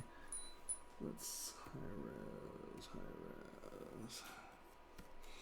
I find that if you take a fat clay tubes and get your count up high enough where they cross over one another, and I'm going to be a little melodramatic here, right? I would do this more subtly, but see how when you cross over one another, you get that irisy feel? Mm-hmm. Because you get the thinner sort of fibrous stuff in the center and then it spreads out. I tend to use radial symmetry in clay tubes, shocking, as my first step. Mm-hmm. And then I'll SK trim and sort of flatten it out. Wait, I know that's shocking too, isn't it? Yeah, I don't think I've ever... SK? What is this SK SK you speak of? And then I would come back in with very soft cracks. And I probably wouldn't use radial on this. I would probably come back in and do this by hand. But I'm not going to sit here and do all this by hand. And have them be shallower towards the center. Kind of get deeper as you go out.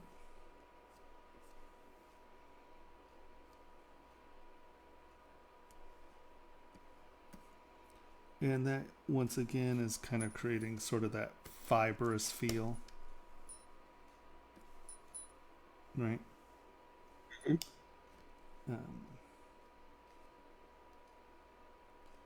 And break it up so it's not radial symmetried.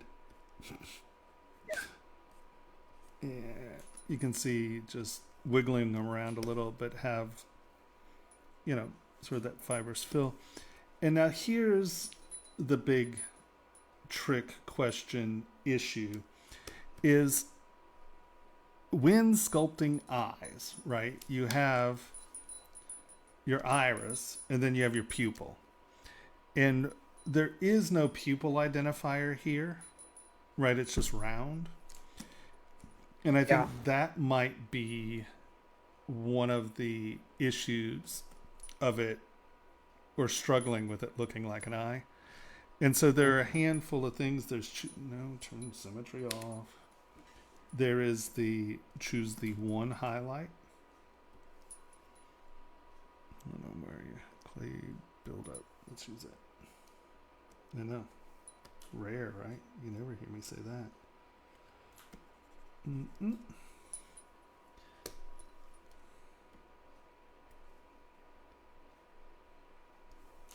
Something like that, because then that's a little small if you're not going to have the center edge. So these work. Okay, let's get into sculpting eyes. So where's clay tubes radial?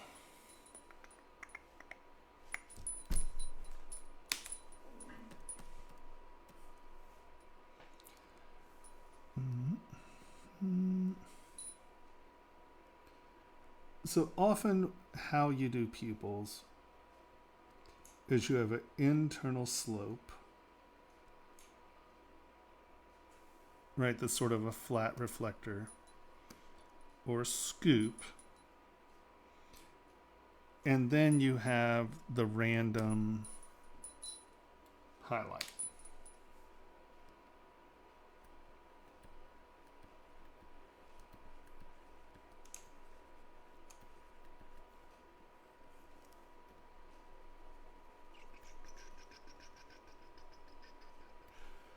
I would suggest continuing to do this with radial and be more careful. But, right, so now you're getting this reflective plane, which gives you this nice swoop, right? It'll whip around because it's smooth. And this will just read as a bright highlight in the center, right? And that's the implication of the round. So there's this, but this also leads to, and you'll see this one a lot. I use it a lot because it's just fast.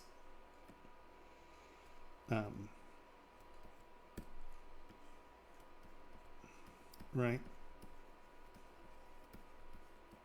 Oh, the swooshy. That C, you know. And this is a very common eye vocabulary as well. And basically you're just getting the pupil to reflect differently than the iris.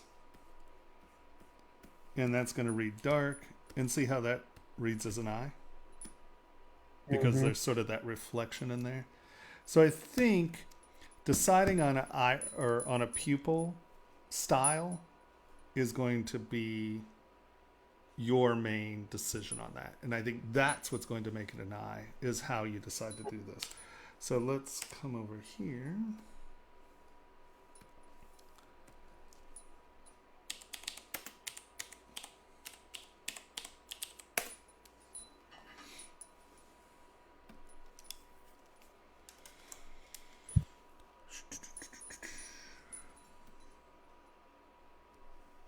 All right, see, there's the scoop with just the highlight. That's a little C. That's the cone with just a scoop out. Right? So I think figuring out how you want to create your pupil is what's going to make it look like an eye, as opposed to just a half round lumpty dumpty thing. Right? Because that gives directionality of view, right? You know, the eye is doing something. And you can see that the C is really sort of the classical, fast, just super easy way of doing it. Now, if you really want something to look as if it is looking at something or someone, this half round scoop, but you see what I mean? It's a scoop in and then a deeper pupil. And that way you get sort of the reflection, but there is no sculpted iris then, right? Because the iris is this scoop. Right. The scoop is the iris, and then you have the little deep thing in there. So that's where, so you have that, or duplicate. X. Y100. SK trim.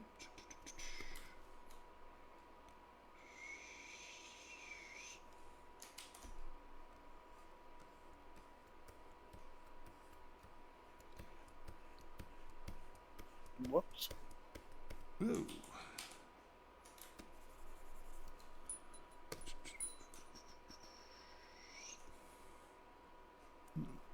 Smaller brush.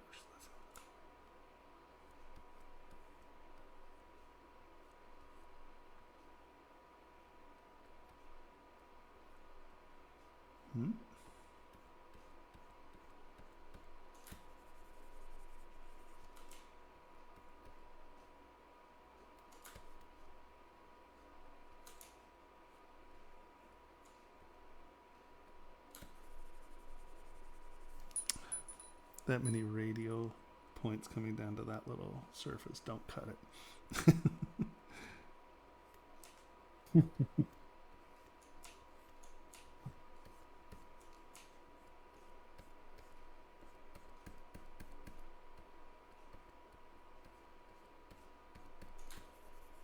And then you have your little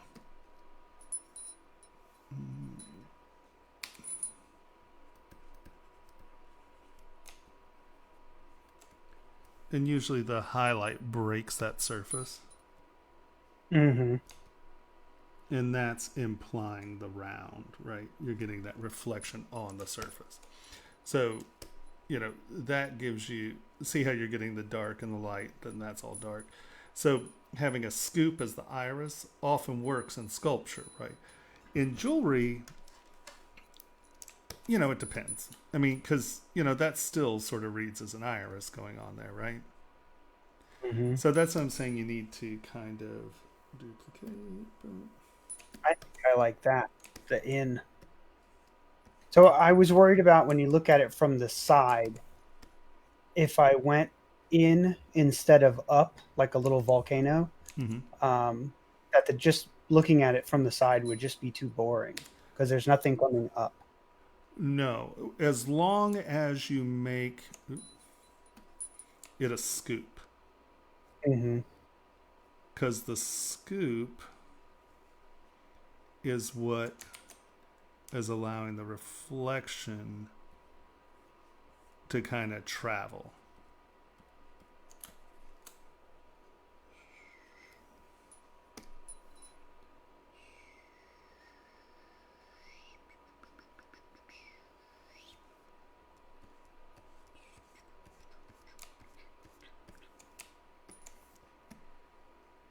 See how you're getting that rotation in the iris?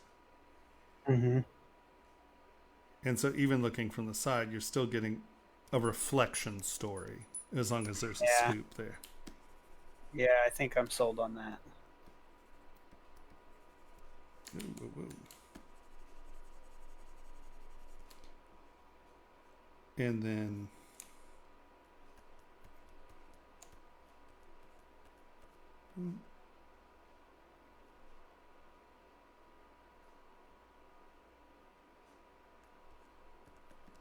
yeah, I wonder if we're not getting too thin in the center now. I might need to make the flower on the backside a little thicker.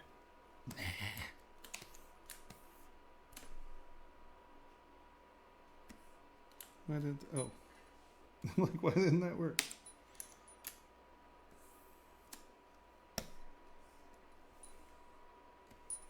Even without the flower, you're Oh yeah, no, that's fine. I mean, you're 2 mil. And that's not even including the flower. It's hard to tell. You're totally fine. It'll be great. Watch it completely blow out, and I'll be like, I don't know. Why would you ever make it so thin there? That'll be Rio Grande. Blame Tomas. They'll be like, okay. I don't think they would hesitate for a second to blame me.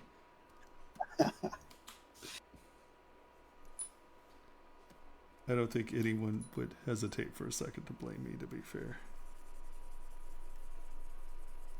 Because I am willing to take one for the team.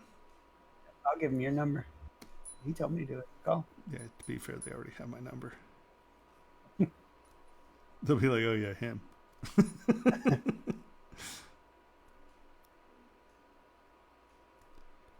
And then,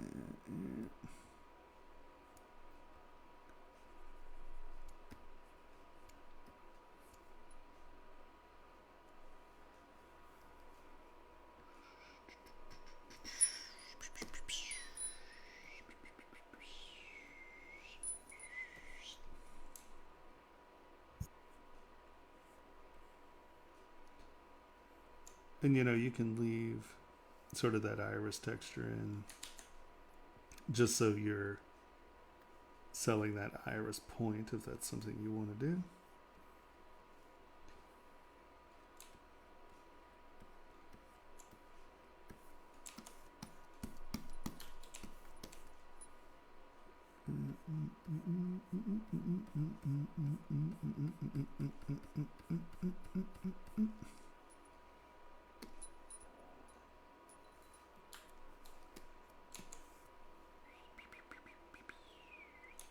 Wrong direction.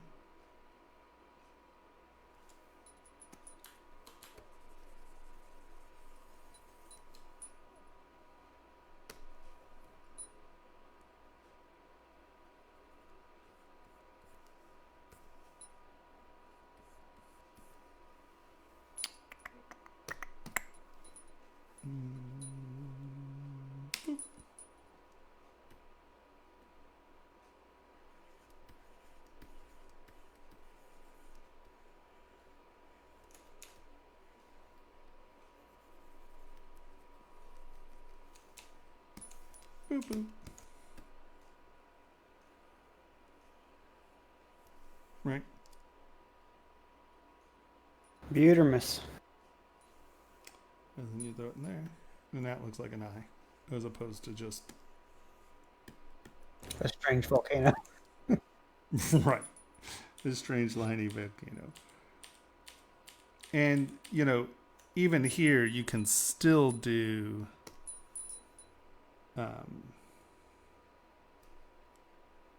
you can still do a very subtle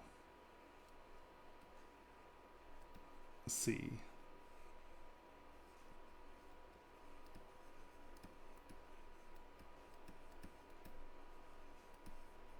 Where it's not standing out quite as much. Hmm.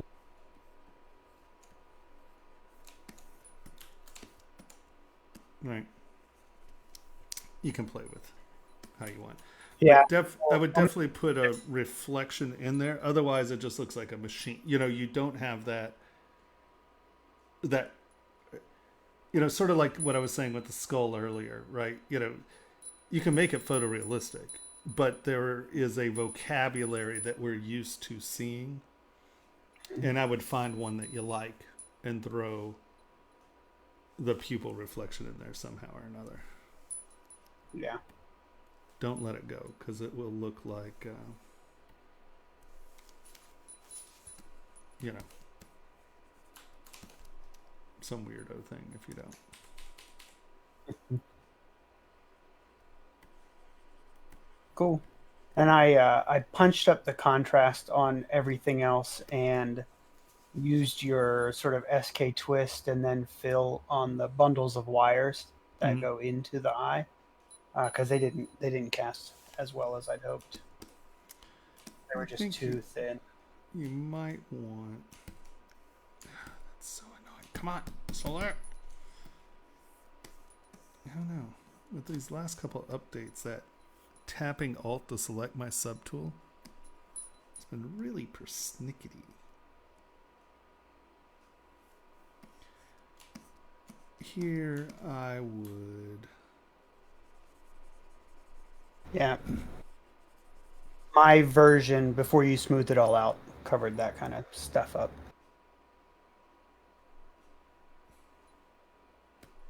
That's so frustrating. Oh, let's see. We have a higher resolution. Come on, you can do it. There we go. I would probably have this going. That is totally not the tool I was looking for.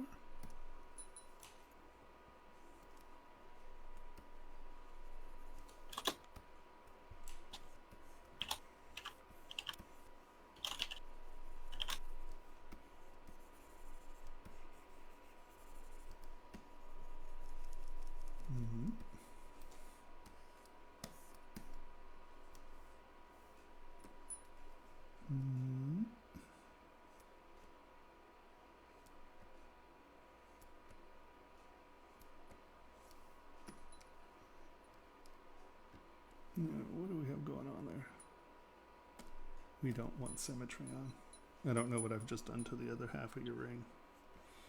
We're going to pretend that never happened.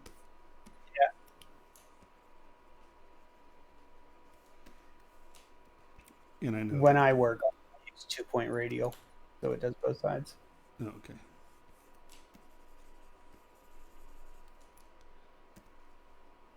I think I might have porked the pooch on that one, but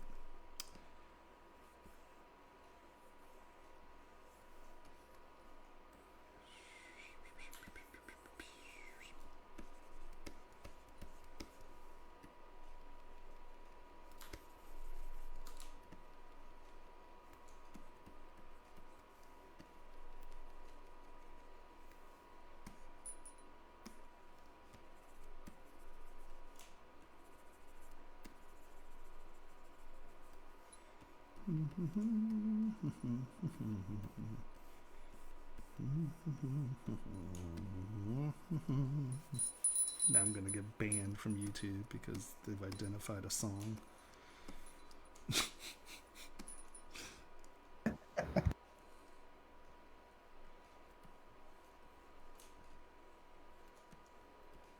But have it appear, and I'm just doing this with edges so you can see the directionality a little.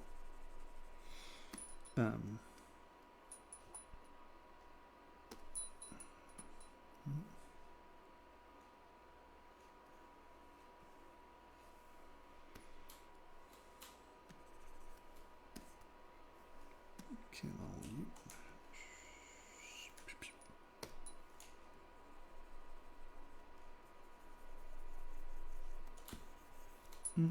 slide. Boop. Don't crash. Why are you chugging like that? Crash. I don't have time for that. Nope. Damn it, Jim. Okay. Nope. What's it doing?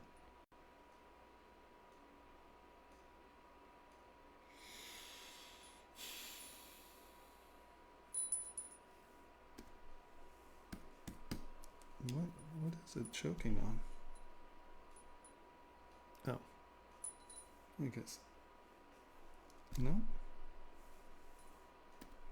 Look at that. It's just like,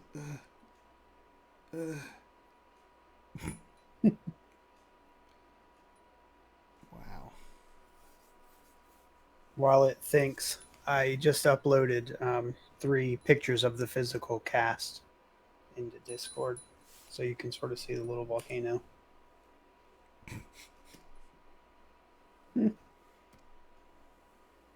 Where did you put it? I put it in Hub because I knew you'd be in general. You're a turd.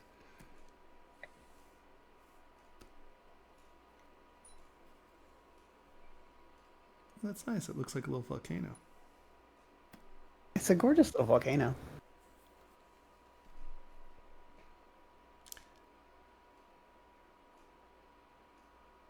So where did that plug go compared to that one? What you talking about? So you have this. Where'd it go over here? Oh, there it is. Never mind. I see it. Yeah. Yeah. That's I definitely... mean, I just my cell phone camera. It's not. Yeah. No. No, I was just I saw this and I thought it was that because your surface is not smooth. Yeah. Yeah. It's a good little That's why I worked on it. Oh, you're kidding me. What are you doing? You're killing me.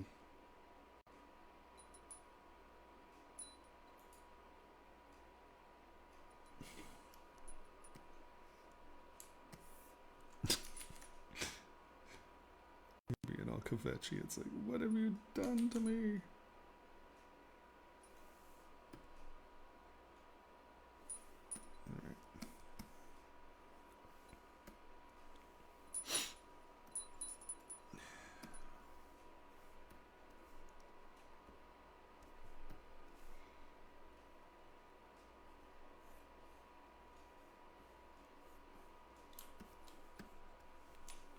Get it going into it and make it appear. Let's see, that's even flat.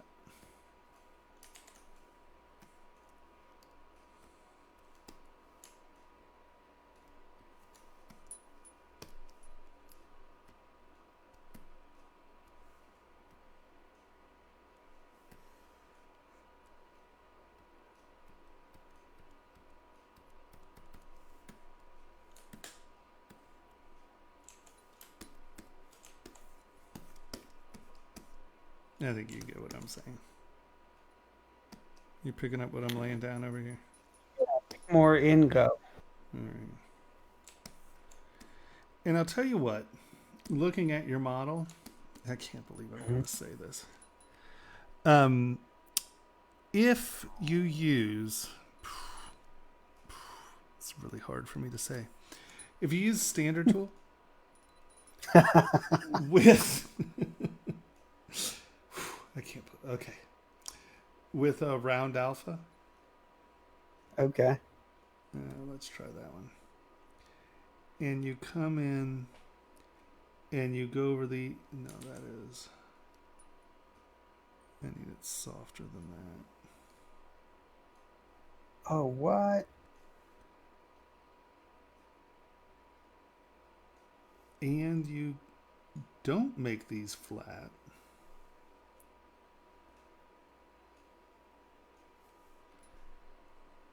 You're going to get more separation. The whole time I was working on those, I was like, oh, I'm making these so flat. Tomas is going to love this. The whole time, I was, with every stroke, I was like, yes, this is what Tomas wants. So why do I say use flat instead of rounds?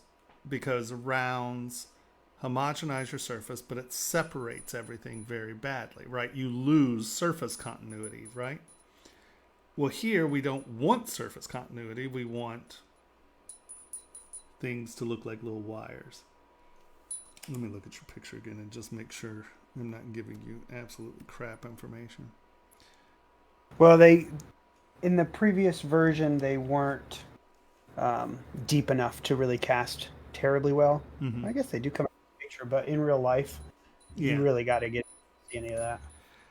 I think that rounds are going to do you better on these, because what it's going to do is create that bright highlight, and that bright highlight is going to separate these wires. It'll cast better too. Yeah. So that I'm furious at you, but that's fine. I never told you to flatten those out. Right.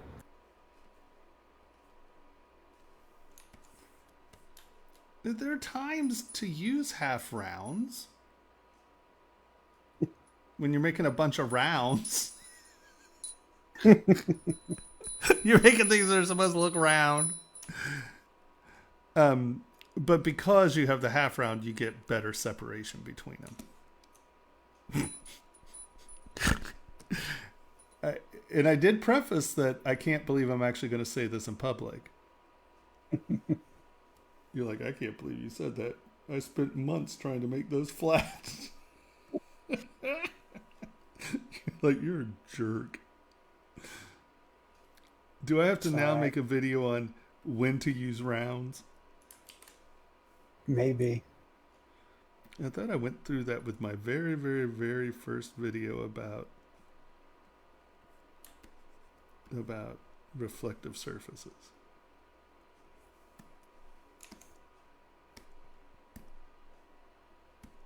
Yeah, you probably did.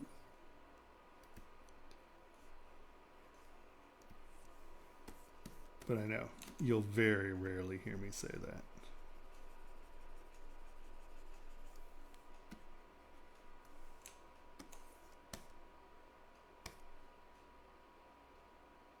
Right, just make it look like it's going in. Mm. As opposed to how you flatten this side out like this. I don't know what you did over here. Yeah, that's how I think that model.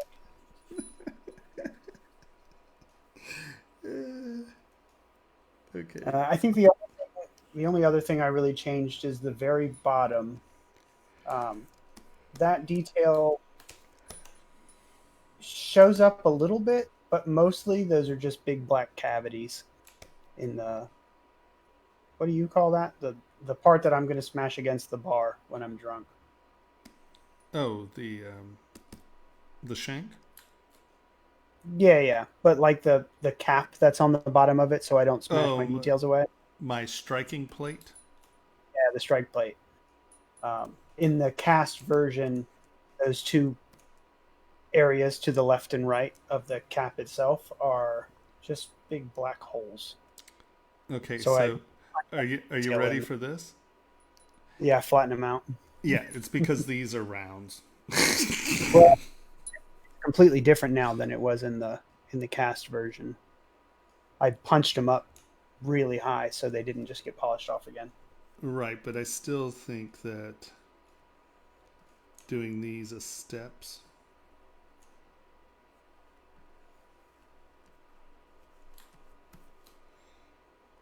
is going to, because the difference between doing it as such and then these are still bright lines, and look at how dark all that is.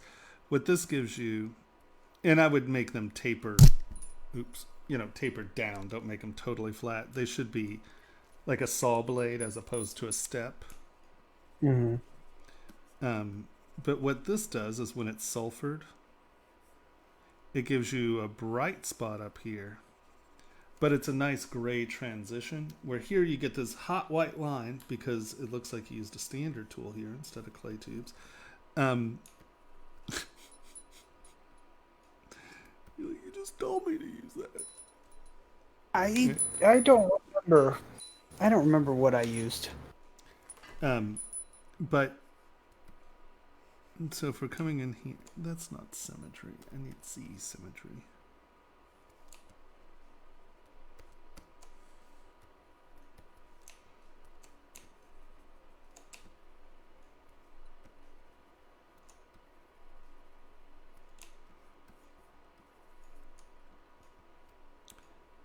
So next week we're going to work on Excel spreadsheets.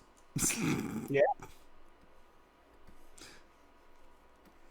Is that what I should stream? No. Tomas trying to figure out Excel spreadsheets? Definitely not. No, it's not on picture. Yeah, no, there would be way too much cussing for a family stream.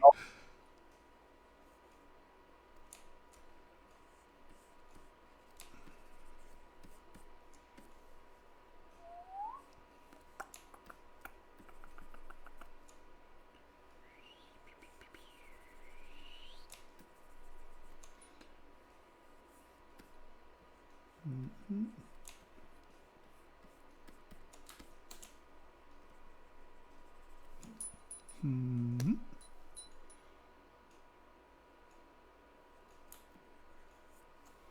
Slide. Boop.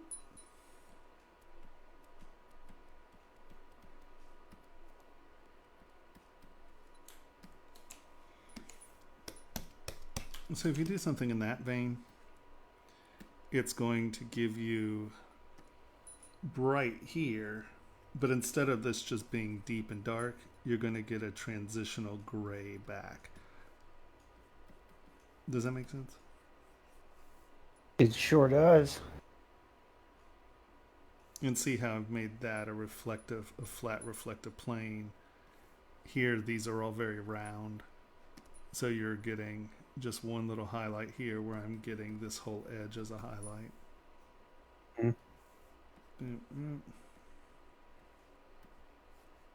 Yeah.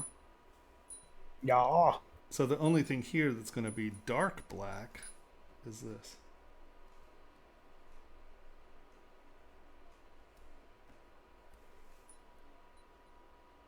Ja. Ja. As opposed to these little Boy. anemic lines.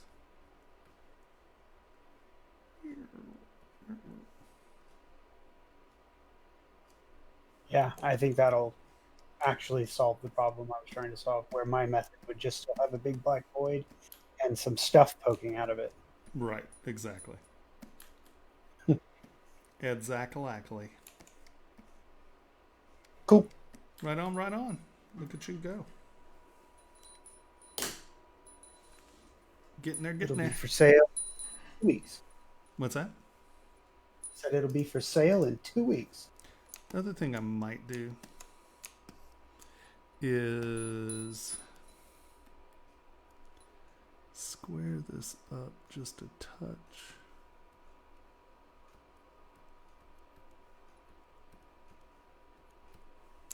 I know that, you know, you're trying to get that motion, but I feel that it looks like you just kind of accidentally moved one instead of, oh, see, here I go, have symmetry again. Now I mangled all of that. But, turn symmetry off. I think that if you square this up a little, it'll actually look like a mechanical fixture.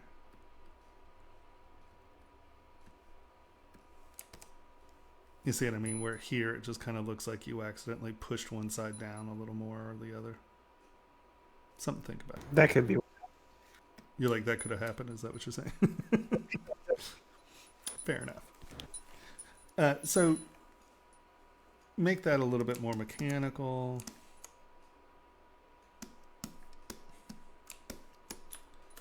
This is a lumpy curve, but I'm gonna. Oh no. My wife says that about me all the time. I bet she does. Hey, lumpy curve. What's for dinner? She gets so lumpy. What happened to you? Pandemic. Look at that for years. How'd you do that? It's like I've been sitting in a chair for 14 years. Get off my back. I guess that's not the appropriate response for a wife.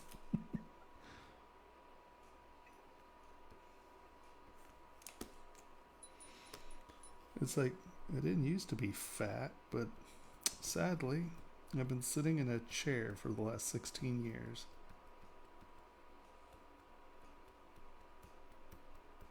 And I don't have a group of friends that make me leave the house anymore. I had friends who'd be like, hey, stupid, come on. I'm like, what? But those days are gone.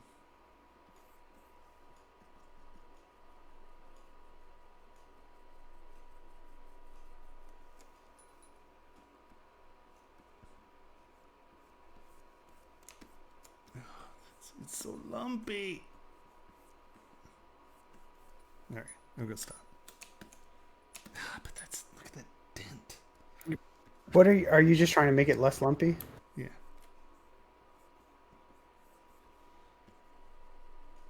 Bah.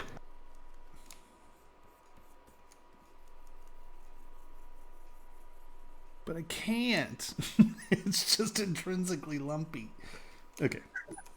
Fine. That's how I work, man. I work lumpy. You're like, I don't even understand. It took me a long time to get that lump in there. I do it. I know. I gotta stop. It makes no sense. Your lumpy looks better. I'm all like, it can't be lumpy. All right. All right. So That's it. I think that's it. Are there any other questions or anything before I decide to pull the trigger on this one? Or I guess it would be ripcord or... Yeah. Okie dokie. So YouTube, if you like what you see, push like. It's important. It changes the algorithms for how our live videos are compared to saved videos. So push like. It's important. Subscribe if you haven't subscribed. And if you have any questions, put them in the comments below. And either I or someone at Pixologic will answer your question. I want to thank Pixologic for letting me stream again. And come look at ZBrush Jewelry Workshop. That's my education platform. And I really have to get better at this exiting monologue thing. The YouTube stuff got a little smoother there. Say the Discord. Oh, Discord. Yeah, see, there's a link to our Discord. Join our Discord. It's a pretty lively community, and we keep getting some really, really cooler and cooler people joining. Not that the people who haven't joined or had joined are less cool than the people who are joined. You get it. You know what I'm saying. We're getting bigger. Our communities get big. John Dreyer, custom stonecutter, joined last week. That's exciting. He's awesome. We're getting famous people. We're getting joining our community. More famous people. What are you saying? Are you calling me a dud? No. All right.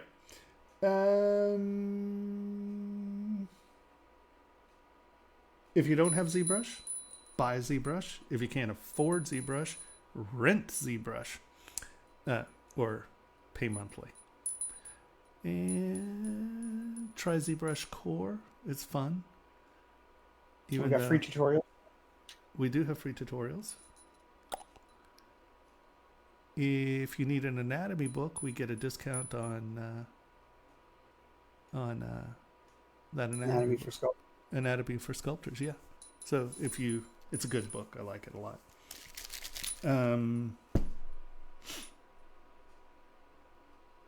I think that's about it. Yeah, that's all I got. Okay. If you want dry brushes and a video about scaling ZBrush, sign up for our newsletter. Oh, I suck at driving people to our newsletter. I'm really not good at that. Shane's so good at it. I'm really not good at it. Okay. Is that it?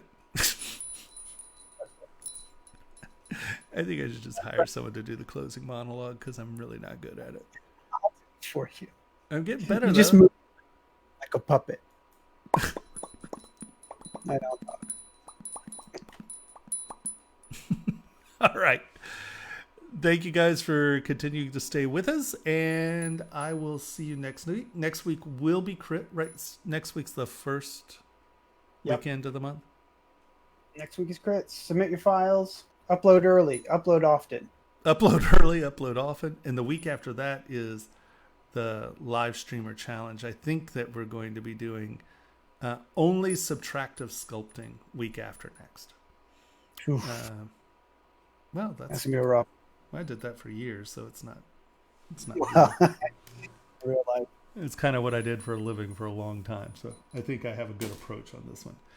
All right. I just have to pick something better than an avocado. I thought I was going to kill that one. That one really came back to haunt me.